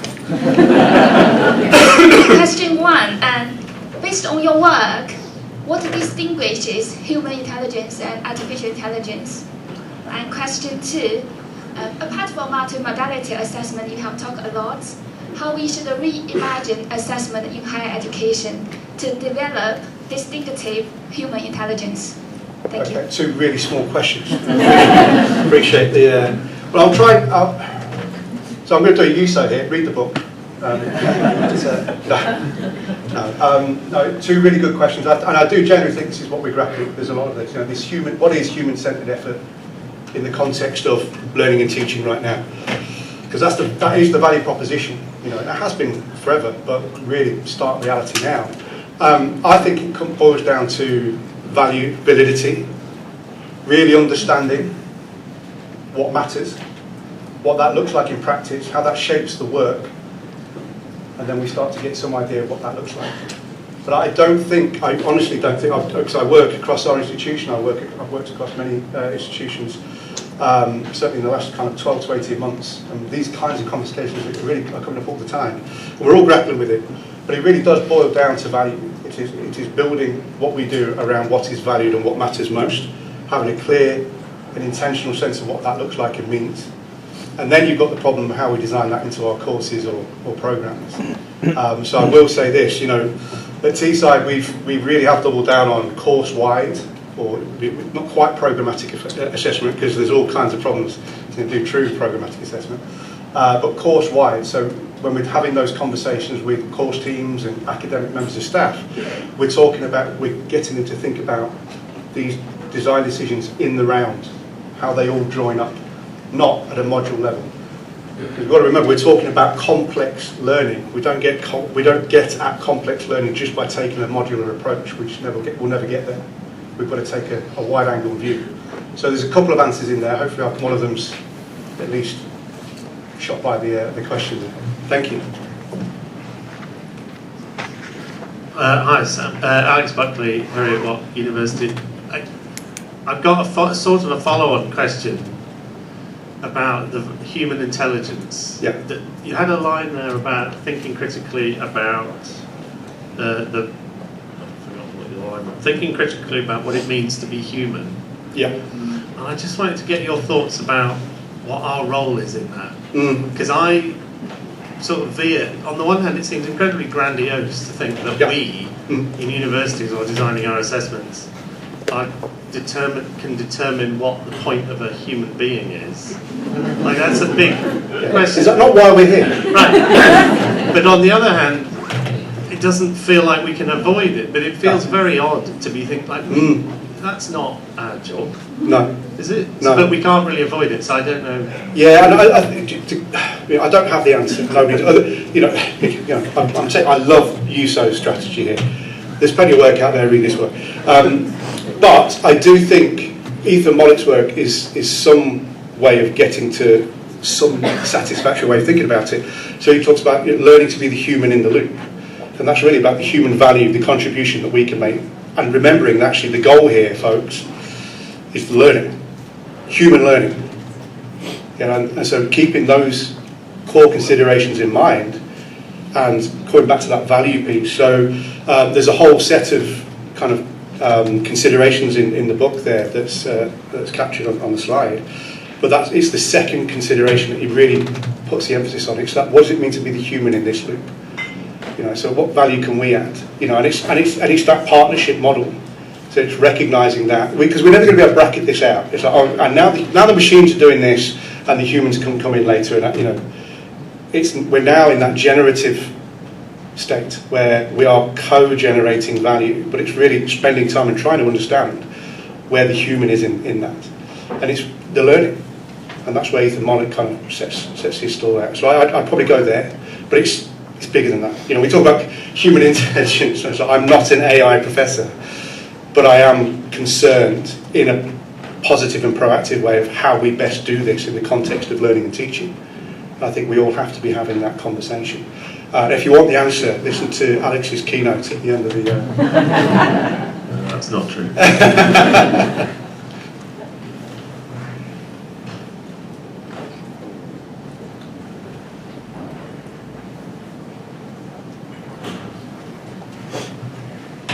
One. Hello. I suppose my question is more about the systems and the barriers that we face, particularly at a time when in the UK, many other countries, it's been an incredibly difficult year. Not just this year, we go back, we still haven't really recovered from the pandemic and the constant change, but also we're now talking about the importance of thinking about the role of humans in a sector that's becoming less relational and more detached from the impacts of policies on people. So what are your thoughts about the messages that should be going in two directions? One, to senior leadership teams, exec boards, about how we develop assessment in meaningful ways that are also ethical for students and for our staff. And also the message to the practitioners on the ground who are exhausted from constant change. Yeah, glad you asked. They're the two tensions, aren't they? We mentioned at the start, we've been pulled in several directions over here to do less with more, and then on the other side, we're all wanting to do a good job and be effective in our practice. So I want to just quickly, I'm going to give you a sneak peek at what you could have won. So he says, oh no, I'll move this out of the way. There. So we would talk about, it's not that top bit, it's actually and this will be for all those doing keynote bingo later. I've written a bit about flexible assessment, so go one for your scorecards. And I really think it's about thinking about not flexibility as such, but we've got to take a systems approach. Yeah, and there's a way of doing that will be generative, and there's a way of doing that will keep us on an equilibrium and status quo. We don't need the latter. So what we're seeing in pockets, and I'm going to, where's Lydia Arnold? Hello, over there, told you all. So if you get an opportunity to talk to Lydia Arnold about the work they're doing at Harper Adams and how they've instigated change. And it's really about this. It's moving away, so change is predominantly be done in a more transactional way, top down, sometimes bottom out, which is sometimes even worse. But what Lydia's doing, and what I would certainly be advocating for, is a more participatory model of change. Yeah. So we've got a model for the change that we want to see. You get what you model for, as I said at the start. So we don't change anything, you get what you model for. It's a sports coaching, apologies for the sport coach analogy there. But you do. And Lydia started with that question, or a version of that question, what do we want to model for? And started with that point of reference, and then brought everybody to the conversation, students, staff. Now, not an easy thing to do, but if we're going to change a system which has been fairly resistant, we're looking at Kay and Sally, and we've been trying to change this system for the best part of 2-3 decades, we do have to take a root and branch. We have to see the bigger picture. It's the wood and the trees, folks. We can't get at this through changing 1 or 2 bits in a module. This is wholesale change, and if we're going to see a change in how we do things, there's a model there from where it's a participatory form of change. And in that, and Lydia will be testament to this, in that I would include employers, partners. It's that joined up conversation. What does it look like? What matters most, and what does that look like in practice? And how then do we model for that in and through the practices, policies and processes we put in place? For me, there's no alternative. Well, there is an alternative, you crack on, but I think we're under no illusions as to whether that's not what we want to be doing. Hey, Phil Dawson, Deakin Uni. I think you have a great way of using that phrase, matters most. I think it's really effective, really brings people along. It doesn't say what you care about. It's terrible, but this matters most. I'm going to get you to be a bit terrible now. What doesn't matter, or what matters less? What should we be abandoning to be able to pursue this agenda that you put out? Yes, it's a great question. I've been using that. So anybody's been in a workshop with me, I saw a lot of people roll their eyes that I know. And so you've asked me that question many times, Sam, and now you're regurgitating the keynote. But it is a great question, because what is it asking? It's about values. What do we value here? And how do we make that a reality, as opposed to, and through that conversation, so what matters is student attainment, right? Okay, but is that really what matters? Oh no, it's actually student learning development. Okay, so what does that look like? Yeah, so it's really thinking about it. So what doesn't matter? I think we've got some great models here when we talk about assessment as inclusion. So talk about on some of the great work that's coming out of Deakin as well. So really thinking about, I love this idea of assessing for distinctiveness. So what matters can't be predetermined wholly. It's determined in partnership, through conversation, through dialogue, but really focusing on that kind of strength-based model and what I've gained from this. So if that changes the conversation a little bit in terms of what matters. So if what matters most is that students leaving with us with a better sense of who they are, what their strengths are, and what they can contribute to the world, surely that matters more than, dare I say, as you said, the grades. I agree with it. So yeah, but I use that. It's a linguistic kind of exercise. It's not for me to determine. It's to start a conversation. It's worth having the chat with yourself. I do this. What matters most here? And is that what matters most, or is it what matters most to me? But is that what matters? Then we've got the PSRB. What matters most to them? But really, when you boil it down, you have those conversations. What really does matter? Student learning development really wins out, and then it's what does that look like, and that changes the conversation. Hopefully that answers the question. Hey. Thanks for that, Sam. Jim Turner, Liverpool, John Moores University. I'm going to ask a risky question to ask, because I think whenever you ask for examples, people tend to then just gravitate to say, well, there's the example, that's the route that we have to follow. Yeah. But I wondered if you could just fill in some of that space with hypothetical or whatever models that you might have seen in practice. You mean in practice? Right. Okay. So, for what? for this ideal that we're... Oh, okay, so, yeah. Okay. So here's the answer. Now, we were talking about this yesterday, actually, and I think when we're talking, let's talk about multimodality, right? So we talk multimodal assessment, talk about composition and conscious modality. Really paying attention to the modes of work and learning that we're going through and utilising. There's already a body of knowledge and evidence around things like synoptic assessment and e-portfolios and the like. Okay, I'm going to say something controversial now. Strapping. And I think that's that kind of model where we're thinking learning over the longer term, multiple encounters, but we're really focusing on, particularly with the synoptic work, we're doing that properly. It's the student choosing what were meaningful learning encounters, then making sense of that, and then folding that into some kind of narrative that helps demonstrate, how they progressed. For me, that's the kind of model I think we ought to be. It's not perfect for every scenario. At some point, we do need to know what people can do. Going back to the nursing point, if I'm in a hospital, I want the nurse to know exactly what she's doing. Okay, I don't want them to say, well, I reflected on this and this seemed like a good idea. That's not where I want to be. But thinking about it practically, I think, again, going back to what matters most, we want students to be able to tell us how they got there.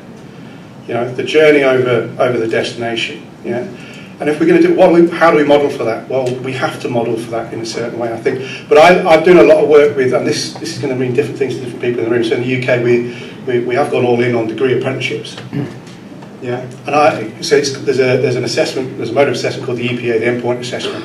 Now it sounds really like dark, doesn't it? Endpoint. But I see it a different way. I really do. I think there's so much to learn and think about here in the context of what we're talking about, because it's really a journey. And the emphasis on that endpoint is what you've learned along the way and how you've satisfied the standards of practice required. There's no one way of doing that because you're over here and you're over here. So I think we have some models. But it's, again, for you, when you're thinking about your own practice, if I'm emphasising and I'm really wanting to put in place the process, what does that look like? I go back to the first question. What's the work of assessment for you? Practically, what does that look like? And what are you modelling for? And then we get to, okay, how can we best represent that in terms of what we're asking them to pay attention to? That's effectively what assessment's all about. So a couple of examples in there. We have time for one more. Oh, I nearly made it without Nigel asking the question. So no practice card. Thanks, Sam. I really enjoyed that. It kind of follows on with what you're talking about the process there. So we see AI becoming more competent. We see agentic AI. We're seeing AI embedded into processes. So we're not even aware that we're using AI. How do we... Could you talk about the tension then of assessing a process when AI is going to be an integral part of that process? We're not going to be in a position, unless we sit people down, to know how much of that process is AI driven and how much is the ideas and the critical analysis that the students are doing. Yeah, it's a great question. And it's a snapshot in time, isn't it? We have this conversation, 3 years down the line? We're in a different context completely, where that is now just normative. But again, it's what we choose to pay attention to and how we model for that through the assessment process that we put into place. So I do think it's working with students through dialogue, how and where have you used this. It's building that ethical, critical stance, putting the human in the loop. And one way of doing that is, and we're seeing this, there's quite a good, decent body of evidence around Viva-style assessments to really talk about what we're interested in here is your learning strategies. How you got from here to here.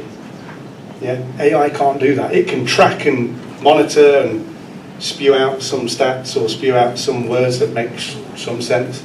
But in terms of the meaning and the learning, that's all on the student. And it's finding ways of structuring our assessments to really pull that out. And what we choose to find, like I say, the evaluative judgment and feedback literacy, expanding that whole kind of mechanism and infrastructure of work, I think, and Margaret's doing this wonderfully.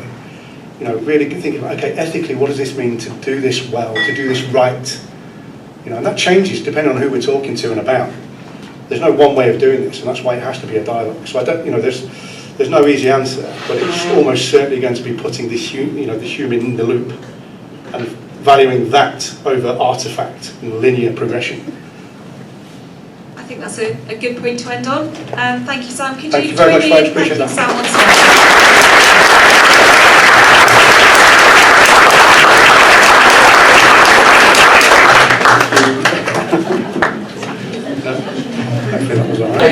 Welcome, everyone. Okay, thank you. Welcome and thank you for joining the session on Validity Matters More Than Cheating and the Use of AI. I'm pleased to introduce Professor Philip Delson and Professor David Boud from Deakin's University, and David is also from University of Technology, Sydney.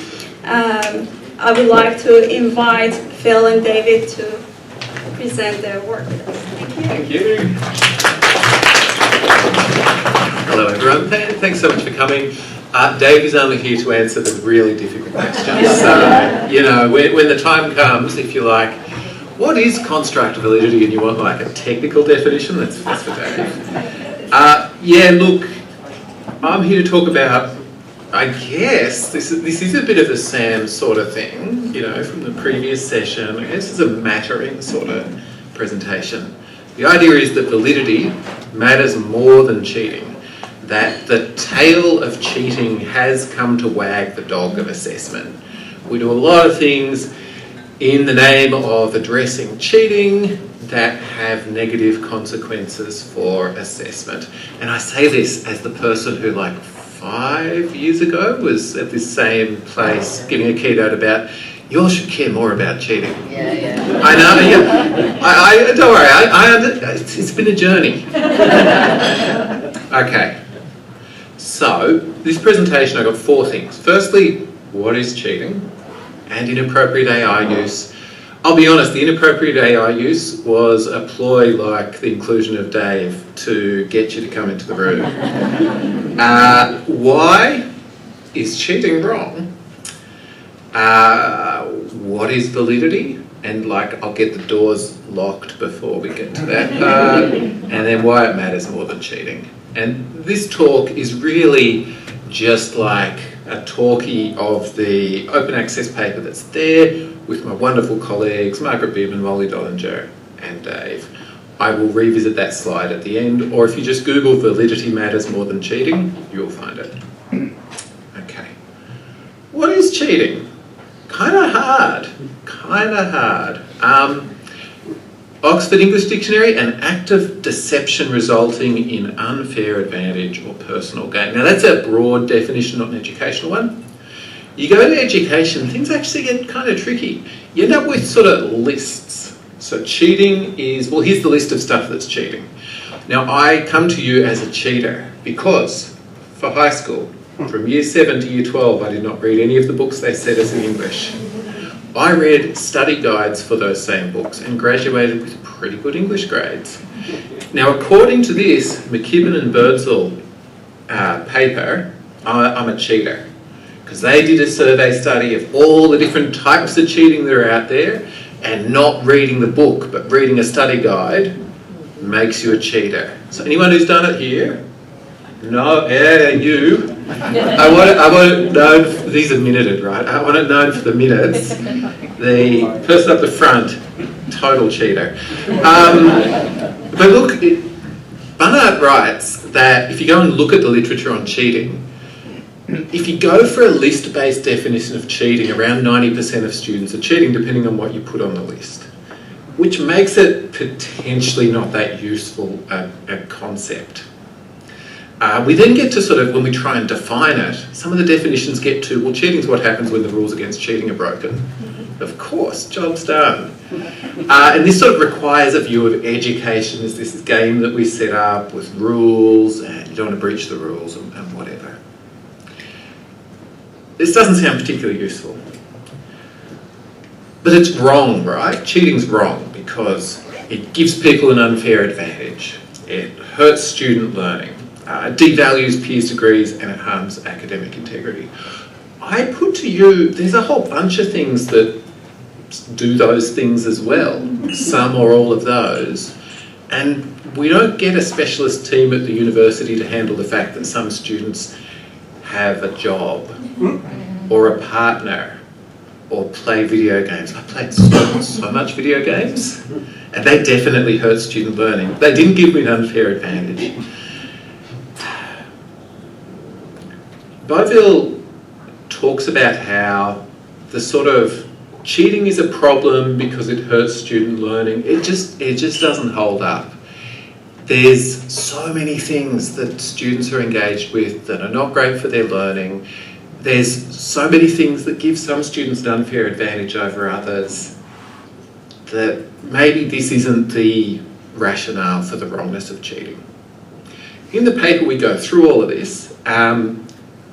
We get to this one quote, and apologies to any cognitive load theorists in the room, the doors are locked, you can't leave, but I'm going to read you something. There may be disagreement about the ethical dimensions of cheating, but it is uncontestable that cheating represents a threat to the valid interpretation of a test score. I think Dave Bowden probably wants to walk out. Now I mentioned test scores. When cheating takes place, whether in the form of copying from another test taker, collusion, prior access to secure test materials, inappropriate manipulation of answer documents, or any other form, the resulting test scores are not likely to be an accurate measurement of an examinee's true level of knowledge, skill, or ability. In short, a concern about cheating can be viewed as a psychometric concern about the validity or interpretive accuracy of test scores. Now this quote inspired us to, I'm from Cradle, and Dave's been my mentor for a really long time. Don't worry, I'm not down the rabbit hole of like, let's measure everything and numbers and whatever else necessarily. But the view in this that cheating's a problem because it gets in the way of our ability to judge what people are capable of, that sounds like something pretty useful. It gets rid of some of the more questionable moral reasoning from here, because we could debate about all of this, and just says when someone does things, certain things, we can no longer assess if they're capable of the thing. So it boils off that moral element. They use this word validity, and I want to explore validity a little bit with you. At the simplest level, validity is, are we assessing what we mean to assess? There's no numbers there. This view of validity is completely compatible with, USO was up here a little bit back talking about getting rid of grades. If you're in a pass-fail environment, you still have validity because you are still making judgments of, is student at the standard? So, if you want to get technical, this is kind of a mix of face validity. Does it look like the thing is what we think it is? Does this evidence, if I get my peers together and they have a look, do they think this is assessing the thing? And more technical construct validity, this particular capability, how well is it represented within the assessed work? But it's not just that as a view of validity. There are many, many different forms of validity out there. Probably the one that this conference, the people here have contributed the most to, is consequential validity, which is this idea of the impact of the assessment beyond the immediate need to make a judgment about the student. If I set you a high stakes multiple choice quiz and you cram on it so you get good grades, you've chosen a really effective strategy for learning for the test and a really poor strategy for long-term learning. That's consequential validity there. We need to factor that into our views on validity. And this article by Sadonge et al. Really goes through the complex many meanings of validity. I'm not going to linger on that. I'm going to stick with a really simple view of validity. Are we assessing what we mean to assess? Because I want us all to take that word and use it in conversations. The fact that validity is viewed as like a word that'll scare the horses or something is really weird in higher ed. We all assess, but we're not willing to use the word validity. I think that's a really big problem. So we need to be obsessed with it. It's the thing that I would say matters most in assessment. And many things impact it. I've got a little list here. Inclusion impacts validity. If I set you a test and you have trait test anxiety, you can't find a car park on campus, you can't find someone to look after that relative that you're a caregiver for, you're not going to be able to perform at the level required for the test. That's validity. Alignment impacts validity. If I have these learning outcomes that I'm ostensibly assessing, but I've just got this really cool idea of something I want you to go and do, and there's no connection between the two, great task. People love it, they enjoy it, they learn a lot, but it's not this. That's a validity problem. Authenticity has pros and cons for validity. Authenticity is actually a validity claim. You are making the claim that this task, doing this thing, it's authentic to this context. That's something you need to have confidence that is happening. Fairness and reliability impact on it. But I think we obsess over reliability. I think we care a bit less about that. Anyone who's ever done like a marking moderation thing, but has never done any other formal validity exercises, you're probably in a context that's obsessed with reliability. Because, they're so worried that everyone will get the same score if they hand the same thing in. Thanks. But not so much worried about, are we really assessing this thing we claim to? I can get you all to draw a picture of a dog on a piece of paper, reliably grade all your pictures of a dog, and then say that that picture of a dog represents your ability to build a bridge. Incredible reliability, terrible validity. And the things we do to stop cheating and inappropriate AI use. If I'm worried you're going to go out and use AI, so I tell you you can't use AI at all, and I monitor and ensure that you don't use it. Could be great, could be terrible, depends on how I do it. If I say to you, rather than having this great authentic task, I'm going to give you multiple choice quiz inside an exam hall, might be great at stopping the AI use, might be terrible at still assessing the outcomes we're trying to assess, and on balance, be a negative for validity. And finally, yes, cheating and inappropriate AI use is a problem for validity. If I want you to be able to do something and you get ChatGPT to do it, I can't make a valid judgment of your ability to do that thing. That may or may not be something I still need to see. If it's something ChatGPT always does in the world and you've decided we no longer need students to do it, great. But if you have tasks where you claim you've seen the student do it, but really it was AI, that's not great validity. So this is complex, this is trade-offs, this is hard. And I put to you that validity matters more than cheating because, firstly, validity subsumes cheating. It's got all the stuff that's actually problematic in cheating, but lets us consider it with other things. It doesn't rely on morality because, there's assessing what we mean to assess is one thing, but claiming that we know the one true way of morality for higher education, it assumes our way is the right way across all of the world and all of space and all of time. And if you think, Phil, there's hard and fast rules and whatever, well, contact your educational institution that you did your undergrad at, say, hey, you've got all those text matching tools now, run them over all of my assignments and revoke my degree if you want to. I'm on board, I'm on board. And if you went through when text matching was a thing, don't worry, there'll be other technologies in the future. There'll be ways to track whether you stole an idea from somewhere and do that. These things evolve and they change. Viewing validity as mattering more than cheating doesn't treat adherence to the rules as the end, as the goal that we're going towards. It views it as something that enables us to make a good judgment. It doesn't privilege one threat to validity over any other. And it's ultimately what decides if someone has met the standard. And that's our goal in assessment. I know I'm at a conference that's very assessment for learning, and I totally appreciate assessment serves multiple purposes. But within the assessment of learning purpose, we just want to know if you've met the standard so we can help you to get there if you haven't yet met it. So I've got this one plea. This is kind of my last bit. Use the word validity. This is your word. I want you to go back to your institution. If you work in assessment or do assessment, validity needs to be your word. It's not for psychometricians and nerds exclusively. I'm one of those things, and it's not just my word. I'm a nerd, not a psychometrician. So use it, but clarify what you mean when you use it. Thank you so much.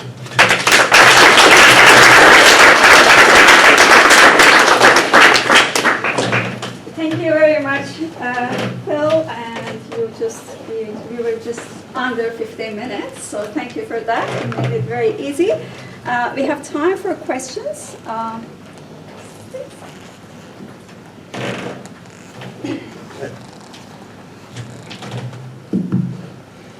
Thank you, Phil. I just wonder, is it possible to differentiate different forms of validity? I'm thinking that we're caught in what we do within like a clash of paradigms. So on one level, there's like the scientific positivist paradigm where validity is given, this is the truth, this is the rest of it. On the other side, there's like an interpretive, qualitative paradigm where validity is constructed by us, like the same way learning is constructed. I wonder if it's possible to how you negotiate your way through those. Yeah, and like the validity literature is for nerds, so I've tried to not go too deep on it here. The paper does. I think probably the most useful contribution I can have here is validity is not something we can ever establish as an absolute. It's something we can build a chain of evidence to support particular inferences we want to make from that evidence. No single moment of assessment is ever going to give us like a true number that tells us all these amazing, meaningful things about someone. But if over the course of a degree program we all work together and there's half a dozen times that we see you do this particular thing, we can make a confident judgment that you are ready to go out into the world and do it. And that's how I want to view it, rather than a 78 versus a 79. I don't care about that. Thank you. Any other questions? I have a question myself, but I'm being...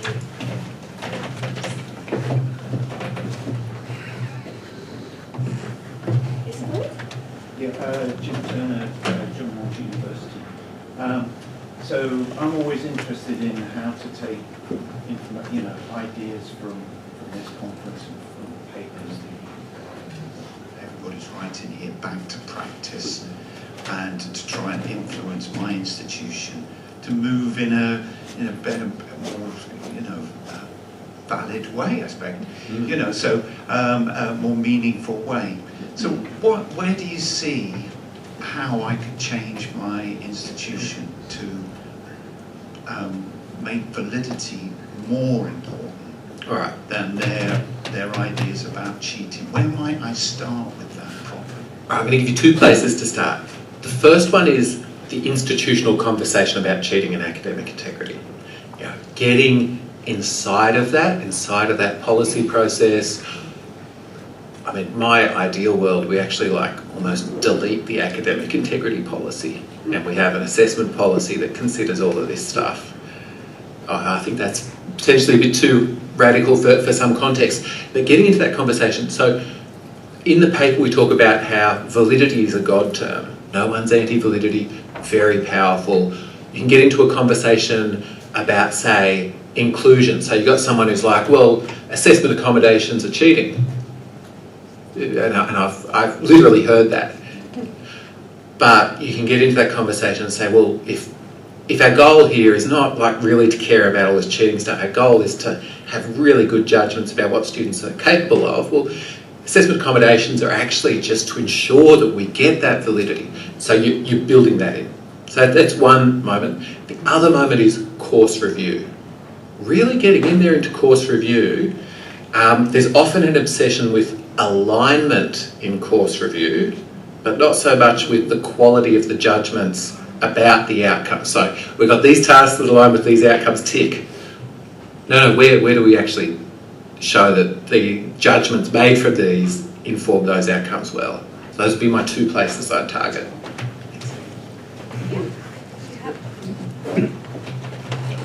Hi Phil, Steve Rutherford from Cardiff University. One of the things that winds me up more than anything else, especially around AI, is the assumption that all students are going to cheat, that you see in an awful lot of your of colleagues. So how do we use validity to change that conversation around? Because in my experience, most students don't want to cheat, but it seems the obsession is over those minority who do. Yeah, look, rather than promote my own work and my own idea here, I actually am going to pivot slightly and recommend a paper. It's got a title which is going to appeal to those people. So the title of the paper is The Educational Integrity Enforcement Pyramid. That sounds like serious business. But in that paper, two of the most hardcore academic integrity people around, Kath Ellis and Kane Murdoch, they talk about how there's like some people who are going to cheat regardless of what you do, an actual criminal end of things, and Kath and Kane will talk about being followed home from work by criminals and threatened with death and all sorts of things. It's those people. And there's a vast majority of students that they say are sort of just going to self-regulate in this voluntarily. That's most students. There's a set of students above them that are going to engage in, you know, encourage them with self-regulation. So this idea that everyone's out there going to cheat, it's just not held up, not even by the people who like fear for their lives from the professional cheaters. They don't even believe that. So yeah, Educational Integrity Enforcement Pyramid paper, it's so good.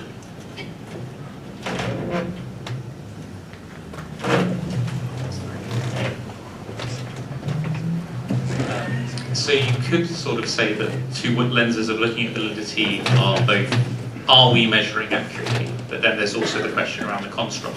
What should we be measuring and have we got that defined correctly? And I think that's kind of the two focuses with AI at the moment, is people are worried about accuracy of measurement instruments, but also discussions about do we need to change what we're teaching and what the construct is, what is this thing going to be? And is this an argument that really what matters most is the construct, and that's what we need to be looking at? So there's a really good editorial for Assessment Evaluation in Higher Education, special issue Challenging Assessment in 1997. Liz McDowell cites Dylan William, who says a lot of the dilemmas that we face in assessment are not dilemmas about assessment per se, but about what should be assessed. And I think it's really important that we have both conversations, but we're really aware when we're having one or the other. And I think it often becomes this muddled up both conversations at once. So people say, it's really important I assess X. And we say, well, this doesn't assess X. Say, well, I'm going to get them to judge the outputs of AI instead of doing the thing themselves. And you say, well, that's actually a different outcome. It's a useful outcome. It might be a better outcome, but it's not the same outcome. So you need to do the work of deciding what you want to assess before trying to assess it. That said, we're humans, and in the process of figuring out what we want to assess, there's an interplay between that and the outcome.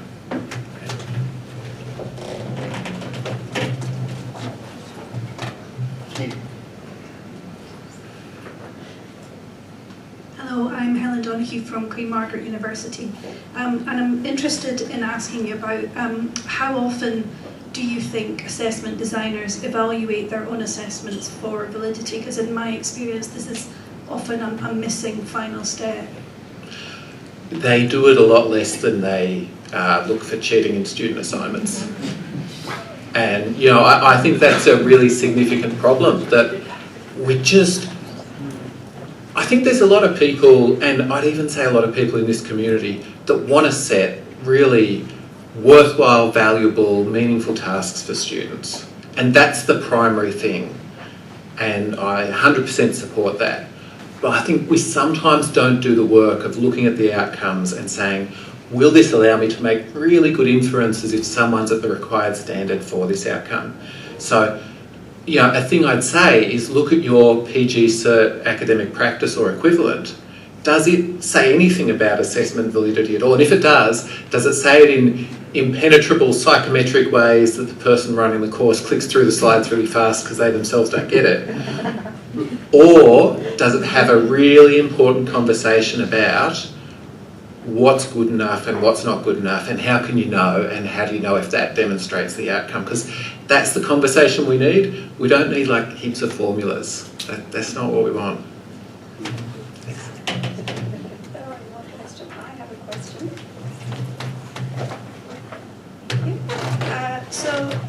Phil, what are some accessible professional learning strategies that you can suggest for academics and learning designers in higher education that might not be, trained in assessments, can engage in to improve, to think about validity from the first stage of getting into designing an assessment and marking all these initial thinking?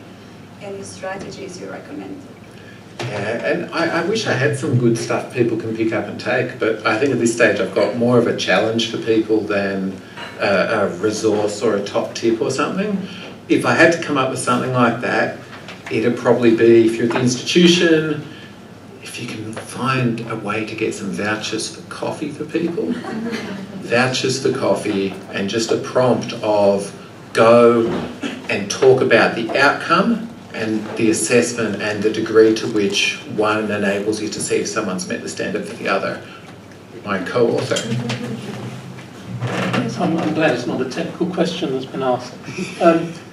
The one thing that strikes me in some of the discussion is that we're making the assumption that assessment is given and that we know what we're assessing. Right? I mean, that's the whole premise on the basis of validity.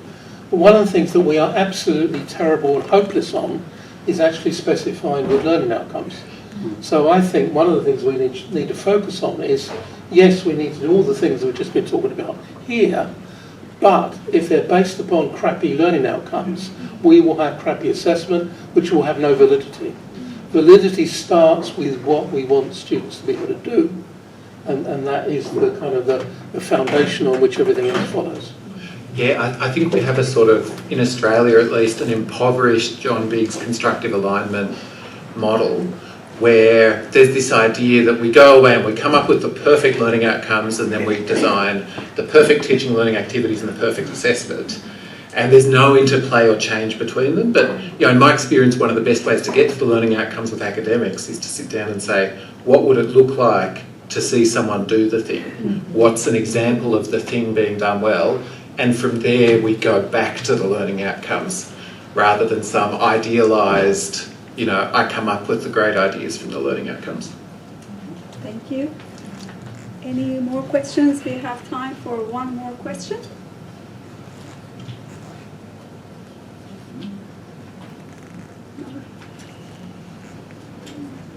So with that, we don't have more questions. I think it's the topic of validity that's maybe scaring people up.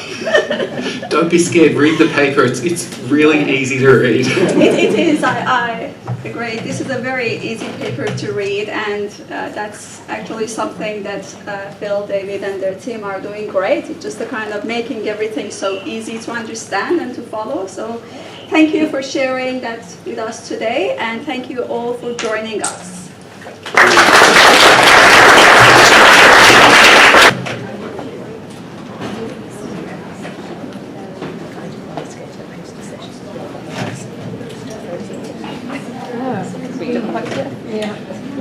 Okay, well, thank you very much for coming today. I'm going to be presenting a collaborative project with some colleagues from Sheffield Hallam's, David Smith and Mel Lacey, along with 4 fantastic students who helped with the interviews that we did with the other students.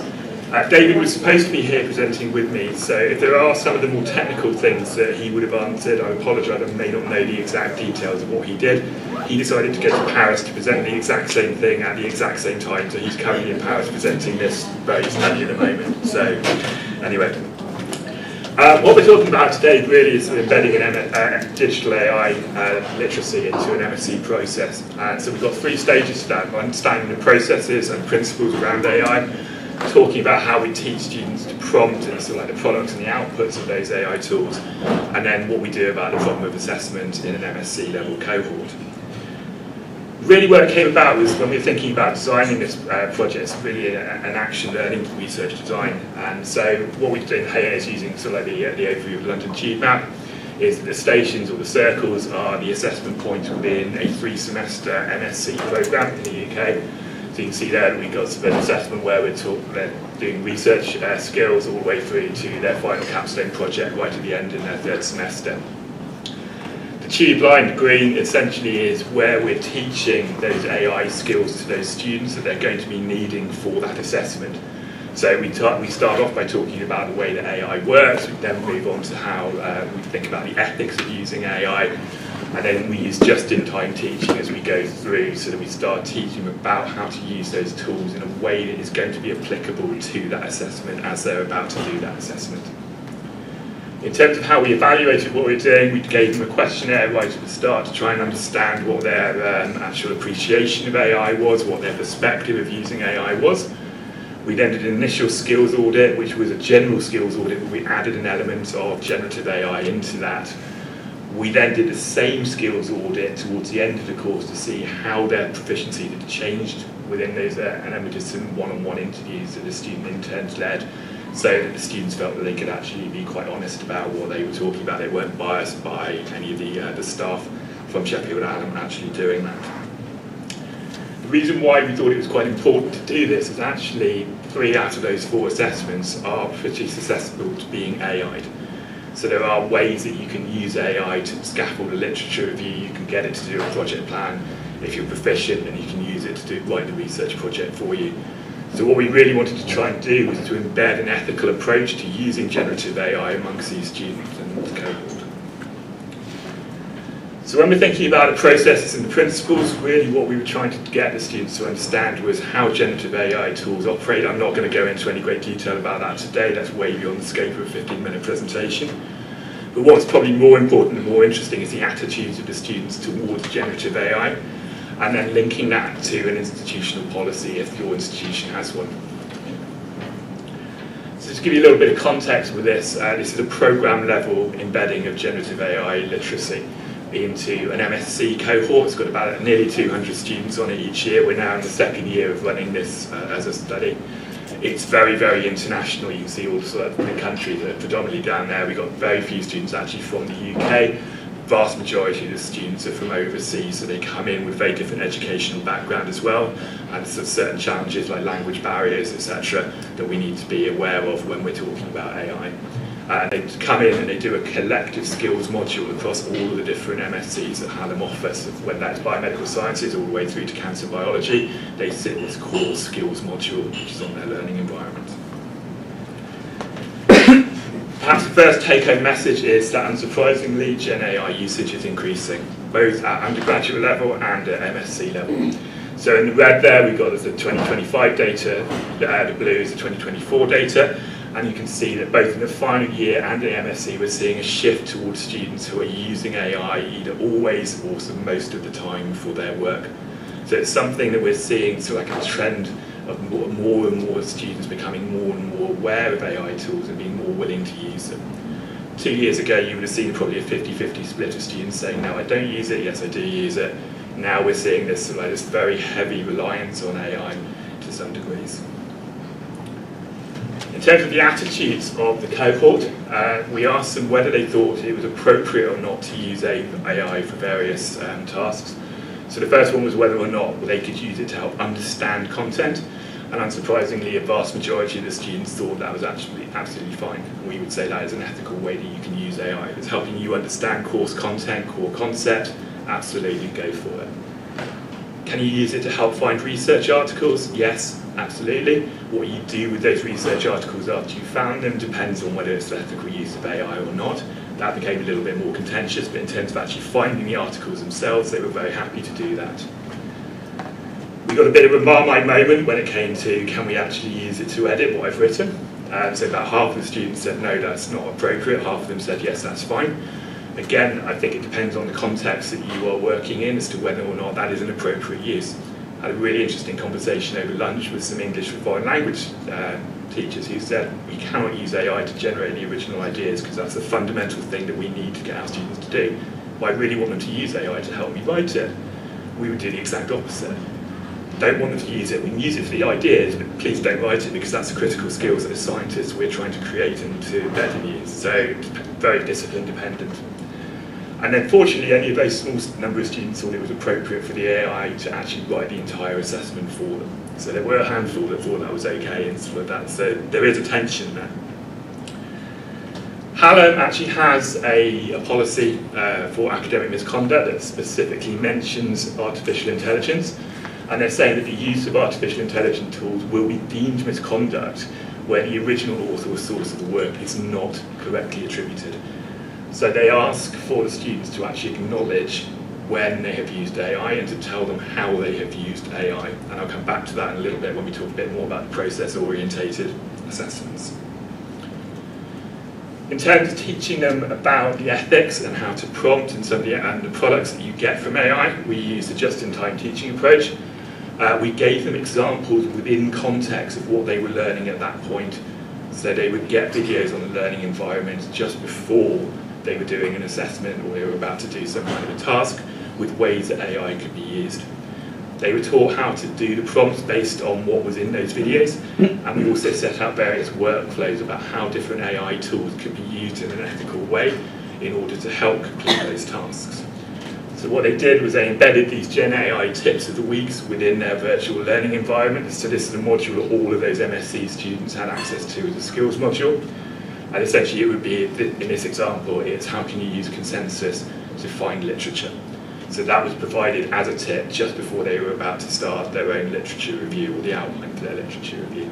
And there was a series of structured modules that the students could work through at their own pace. We tried to make sure that the workflows that we were setting out for the students were actually ethical. So this is David's own workflow. David is dyslexic, he won't mind me admitting that. He will use generative AI, so ChatGPT, to generate the outline points for the piece of work that he is doing. He will use consensus to go and find sources which help to support that information. And then once he's written it, and that's the key bit, he has written the work, he'll use Grammarly to help proof it and to improve the spelling, the grammar, things like that. The key element of that is that David has done the work. He has done the writing. So he's not using generative AI to produce the output. He's using it to generate ideas. He's using it to find sources to support those ideas. But that critical engagement, the analysis and the conception of the ideas is still human. And that really relates back to what Sam was talking about a little bit earlier.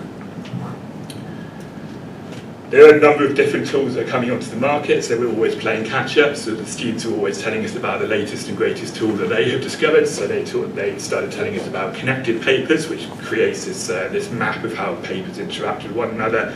So you put in a seed paper and then it will produce this map of where a paper has been cited by, who cited that paper. So it's a really visual way of starting to be able to build up these skills. So again, we started teaching the students how to use these just before they were about to do their literature reviews. In terms of the outcomes of it, what we were really interested in was measuring the competency of the students and see how that changed as they moved through the MSc course. So as I said, right at the start of the programme, they did a general skills audit. And what they did was essentially added in a section about sort of generative AI.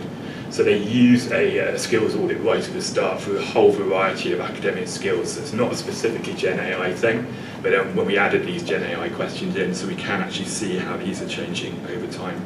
And then they did the exact same skills audit right at the end of the second semester as well, so we could track that change. Quite encouragingly, all of the attributes and the skills we asked them about, there was a significant shift in a positive direction. So we asked them about what their understanding of how Gen AI operates is, and we saw a massive increase in the understanding and sort of all the confidence of the students in their understanding of what Gen AI can do.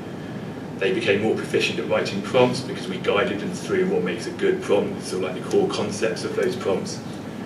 They became much more aware of the ethical use of AI. That's not just the ethical use in terms of the way that they use it, but also the data that they put into these tools as well. So they became more aware about the data that they're putting in, they lose control of as soon as it goes into those large language models. So that was really important. And that's linked again into the data protection about sort of when they were doing their actual final projects, of not putting raw experimental data into these tools because they lose control of it, and therefore that would be deemed academic misconduct. That doesn't solve the problem of assessment though. We heard sort of quite a lot from Phil Dawson in the previous talk, also from Sam in his keynote, about some of the challenges that we're facing with assessment. And so what we wanted to try and do was think about how we could adapt these assessments to be a little bit more valid within the AI era. Now, I'm preaching to the converted here. I don't really need to talk about the benefits of authentic assessment. But what I really want to try and think about is we're putting students at the centre of the assessment process. And what we really want to focus on is that skill development and also their accurate evaluation of those skills. So we're really starting to think about competency-based assessment here. And so really how those students can improve those competencies as they move through.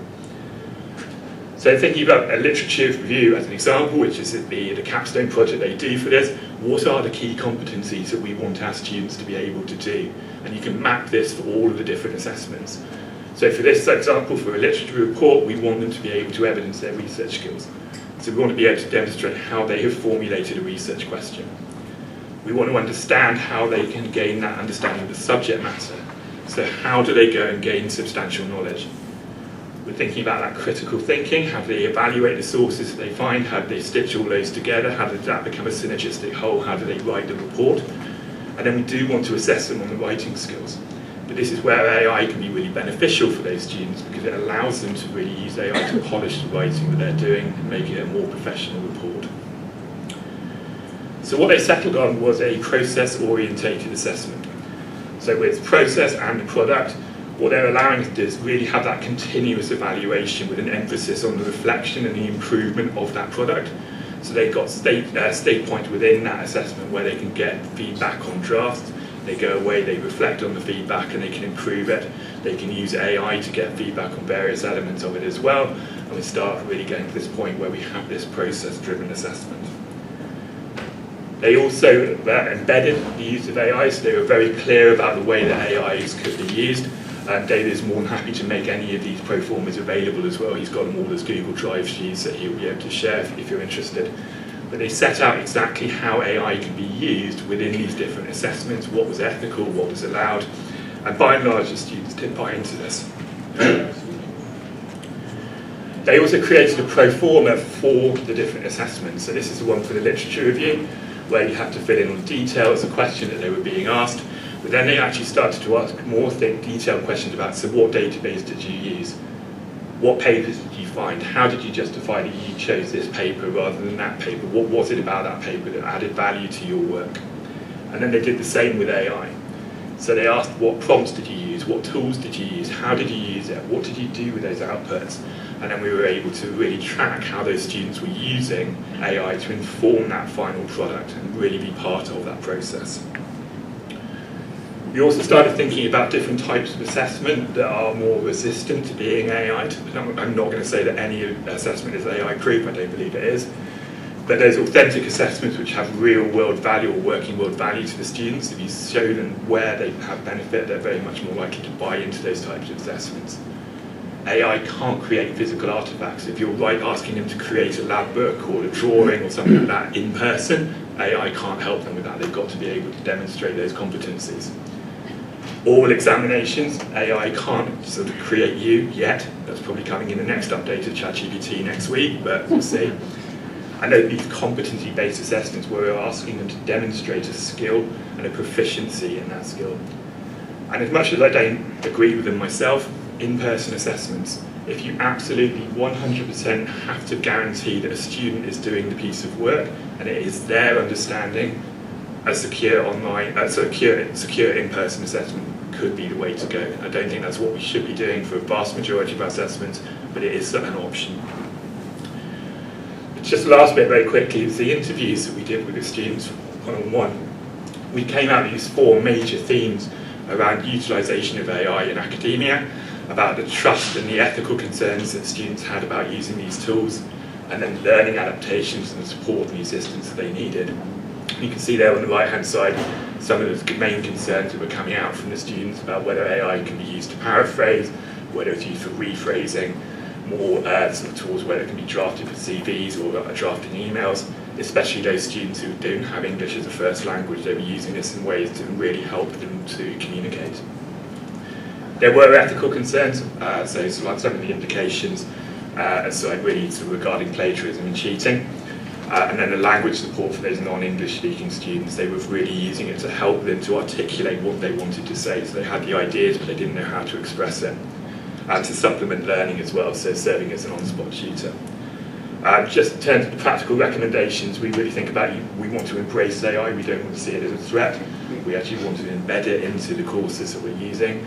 And that means structuring their learning experiences, using this process-based assessments where possible, and to keep providing this ongoing support to students as these tools develop and as these competencies develop as well, which is ultimately going to create students who are using AI in a responsible way and ensuring that there is ethical and data consent. Very conveniently, the journal decided to publish a paper that outlines all of this on Tuesday. So the QR code on the left-hand side is a direct link to the paper. And also David and I have created this website called the AI Forge, where we have a series of skills-based videos where we talk through how AI can be used in some of the ways that we have discussed here today. So thank you very much for all your time. I think I'm a minute over or so. Thank you.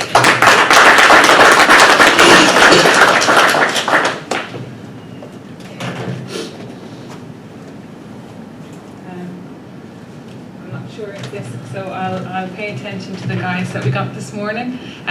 So if anybody has any questions, I will repeat it back. First of all, thank you very much. Hugely topical, as we know, and particularly for me, I'm from a science background as well, so this is something that is occupying us at all of our coffee breaks. I just saw, yes, you had a hand up. Thank you, that was great. A lot of good things to take from that. My question is around colleagues and how they feel about this approach and if they're on board or not. Do you want to repeat the question? Yeah, so the question is about whether colleagues are actually getting on board with what we're trying to do. By and large, yes, actually. So they were very, very positive about what we were trying to do. I'm not going to say that all of them were. And certainly there was quite a lot of resistance for people who are perhaps less engaged with AI as a tool overall. I'm sure there are AI deniers at every institution that just do not want to engage with the tools. Those were the people that we found the most challenging to engage with this product. I think most of the people saw the benefit of what we were trying to do, and because it was a centralised module, it didn't mean any additional work for them. And so all of these skills audits were done as part of this skills development module. And so we were teaching them how to do this as part of the course rather than as an additional thing that we were asking tutors or academic members of staff to do. So we did get quite good buy-in from that. Yeah, thank you. Sorry. From the University of Manchester, I'm also doing a skills kind of module that's new. We want a block of it to be about metacognition and AI specifically. So I was really interested in the kind of form that you had them fill in, where they were talking about what papers do you use why and then what AI tools do you use and why. And I wondered, was that form mandatory, graded, like how was it implemented? Yeah, okay. Yeah, so the question is about the actual process form, whether it was mandatory. So yes, it was mandatory, and yes, it was graded. So they actually shifted a large proportion of the marks away from that final product to actually marking that process trail. And so by getting the students to record the papers that they'd read, they asked them to provide a very, very short, like a synoptic overview of that paper, why they chose that paper and discarded other papers, for example. If they use databases, we asked them to record the data searches that they used so that we could actually track them and go back and look at the results that we would get if we put that same prompt in. And then we asked them to record the prompts that they used with AI and then how they changed those AI outputs. What they were advised to do as well was to keep a record of all of the outputs from AI, so that if there were any concerns about academic misconduct, they had a record of what they'd done, and so they could come and say, right, this is what I actually got from the AI, this is my final output, they're not the same, I've adapted it, I've seen it. And so we're really trying to encourage them to use AI in a really transparent way. And I know that's like a bone of contention, so whether we should be doing that. I think we just have to move with the times, and as AI becomes more proficient, that kind of process-orientated assessment is going to become more challenging because AI is going to be able to complete large parts of it, I think. But we move with the times. Yeah, thank you. Any other? Yes? Were these students doing any other courses, or just this one? I'm just wondering, in other contexts, what they might learn in this programme would be applicable to other parts of their studies, but it also might, if it's not clear in an institution what you can do in another course, sometimes that causes issues for students who are enrolled in multiple courses or programmes. So the question was about, comments about that? Sure. So whether the students are doing other courses at the same time, because they're on an MSc, then this is a linear three semester program. So there is core content, so scientific content alongside it. This is a particular module within that program, which is about the skills development they need. So it's not just Gen AI; it's just that's part of it. They go into things like research ethics, data searching, or data interpretation, analysis. So all of that is taught as a standalone module. And then depending on which one of the MSc courses they are doing, they'll have core foundational knowledge modules and lab reports that they have to do, which are linked to the programs that they're doing. So a student doing biomedical sciences would have slightly different core content they were taught to somebody who's doing cancer biology. But the idea being is that the skills that they need for all of these different degrees is taught within this centralised module. Are you able to do any comparisons? Like, I don't know if it's a new MSc, but can you compare before embracing AI to now, satisfaction, results, any metrics? I don't know that, I'm afraid. So I'm not at Sheffield Hallam, so I don't have access to that data. I can definitely ask David if you want to give me your details afterwards. I can get him to get in touch with you. What we do have, obviously, is that change within the programme itself. The MSc, I know that they've had very, very high satisfaction rates at Sheffield generally with the way that it's taught, but I don't have any specific data about that, I'm afraid.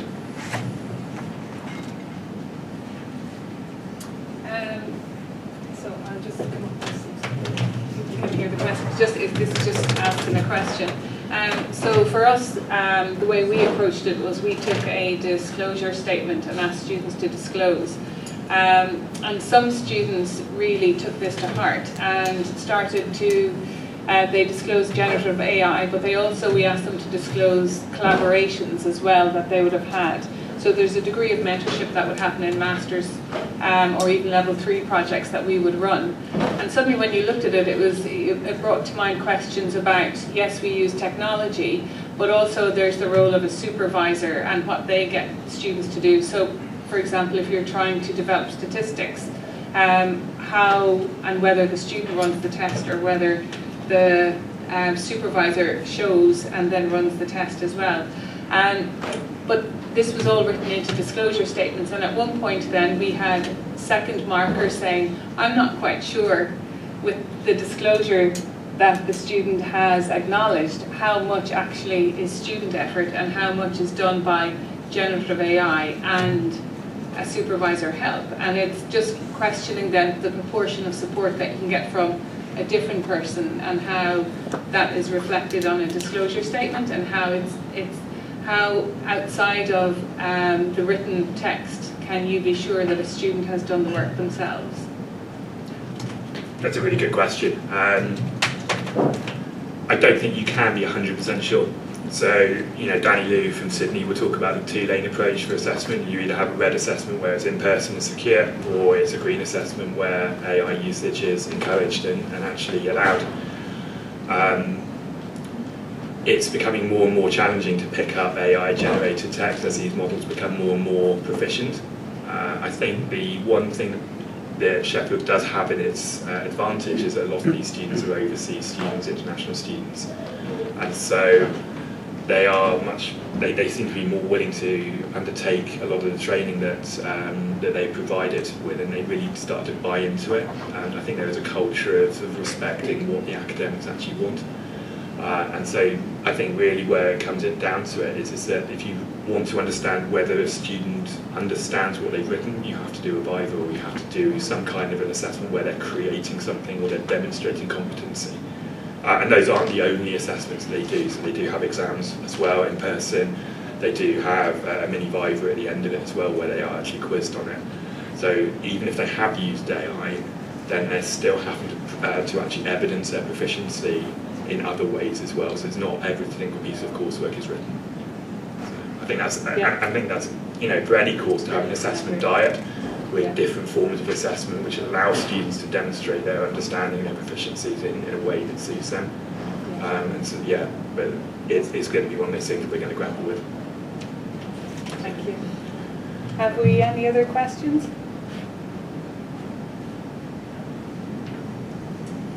Thank you very much. Okay.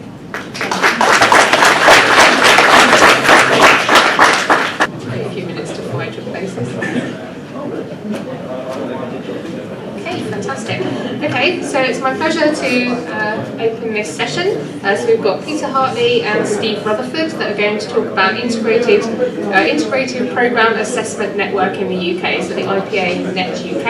And I'll just hand over to hear all about it. This presentation flips into two parts. I'll talk about the background and some of the things that led up to this, and then Steve will tell you all about the network. I'm happy to say, to start with a non-contentious statement, everything I've heard today in all the different sessions is in fact an argument in favour of programme-based assessment. Because it answers all the questions that we've been hearing over the last few hours, validity, student engagement, etc., as I will now illustrate. Some good news to start. Learners have never had it so good in terms of all these things. And certainly I've been around in education for a few years now. I can certainly remember the days when who was worried about assessment criteria, because it certainly wasn't in that course handbooks and all this stuff. However, my question then is, don't we still have these major problems and issues? And you might want to scan this list. Can we, hand on heart, say that we've now resolved all of those issues? This is our wonder slide. It's now 15 years old. We've been using it in workshops, and we wonder how long we will be able to continue using it to say, have you got all those sorted? Unfortunately we haven't. But we have got some examples of programme assessment which do seem to have resolved many, if not most, of those. Of course, there are new issues, and the particular one that's obviously cropping up now is the generative AI, and all the folk who are trying to ask us. There's a quote from Microsoft there: we need a lasting and meaningful relationship with an AI companion. And that will now be following us through the next generations of our lives. But the primary way that you do computing in the world. Look forward to that, folks. Anyway, a wee bit of history. 2 projects, Tester and Pass, which started us kicking off this. Basically, a selection of people from different institutions across the UK, all of whom were a bit, shall I use a technical term, a bit pissed off with modules, a bit dissatisfied that if you chop things up into a modular structure and expect students at the end of the day to know what the course is all about, you expect staff to have a nice integrated approach to the course. No, you don't. So what alternatives are there? And these were 2 projects that were actually funded from the same project stream, but they adopted 2 dramatically different processes. Am I going the right way? Yes. So Tester, there was the book that came out recently from Tansy Jessup. It's a really solid read that tells you all about Tester, and also to bring it up to date in terms of where things are going now. And there were the programme patterns that they were particularly unhappy with when they set up Tester. To a disproportionate amount of summative assessment, next to no formative assessment, this is going back 10, 15 years, prevalence of closed book exams, random varieties of assessment. So Tester went about trying to help course teams build new models of assessment. And there was the methods they used on the left-hand side, and their change process was very much about surveying the course, bringing all the different findings from the different methods to the course team and saying, okay, that's what's happening, what are you going to do about it? A very substantial number of institutions had a go. We went about it a different way. Why they funded both of us, I don't know. But they did, and we're very happy that they did, because we went about it a totally different way. And perhaps that's why they funded us, because we went about a totally different way. We saw, well, what happens if we start from a definition and then try and find examples of that definition in practice? So the idea that the assessments, when you take them globally, specifically designed to address major programme outcomes, and that they're going to be integrative, we're going to bring things together. How might you do that? So we talked about, there's another diagrammatic way of expressing it. If you think about the left-hand column, the extent to which an assessment covers all the specified program outcomes, we'd like to have assessments that cover most, if not all, of those specified program outcomes. And we would like to have assessments that are heavily weighted if they do all those things. And of course, the typical module is down in the bottom left-hand corner. So how do you move up that diagram? And of course, you can do it in different ways. And is the top way, the top right-hand bit, personal evidence against program outcomes? If in an ideal world, wouldn't that be our ideal? The students tell us that they've achieved all this, and we tick the box. That's just a diagram of all the things that come out of program-based assessment, which you can annoy your colleagues with. So there's some common ground between the two projects. Strong belief in assessment, dissatisfaction, concern for this overall coherence of the program. And both kept going in terms of workshops, and also we had some very nice things that came out of some of the case studies that we were involved with, case awards, etc. So and there's a quote from one of our cases, PASS, because I was heading up PASS, and Tansy was heading up, was heavily involved in taking Tester forwards. There's one quote from one of the PASS case studies. And those two websites, by the way, still live, so you can find them on the web. It's enlightening to realise the restrictions that the teaching-focused credit-bearing modular system inflicts, note the word, inflicts on the longitudinal development of students. So there are other ways of doing this. Our best example was Brunel. They decided, within a modular structure, they decided to allow people to do things differently. So they talked about blocks rather than modules. They talked about assessment blocks, which are different study blocks. So if you like, the bucket is a module which has got assessment and study together. What happens if you dissociate those two, if you do them differently? And you can. So study blocks are formative, no summative assessment. Study blocks can be any number of credits, and assessment blocks can summatively assessment. So you've got the study, and those combine in different ways to get your assessment. So, the conventional idea of modules is study and assessment in one bucket. What happens if you separate that out? And of course you end up with, and they changed the regulations, you can have a read of that if you want later on. So they started with that kind of structure, and it went for that kind of structure. And you may think, well, surely, it's incredibly complicated, is it not? No, students understand it. Because from a student perspective, they do a number of things, and each one of those things, each one of those study blocks, feeds into particular types of assessments. And that logic, that you study and you assess it, so you put things together to assess them, makes complete sense to students.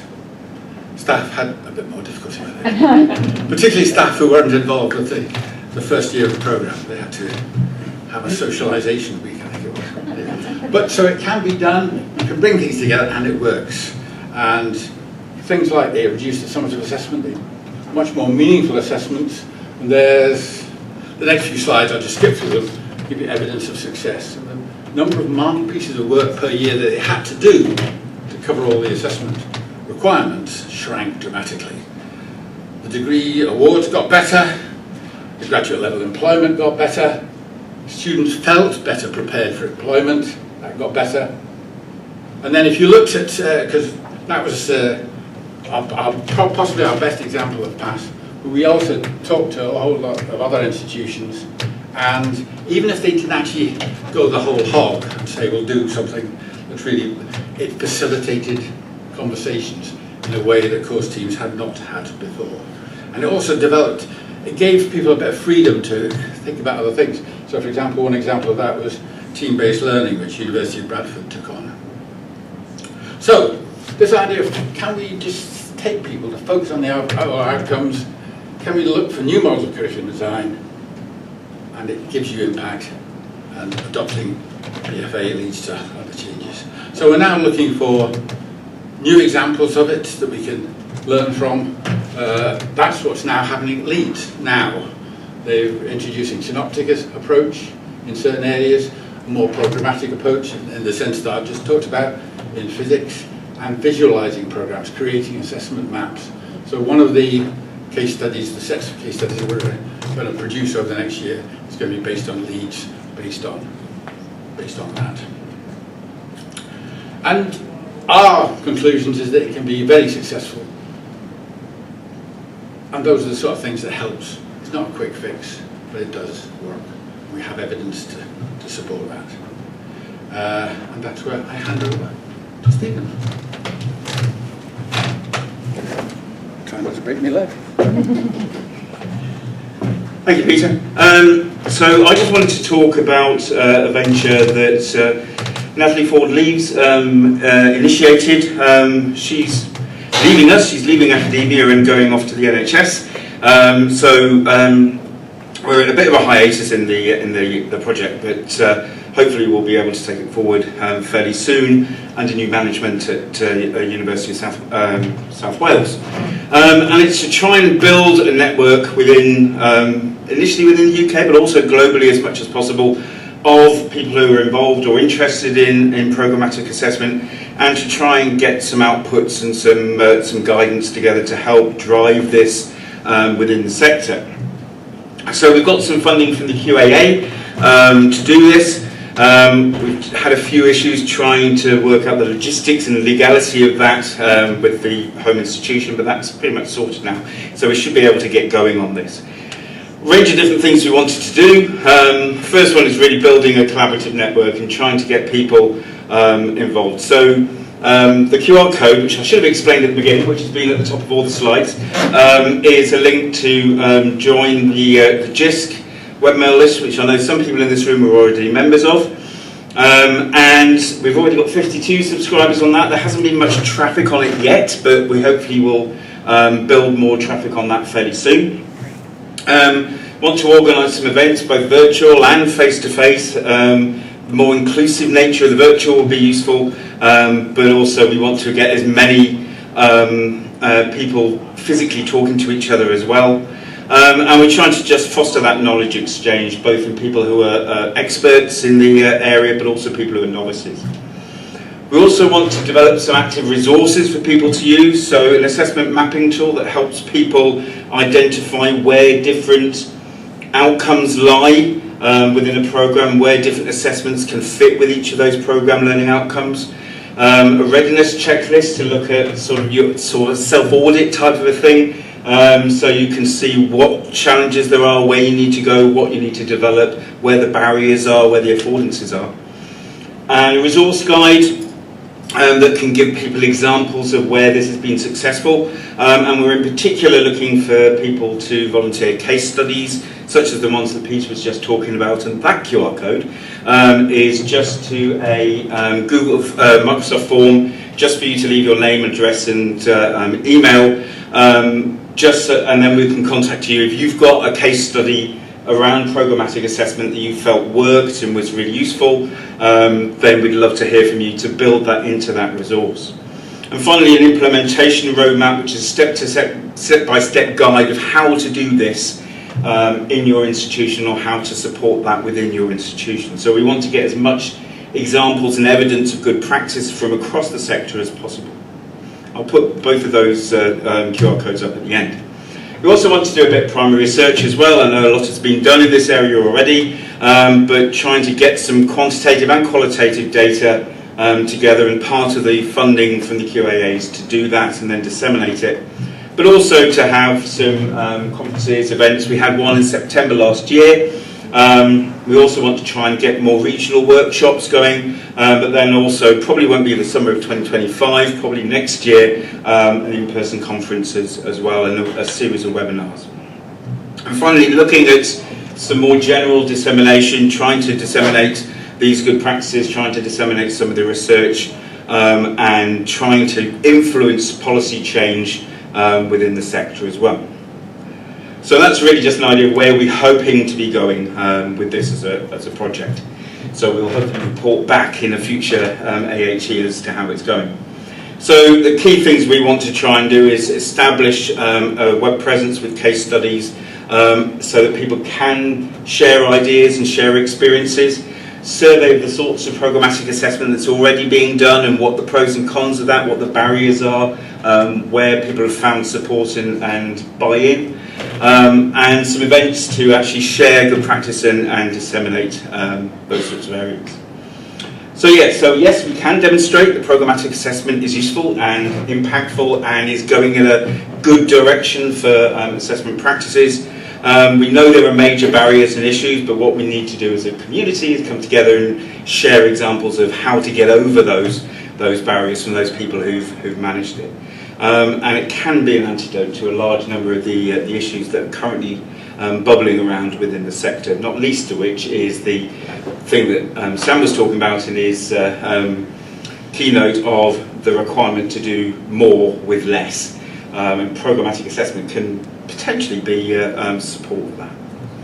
Okay, so that's it from us. Very happy to answer any questions. Probably Peter's the best one to talk to you about the concept of programmatic assessment, but I'm happy to talk about anything to do with the network as well. So thank you very much. Before I answer questions, I would like to pay a note of thanks to David Bowd, who was in fact very helpful to the PASS project when it was started at Bradford. We didn't put all the names of people who have been involved in it on the slide because we only have 25 minutes.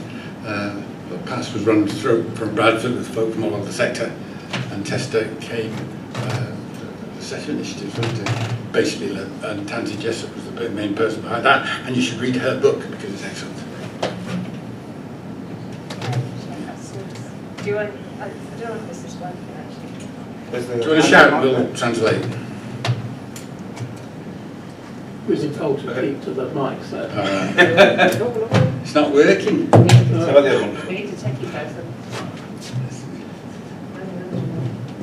What would your question be, David? Oh, okay. Well, I will try to shout. Since PASS started over 10 years ago, our colleagues in the Netherlands have been racing ahead with programmatic assessment. They've been implementing it in a very substantial way. They've been writing huge numbers of research papers about it.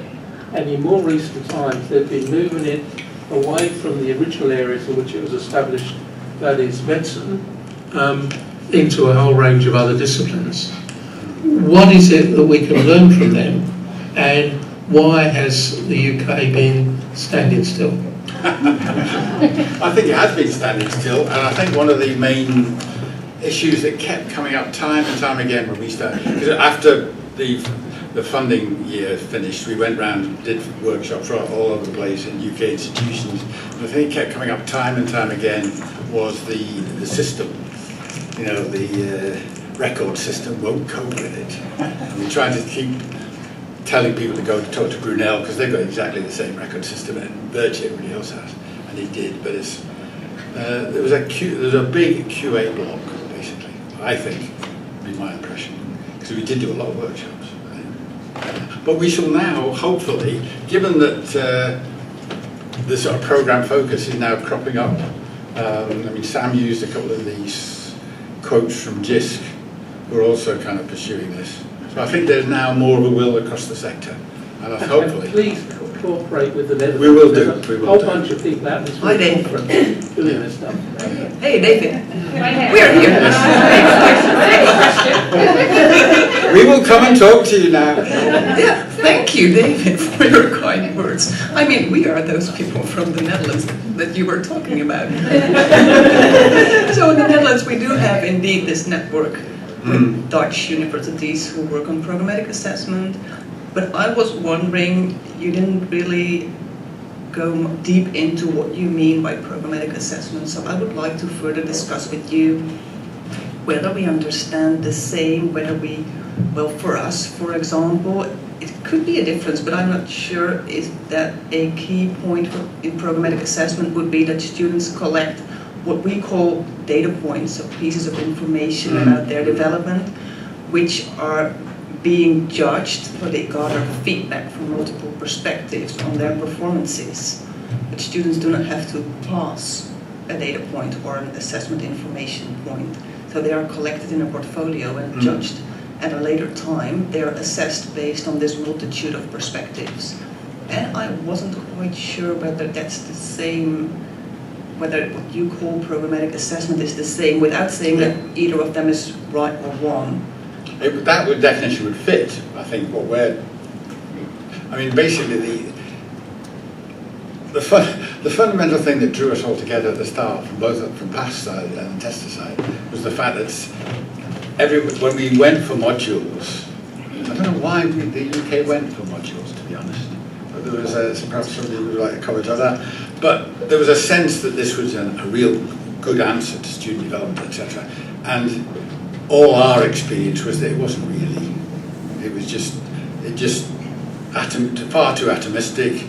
It did not help coherence of the programme at all.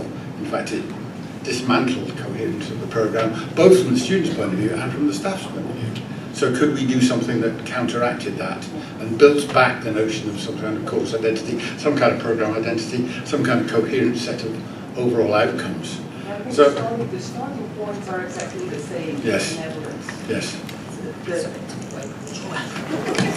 No worries, thank you.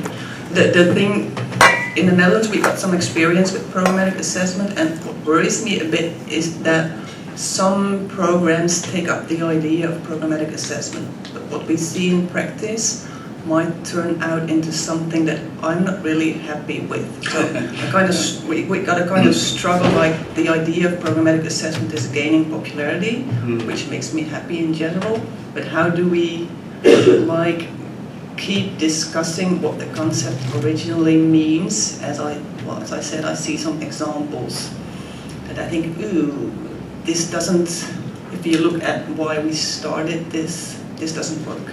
But that worries me a bit. Yes, well, we would like to, if you like, re-energise the debate from the UK's point of view and then spread out and talk to you, yes. Because effectively the discussion stalled as soon as we got...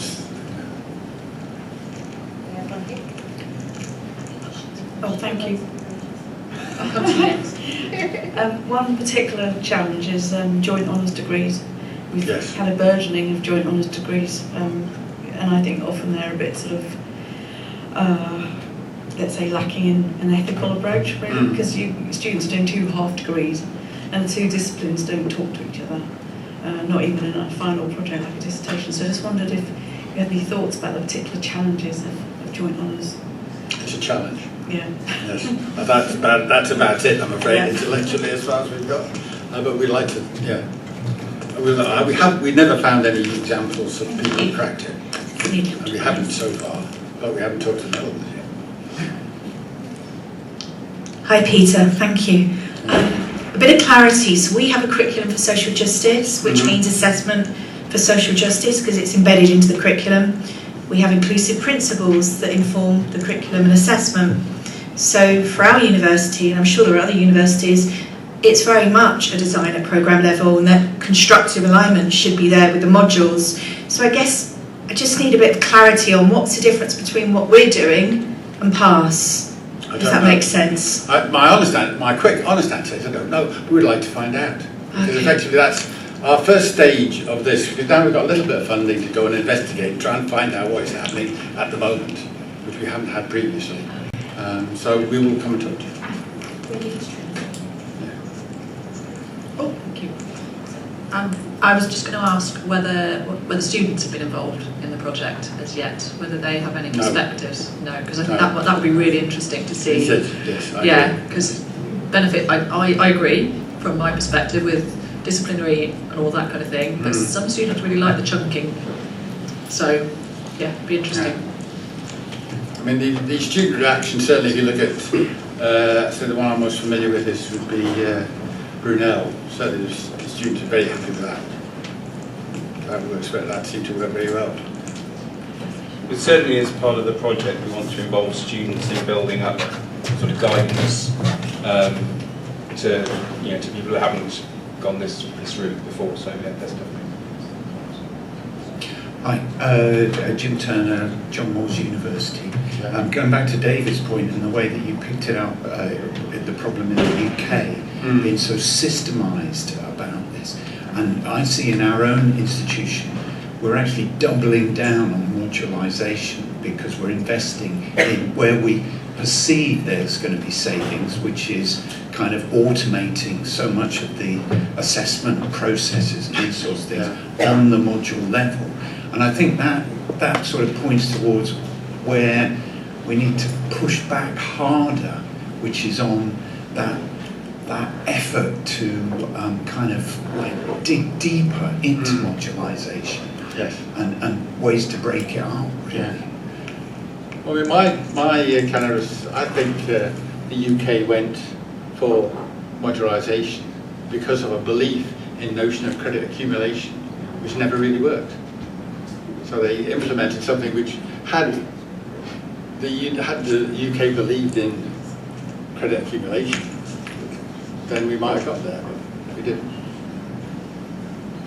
Hi, Hayley Bajaya from the University of Melbourne in Australia. Yes. I'm interested, I suppose, not so specifically about all the guiding principles for programmatic assessment being adopted. It could be like a more loose definition of program level assessment.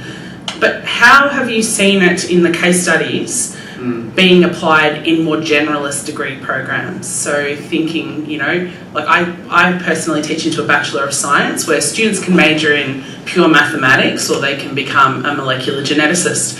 And so the subject choices that they have are numerous and the pathways through their bachelor's program are quite vast.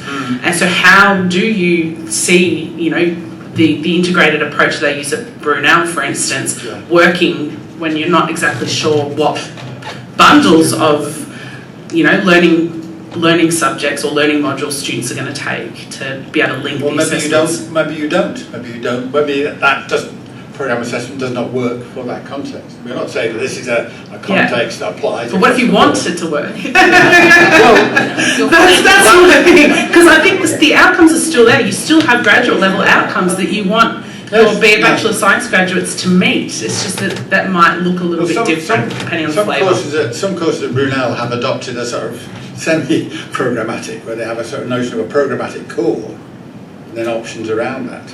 A couple of degrees at Brunel have adopted a program approach in years 1 and 2, or maybe just year 1, and then break off into options and stuff.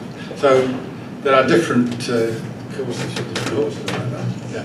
I think an issue with that is thinking of what the general learning outcomes of a degree are.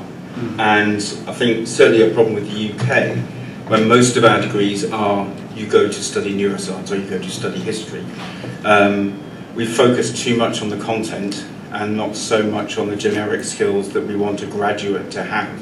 So I think the answer on that score is to focus on those learning outcomes rather than the very specific disciplinary ones. And as David said earlier in his and Phil's talk, it's about getting those learning outcomes right and focusing on the right types of learning outcomes, not on the minutiae. And I think that's really where the problem is in the UK, is we're so obsessed with the subject, we lose sight of the overall branching issues. So I think that's really where the change needs to happen. Any more? I've no idea what we're doing.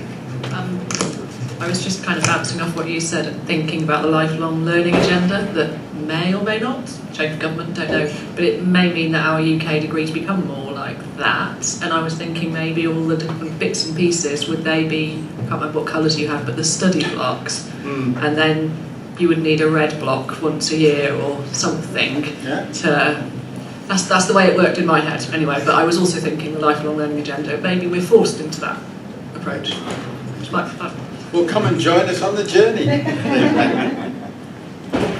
we're done. I'm not very good at chairing. Okay, thank you very much. I think that was really interesting. So anyone who's interested, send your details to Stephen or Peter and Ed from the University of Kent to talk about understanding students' perceptions of fairness in group work, key considerations and implications. You have about 15 minutes, so I'll let you know, and then 15 minutes for comments and questions. Thank you very much. Thanks everyone. I didn't know how many folks we get in quite a big room, so thank you for attending. As you'll see on the screen, there's a number of institutions and people represented. A couple are in the audience today, so I can pick on them if any other questions are more difficult for me.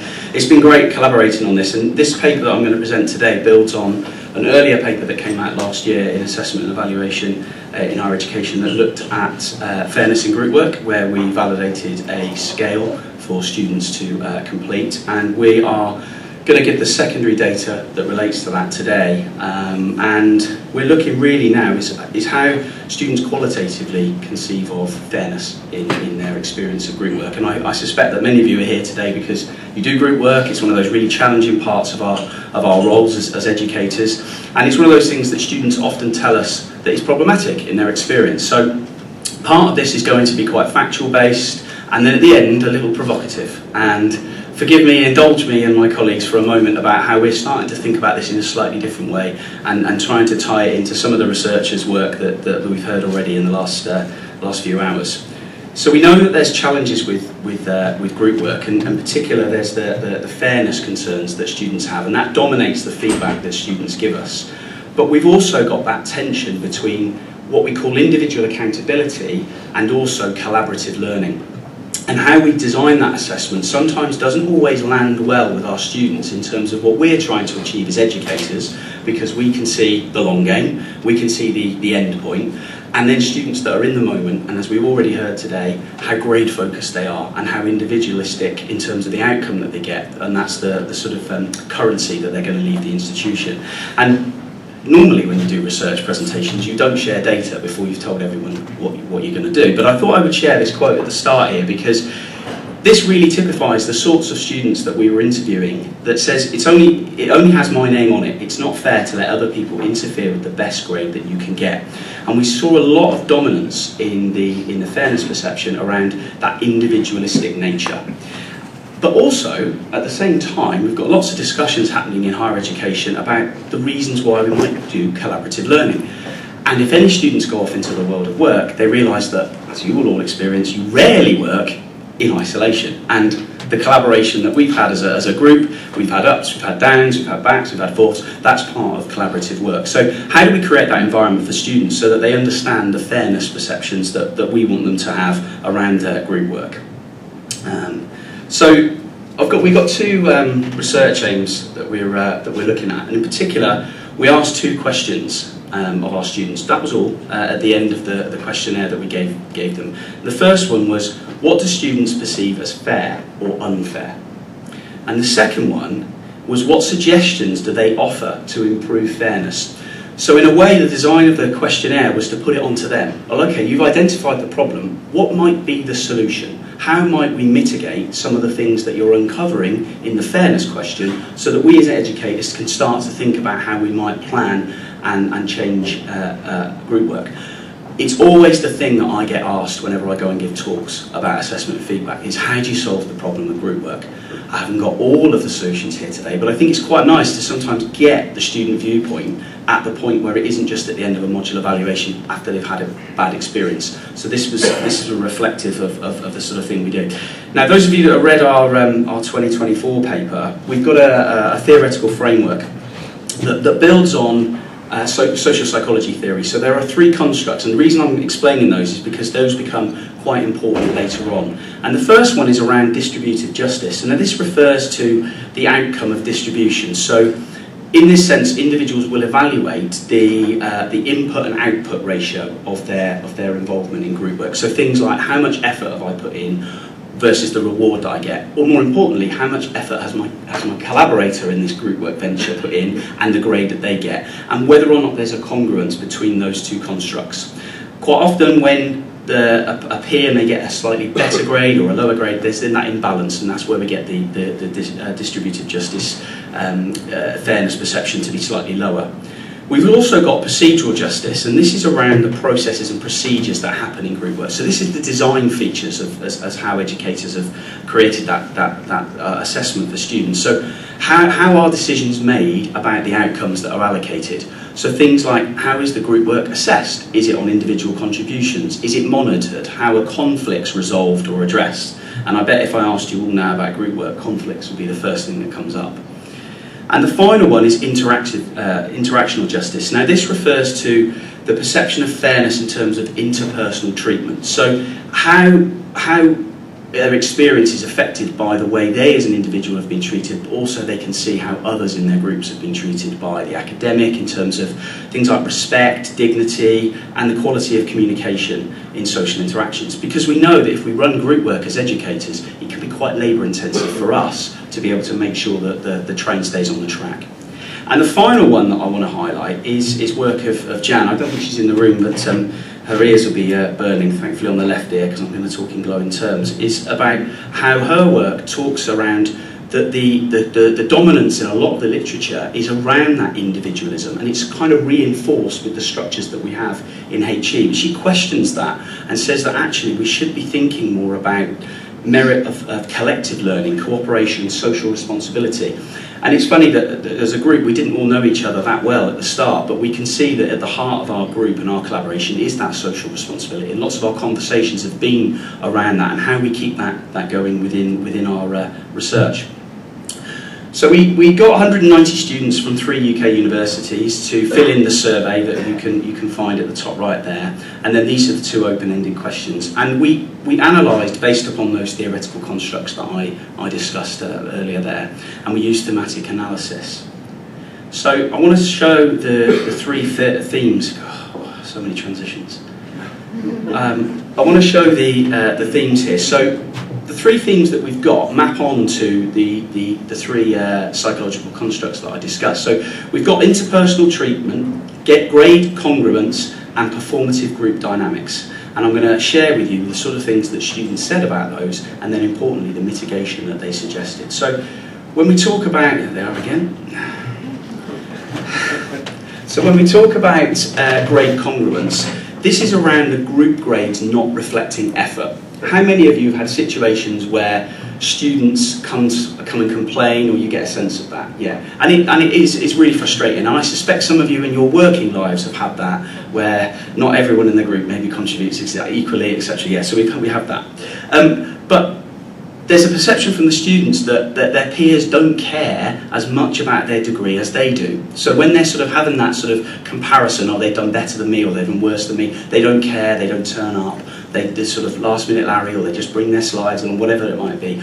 Or increasingly we find in group work where students are having to meet outside of the classroom, so many of my colleagues are dealing with fallouts on WhatsApp groups, or people not engaging in groups, or not reading messages, or not turning up and going sort of ghosting, I think they call it. I'm too old to know what these terms mean now, but that's what they tell me, these young people. And what we say, what the students say to us is that the way to mitigate that might be to do things like dual marking. So students would, we'd have sort of a mark for contribution, or we would have separate submissions, so students would sort of get rewarded for what they individually did, and that's really hard for us to manage and do that grade congruence. But we also recognise that there are some issues within a group work setting, and we maybe do need to be active in terms of how we mark individual students as part of the group when we find that there's those issues. So grades, obviously, as we've heard today, is a big thing, and it's not going to go away. I like anyone that was in USO's talk about the whip. About the whip being used to motivate students, but grades really matter when it comes to group works. The second one is the free riding and that unequal workload distribution. And what we find is sometimes students will talk about the idea that that some students maybe take over, that they're dominant, and what we find is that those are the students that really want to do well, and when we have situations where there's free riding, they'll almost take the load for the group, and they'll say, well actually I'll rationalise that if I don't do it, no one's going to get a good grade. Now that's obviously then going to feed into theme 1 about the grade congruence, because at the end of that journey there's frustration because there's a mismatch in grades, so that's really frustrating. But we also talk about the fact that when it's positive, it's hinged on a balanced task division, so that there's clear roles that individuals have in group works, so that then they're responsible for that. So what we see is some groups function really well where they say, this is your designated task, you execute that, and then you're responsible for that. Now where that interacts with the grade congruence there and the suggestion of the student is that you get rewarded for the work that you've done, and obviously if you don't do that, then you're going to be sort of, so it's almost like a contract between the group members.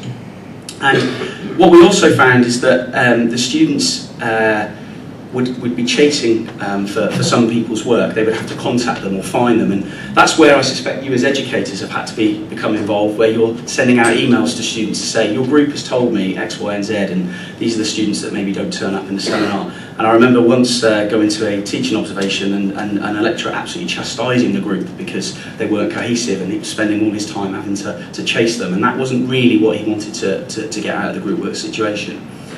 But what we see is that some of the ways that students say to mitigate this is actually, well, let's do some contribution logs. Let's have a weekly log that you submit to the lecturer about this is what the students have done.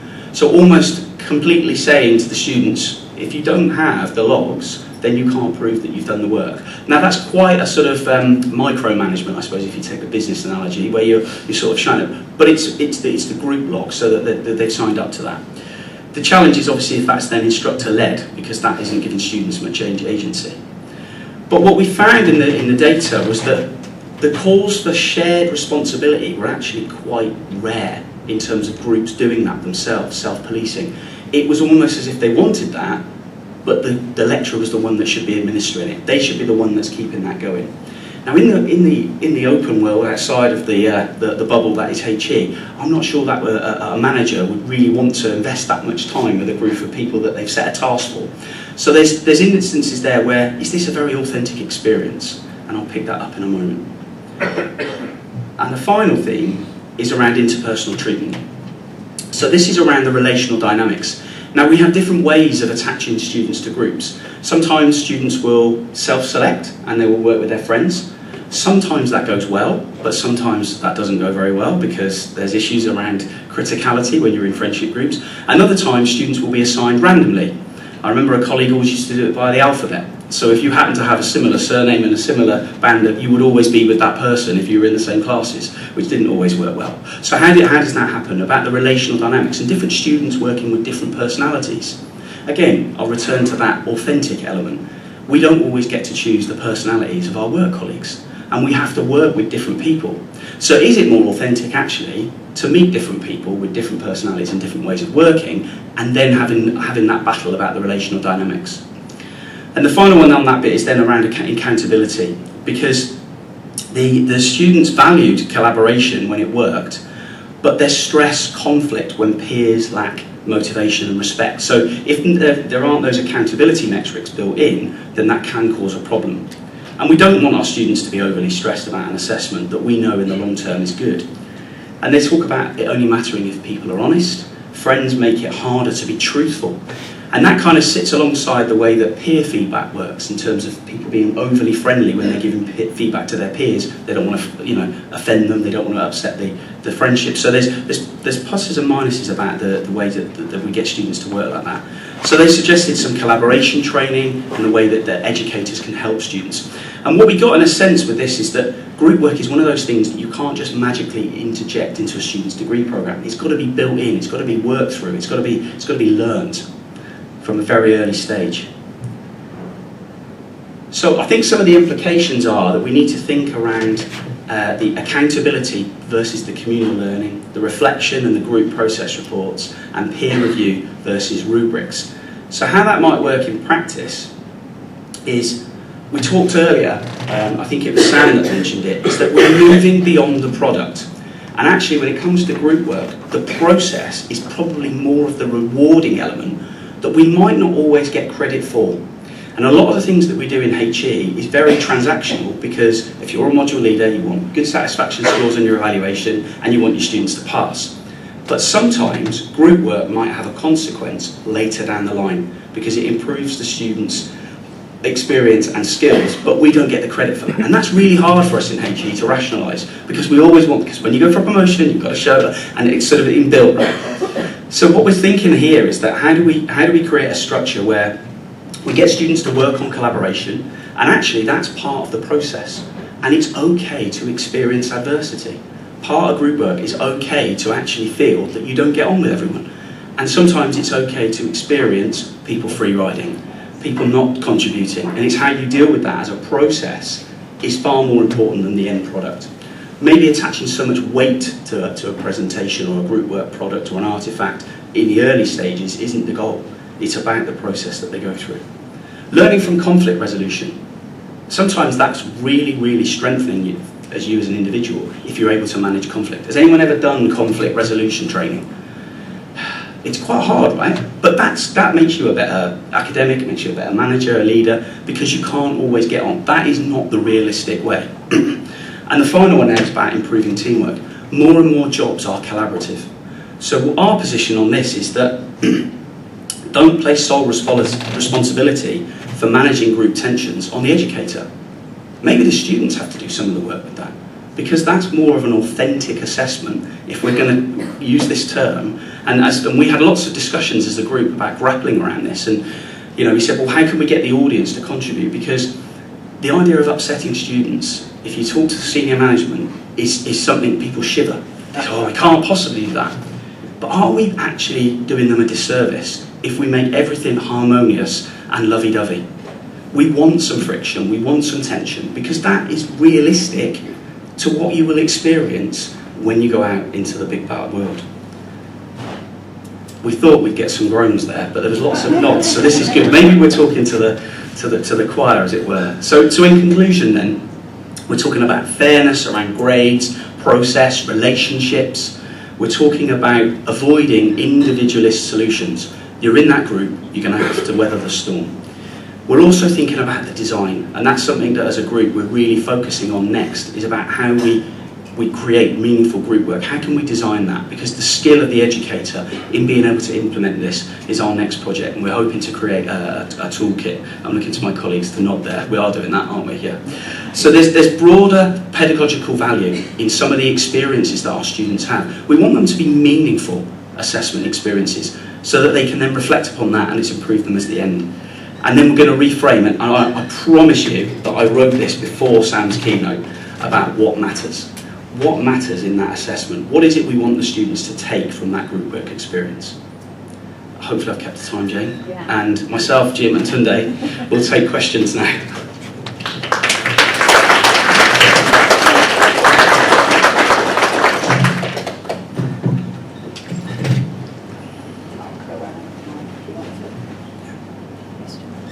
Sorry, we're back to a million transitions.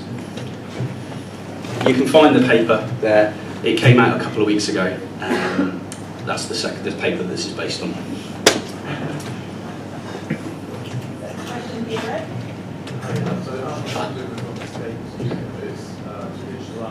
Sorry, I'm a little hard of hearing.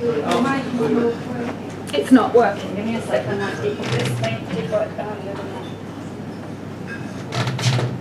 How did the previous chair? Neither of them seem to work, so that's great. That sounds like it's working. This one sounds like it's working. No, it's not. It's not. Something's working. Something's working. It's probably that. It's that, yeah. Just, yeah, go on, shout. Yeah. So Alphonse from Escape Studio. The question I've got is, so are you suggesting that the research is showing that the students should be graded on the process and not just? That's what we're suggesting, yeah. I couldn't get your name, but the person is asking whether or not students should be assessed on the process rather than the product. Yeah, that's one of the arguments that we're making here today, yes, absolutely. We're not saying all group work should be like that, but we're saying that there should be elements where if we're going to teach students meaningfully as they move through their degree programme, that maybe, for example, many first-year undergraduate programmes don't actually carry weight to their final degree classification, right? But that's a hard sell when we're asking students to pay to come, right? But really, that's the opportunity where we can do things slightly different, and maybe spending time doing that in their first year starts to build some of the collaborative elements that we're attesting to here, where if it goes wrong, it does, but it's the learning from that process, because we'll argue that that's the authentic element of what they might go off and experience, not just in work, but just in wider society. But conflicts become one of those things that is not something people want to have, but it's a realistic fact, isn't it? Yeah. Thank you, Ed. Two parts to this. One, I'm really glad you talked about collaborative training. Yeah. Because I think one of the big questions for us is, do we do any of that? I mean, we do study skills for essay writing, we do study skills for all sorts of stuff. Do we do anything But we just randomly shove students into groups, and we hope somehow it will all work out. Yeah, absolutely. Okay. So they're not just collaborative training, but training what happens when it goes wrong. Absolutely, yeah. And understanding the different roles that people have. Yeah. But also, I want to say that coming from a performing arts background, we have particular problems. So just we're doing Hamlet. Yeah. Okay, someone's got to play Hamlet, yeah. which is who's on stage the whole time, yeah. and has got a massive role. Someone's got to do Rosencrantz and Guildenstern. Someone's got to walk on as the gravedigger. Yeah. And so how do you, it's the balancing of how do you balance those roles? Because that's inevitable in any group work. Someone's going to take a major role. Yeah. What we don't do is Hamlet's 100,000 words. There's 10 people in the show. We'll give everyone 10,000 words. It doesn't work like that. No, and actually sometimes group work functions in a way that you almost have to have everyone has the same amount of minute. You look at an assessment brief. Everyone must speak for 3 minutes. They must answer one question. They must be. But sometimes the group might not function like that. There might be stronger individuals. There might be people that do different things behind the scenes. You know, I remember one experience with media is that there was a front person, but then behind it they'd done all the production, like your example. So that to carry on with your analogy there, all of the cast would come out on stage to bow, and they would equally get clapped. Right? You wouldn't get a special clap for Hamlet, you know. So it's that collective element, and that's more reflective of different industries. But same, you know, does anyone watch The Apprentice? It's toe curling at times, but you sat there thinking that person's the best at presenting. Get them at the front, but then they think, well, actually, we need to show Alan that I know him, so I can call him Alan, that we're all equally contributing. You see it in action, or we're all equally contributing, but actually two of them are crap. They should never be at the front. They should be doing, but because they have to, so group work's a bit like that. It's almost like, I've said my piece, right, I'll get my tick. That's probably not reality in certain teams. You'll have dynamics that work. So maybe we create assessments that do reflect the reality, and people are okay at knowing you can't always be Hamlet. Sorry, I'm getting my soapbox here. Apologies. Question from Stephen. Hi, yeah, really brilliant and great work. I really absolutely agree with the whole idea that we have to train students in doing this. You would never give a student nurse a test of drawing blood without first training them how to draw blood. So, and this is the one area where we really are bad at that within the sector. My problem with group work is usually the reason it's adopted has nothing to do with pedagogy. It's because it reduces the marking load by sixfold. Yeah. How in your thinking, do we get around that mindset and change the narrative to group work because we're training the students to work in groups rather than group work because that's less work? Yeah, and supposedly. And I think that's where you see some programs that try and have group work in lots of different modules or a certain type of assessment because of exactly what you've identified. I think it is about looking holistically at a program. Where does it suit the best situation for that to work? That's the workload for that element. We work with the workload model and we reduce and see more as a delivery of a team, and we're all in movement, but a collaborative offer rather than I caught the end of the last one about this modular element and people protecting their own islands, because if you'll have inequity then on the same way people choose exams because it's quicker to mark and all those sorts of things. So it's having a conversation about what's best for the students and how does that then down the road best for the program, because if satisfaction is something you want, it's a collective rather than seeing it as a module. But it has to be a flexible workload model, doesn't it? And appreciating there's give and take, and I know people obviously it's a challenge. Yeah.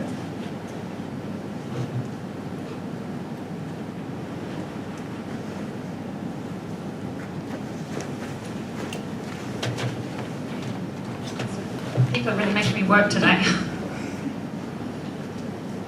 Thanks very much for the presentation. I was wondering if there are any plans to extend or expand the study to other universities to get a bigger sample of students who contributed to the feedback of what is important to them. I'm glad you asked. So our scale is freely available.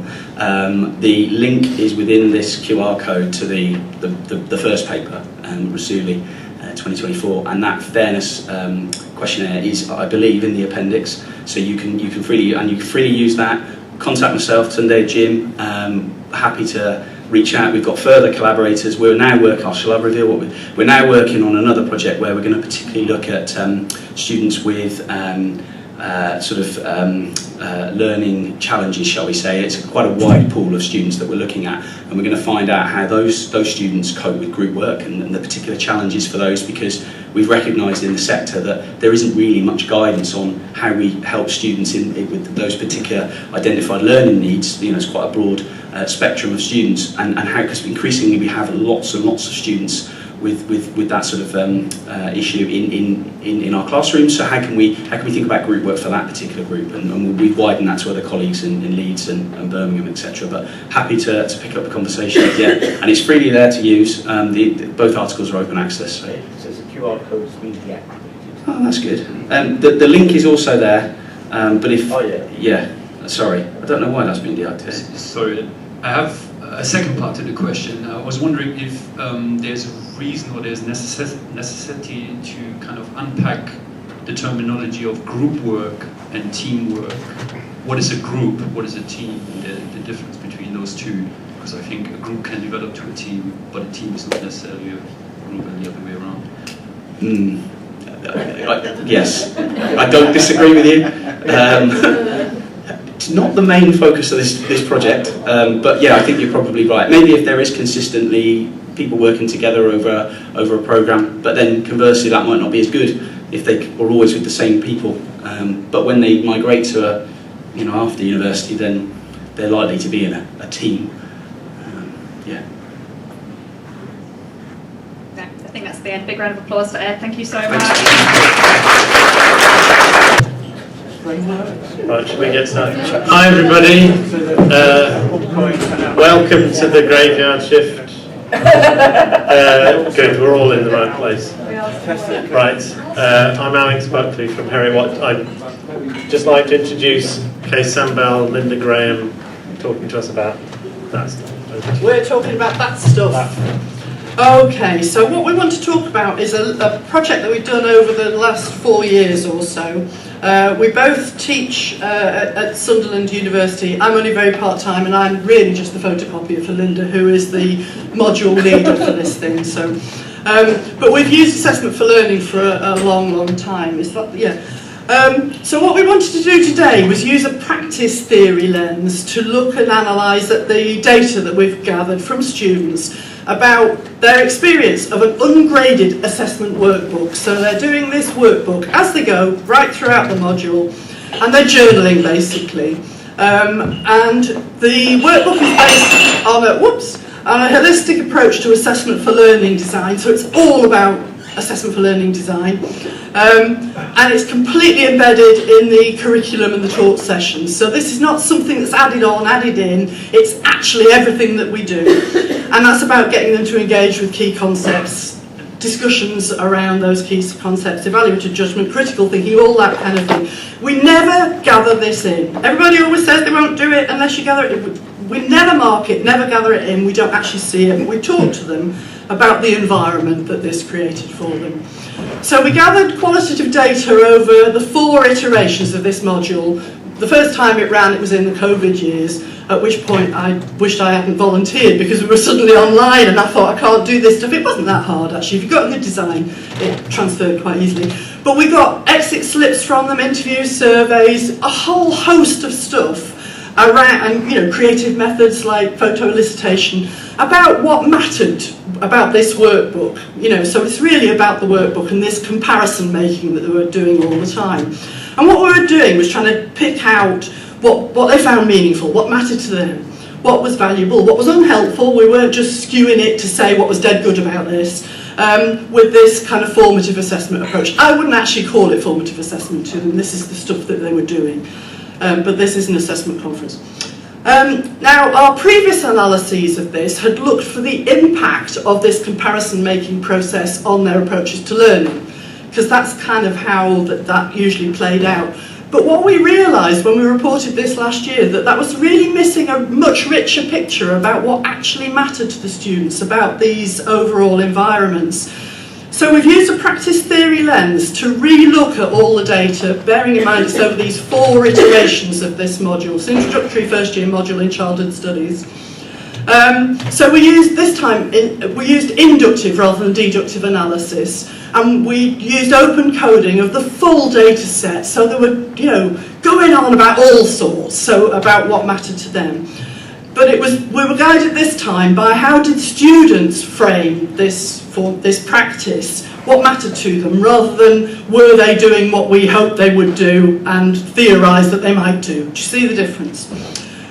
And when we open coded that, we got themes from what mattered to them, which reflected the spaces, metaphorical as well as physical and material, that they were associating in their heads with this workbook practice. And practice theory was really useful here because instead of looking at it as an individual thing from the student's point of view, we were looking at it allowed us to really explore what these workbook practices were looking like across the piece as a practice, and that was really complex and contextual and relational. So we were sort of digging beneath that. I'll just whiz through the findings. When we look at it this way, it was all about what students were doing to co-construct formative assessment. This wasn't something that they were just doing and importing as is, but they were making it their own in really interesting ways. Mostly, the thing that really hits you between the eyes when you look at what they say was that they saw the workbook and these associated activities as what Yusso would call a communal breathing space. There were bolt holes for self-formation. These were places where they were learning to be. And that agentic sort of negotiation, they were not seeing them, as we'd expected probably, as preparing for the formal assessments. So you kind of would expect that this was their dry runs and this, they just wanted to know how they were doing and how they could go. But actually there was lots more going on because we looked at the whole data set. Now, although grading and instrumental, performativity were important, they were acknowledged, we absolutely had sightings of that, they were completely swamped and outweighed by this notion of this space as relational pedagogy. It was all about relational pedagogy and informal learning and feedback talk. And I'll give you a flavour of what they kind of talked about. So these 7 themes, I've presented them here in total. The bit on this, and I'll go through each of these very briefly, but the bit in the middle in green is the bit that's really important. This was about, and the word is trust. This was about trust that as educators, these were going to be enabling practices for them, that they trusted that we were acting responsibly and they could have confidence in that and the people that are around them. So I'll whiz through, rather than go through them now, I'll whiz through the sorts of things they were saying. You can all have the slides afterwards to see the detail. And I've done them in order of, the amount that the groupings were the most prominent. So the most prominent was that the peer, and in that case the course community, was what really mattered in this space. That it was an informal space to discuss disciplinary knowledge. Now we often talk as if it floats, but disciplinary knowledge was so important. Get chatting about the disciplinary knowledge, supportive space to think about things, casual discussion came up a lot. It was the informality of these kinds of things that were really important, and space to see what other folk thought, and the other folk were nearly always other students, not us, which was really interesting because we were pitching in, with gusto, but they didn't blank us out, but we were it was what other real people thought that was so important. Because it was, the word this person's using is relatable, not that we're not relatable people. The next thing was their involvement in these meaningful structured activities. It was, to my mind, it was highly structured, and we can show you the workbook if anybody's interested. But that was about space to build incrementally rather than see it as an end goal that they've got to sort of race to or anything. So it happened over time, and they kept using this cycle. there was something very important about tuning into the disciplinary ways of thinking and practicing, the way that childhood studies as a discipline thinks and practices and reflects. So there was a lot about that. That you need to learn to see things differently, and that's what the subject asks you to do.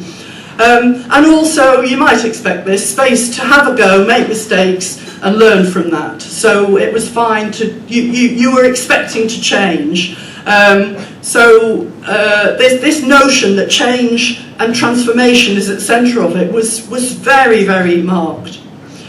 The third one that appeared was very much about this a sense of belonging. And when we talk about belonging in university, we often talk about it in a rather generic way.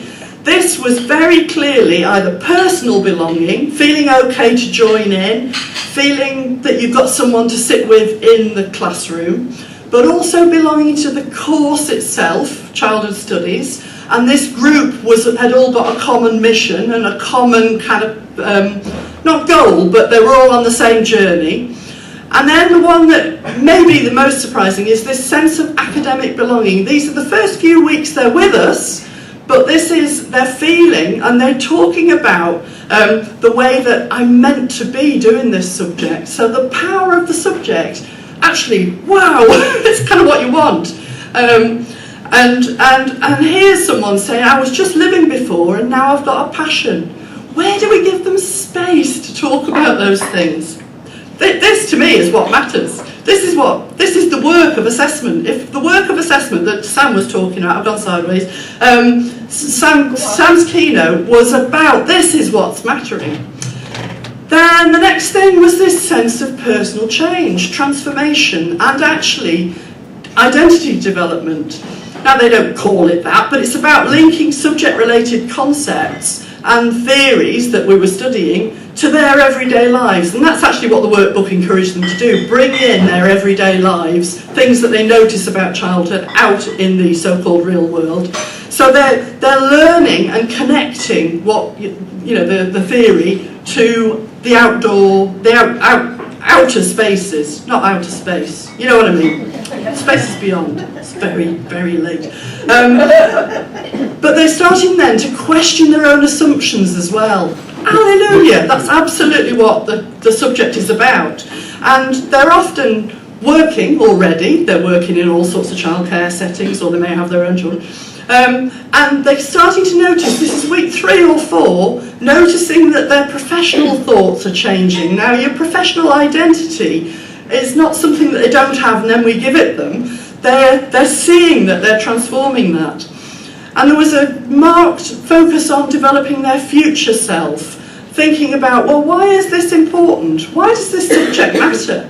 And this person is talking about, well, I can see now, I haven't got a clue what this was about, but now I can see that this is why, this is going to make me a different kind of practitioner. And how can I ask those questions if I'd never even thought about it? Then the 5th one is about changing their relationship to the subject knowledge. So, and that really mattered. Seeing things and seeing childhood differently from their family and friends, which is kind of where they normally have their sounding boards, and it just altered the way that they saw the world of childhood, which is absolutely what you want. But they're seeing that childhood isn't a homogenous thing. They're seeing that other people don't see it how they see it, and they're seeing that there's a transformation in the way that they are with their family members or their boyfriends or whoever it is. They're kind of looking for spaces to be able to question what's going on and notice. And there's the word notice that Sam used. And this sense of transformation, I look, she means I look at things, childhood, differently, and I feel different. And you think, this is somebody that's talking in week 3 or 4 or 5, pretty, yeah, and this has changed me as a person. Wow. Trying out their own disciplinary voice, that's not learning to conform to the disciplinary voices we want them to use, but to try communicating your thoughts and ideas and run ideas up a flagpole, and then so it needs to be a safe space for them to have a go at doing that, so that they're not just simply conforming to write nicely or whatever it is that they think they're going to be expected to do. And this notion that they were actively seeking out, and this really struck us as funny at the time, but they're talking to their boyfriends on the settee about an advert that's come on, and he'll say, I started talking to my boyfriend and saying, oh, you see, there's the hoodie again, and he was a bit surprised, and you get these sort of cameos of their lives, but they're seeking a way of explaining to other people how they've changed and what they see differently, and trying to get friends and family as excited as they are. And they don't become as excited as they are. But that's kind of, that's a mark of an expert, isn't it? People do not get as excited as I am about assessment. And yet we keep going and we try and talk to people and find people that will talk to us about it. Anyway, that's a diversion. We did get, of course, the performative assessment matters. And we did get, and it wasn't as marked as you would think. I mean, these students are extraordinarily diverse, and they've had very sort of traditional kinds of notions of what learning childhood is all about. And so we did hear, I'm starting to question if I'm clever enough to be here. What's the point of doing the course if you're going to fail all the assignments? So you get that sort of doom-laden anxiety. That was not strong, that was very few. And people saying, well, if I do get a fail on this, I'm not sure I'll stay. Getting those kinds of stories. But that was far outweighed when you looked across the whole data set with this notion of feeling supported to succeed. So feeling that we heard about them enjoying doing the assessment, feeling that they'd got this, feeling that they actually feel quite knowledgeable, and so get a sense that they don't have to rush off as they do, they said in other modules, thinking, oh heck, the summative assessment is here, I better start reading. Because wasn't just that they were reading all the time, but they were bringing stuff to this all the time. And it's very, very different to my mind. What are the implications? Well, the practice lens has made us really re-look at the data that we've got, and it's a much, much richer, more situated picture than when we simply look for impact of using David Nichols' comparison-making approach on their approaches to learning, which actually takes quite a cognitivist approach, although he says it doesn't, and seeing it as a sort of intervention. To us, this isn't an intervention, it's the whole thing. It was the whole shebang. It's deeply entangled in knowledge, and I think that's what we sometimes don't hear enough about at this conference, is that the knowledge structures of a discipline really, really matter.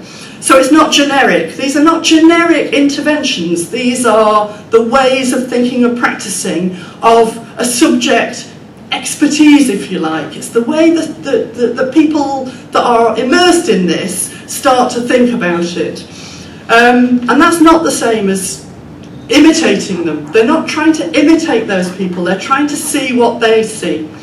And we have sightings of these transformational educational experiences, and I think Paul Ashwin's very good on this. If you just ask them about transformation, you'll get a certain pat answer. But if you're talking to them about what matters to them and what's been going on with this quite elaborate assessment for learning design, you get a very different picture. And that is absolutely nothing to do with teaching to the test or getting them to jump through the hoop or just be able to do the assignment and move on. The close analysis of student perspectives really highlights the emphasis they place on their role in this. So the co-creation this is not us doing this to them, it's them doing this with some tools and with some people, and we just happen to be some of those people. And that was really palpable. It absolutely foregrounds students' agency because they're bringing stuff, they're asking questions of things that they've noticed that you don't know what's going to come. I mean, it's a bit seat of your pants stuff, but luckily Linda is a seat of your pants kind of teacher. She can take anything, you know, whatever. She never looks phased. I've learned so much from co-teaching with Linda, although she only sees me as the person that does the laminated sheets. And the importance of trust. I cannot emphasise enough the importance of trust in the process itself. We've got this, we can do this, but also we know what we're doing, we know why this works, and we do, because we've been doing this process up to a point for a long time. And the importance of authenticity. Now, to me, this is authenticity in assessment. So it's about relating the assessment to what matters to them. So the whole work is about the way that they're manipulating the stuff that they're bringing in and thinking about it, reflecting on it. So it's relating to their interests and their lives and their worlds, rather than just tacking on authentic assessment to whatever you were going to do and hope that that works. Because it's not about the putting an authentic task in, it's about the authenticity in the formative developmental stuff. I hope that makes sense, because it's very late in the day. But there we go. That was us. Here's where we've drawn some references. We've got lots more, I suppose, this is not just thought about overnight. This has been our lives, actually, since sort of, I don't know when, was it mid-2000s? So it's a design issue, and there's something around designing for co-formation of stuff rather than designing to fix them that is absolutely germane to this, and Linda is the absolute, I don't know anybody that does it better, but there will be people in this audience. There we go. Any hard questions, Linda will now step up. There is nothing you can say that will faze her. If anybody's sitting there thinking, I'm going to ask her questions, going to faze her, thank you. How do you be human? No, solve problems of the universe. I'm not. Yeah. Any questions? So, any questions, comments? No, everybody's just looking like blind. Oh, have we got a mic? Oh, well done. I did the last session. I only worked it to make sure that it's not on mute. You're Elwood now. You're Elwood. Oh, you're It's not on mute. Jim Turner from John Moores University. Thanks for that presentation and clear demonstration of how this sort of assessment can work. What was chiming with me is the way that you've created not just it's a space for that development, and the time and the way that you've carved that out for the students, really. It reminded me a lot of like third space kind of ideas and these sorts of things. Remind me what third space ideas are? Even I don't know. But that kind of space where you can transition to a new identity. Yeah, I guess, well, yeah, I don't know if it's third space, but for me it's very much about threshold concepts. We don't seem to talk about them anymore. We have got a threshold concept in that first year, and by Christmas we've got to get them to get to grips with it. And it's absolutely counterintuitive. It's counterintuitive, it's problematic, it's troublesome, it changes the way that you see the world, and it's all built around that notion that you go, but it's a liminal space, that you go through a portal, but you don't suddenly just go, aha, and now I have it. So you go through and you're back, you're through and you're back, and you're thinking, flipping it, this makes my brain hurt, and this, all of that. And that, I don't know if that's third space, but it starts to change the way you see the world, but actually who you are. Because the way you see your world start questioning everything. Yeah. Because you're looking at it, it's from a sociological perspective, but you're starting to look at the ways in which childhood is seen. And we'll have students who just hang on to the way they see it, and you can hear that in the codes, and then they start changing. And I mean, university has to be transformative for people, doesn't it? If you just come in and you just go out the door in the third year and you think exactly the same way as you came in, so where is that? It's got to be transformative, and to get them to even get to that point, this module is stuck in the first year, which is actually the foundation, it's the rock on which they're going to stand. And I think for many students, it's almost making something very familiar very strange. And the work group, well, it's a journal, we get them to do it. The comparators that we use have been really specifically chosen. I mean, we've got a lot of experience with this, specifically chosen to sort of do this all of the time, and they go, oh yeah, oh, whoa. You know, we use film and we use, one of the comparators is critical literature, so we'll get them to read, and we'll get them to choose something for grade, and we'll get them to bring, you know, a paragraph, or we'll say, what would you choose? Then we choose something, and everybody obviously chooses something complete. We give them a chapter and we say, choose something you found interesting, and they start saying, and they try to explain what it means, and as soon as they hear that voice, they start to understand how they're thinking. So there's stuff like that. We use lots of different things. We use like sort of just, you know, we'll throw words down and say, well, what might this mean? Because obviously linguistically that's a challenge, isn't it? When words mean much more powerful, and we do all that. So we use a lot of very specifically chosen comparators to start to make that movement towards starting to think differently. And of course, that's about them. We don't want mini-me's. We don't want people to, I mean, goodness gracious, people in my brain.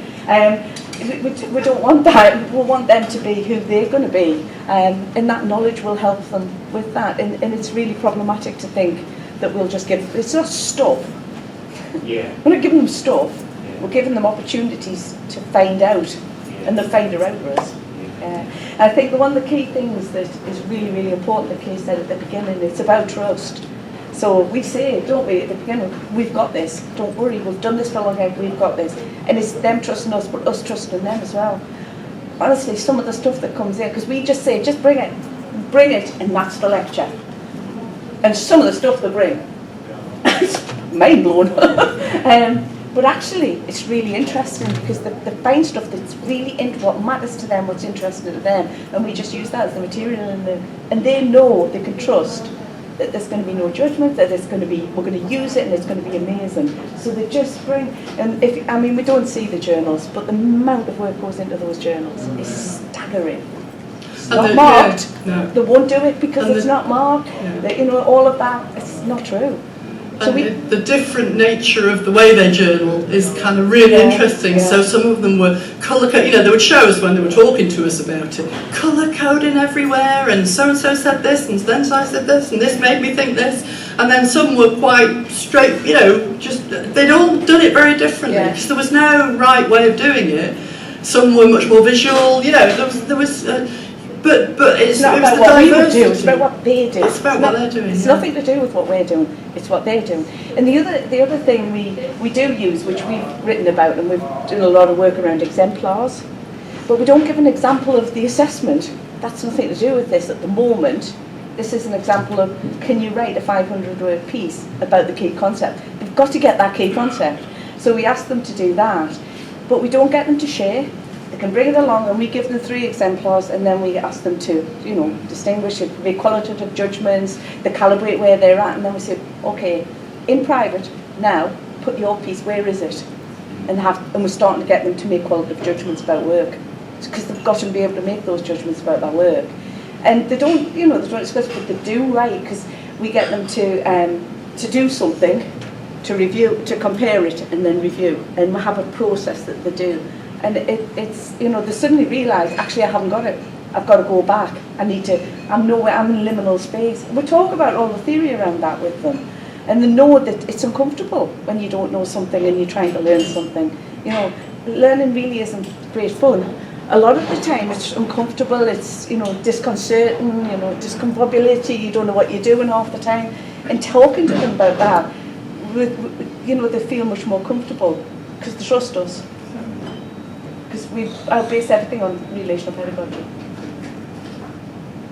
Did that answer that question? Yeah. I feel like that was like a universe question. But a universe answer. We've probably got time for another. I've got a question. Maybe else has got a question. If you had to sort of pinpoint, what's in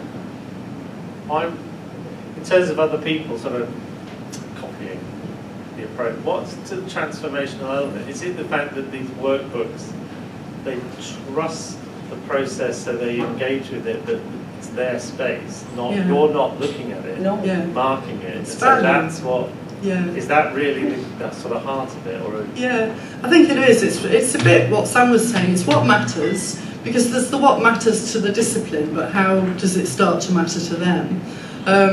But then the what matters has got to come from them, rather than us telling them what matters. We've got to draw out the what matters. So the workbook is all about finding your way through, finding something that matters, and then working out how other people see it. It's the what else as well that is so important. But they're not just trying to give you what you No, want. we don't because do it's that their at all. space. Yeah. They'll discuss Absolutely. what they found out.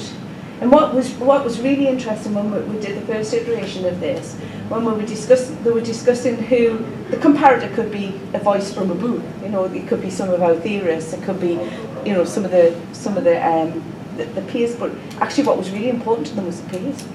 We were almost written out of what we thought. It was really interesting. They didn't really, and actually, the process that we thought was is very, very structured. They didn't actually notice it. They just got so used to it, because it's actually quite a natural thing that you do. You do something, you review it, you compare it with what other people were saying, and then you review it. It's quite a natural process, but they didn't really. To our astonishment, they didn't see it as we thought it was so structured. We were sort of cringingly embarrassed by it, but actually, they went, "What process was that?" Yeah, they didn't actually notice it. Like, after a while, which is really interesting. That's such. I mean, I suppose if you took one of them and you looked at the word count, it would be quite substantial. I mean, there's a lot in, but they were really. We spent an inordinate amount of time thinking about what a comparator would do. So it's the quality of the comparator that makes the journal really powerful, if you see what I mean. And that wasn't an easy task. It's not just busy work, no. Yeah, no, it's not just busy work. And of course, not everything is leading to the assessment, but the assessment is about how far and in what ways they can apply that idea to a something, and we'll give them loads of choice. They all choose the film Matilda, by the way, but we do,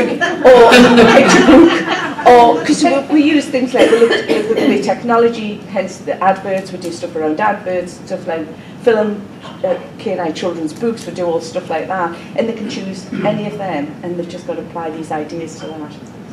And this is such early doors, already starting to make those changes. And they carry it on. What was so interesting is you hear it reflected back in you do the dissertation module in the third year, and they're doing it, and they don't even know they're doing it, but they're still doing it. We had a moment where I talked to them about what comparators they're using, and they started to talk about how they've gone back at the end of their dissertation to look at that proposal, to hear that voice, to now see this voice. They wanted to see distance travelled. And that's really interesting, because often people go, they get a proposal and they'll just stick that in their dissertation. Well, of course they don't. Their voices have changed. I mean, they've learned so much in that period of time. So they're even using the whole process, actually themselves, just developing their own way of doing it, which is really interesting. Right, we should draw that to a close. Thank you.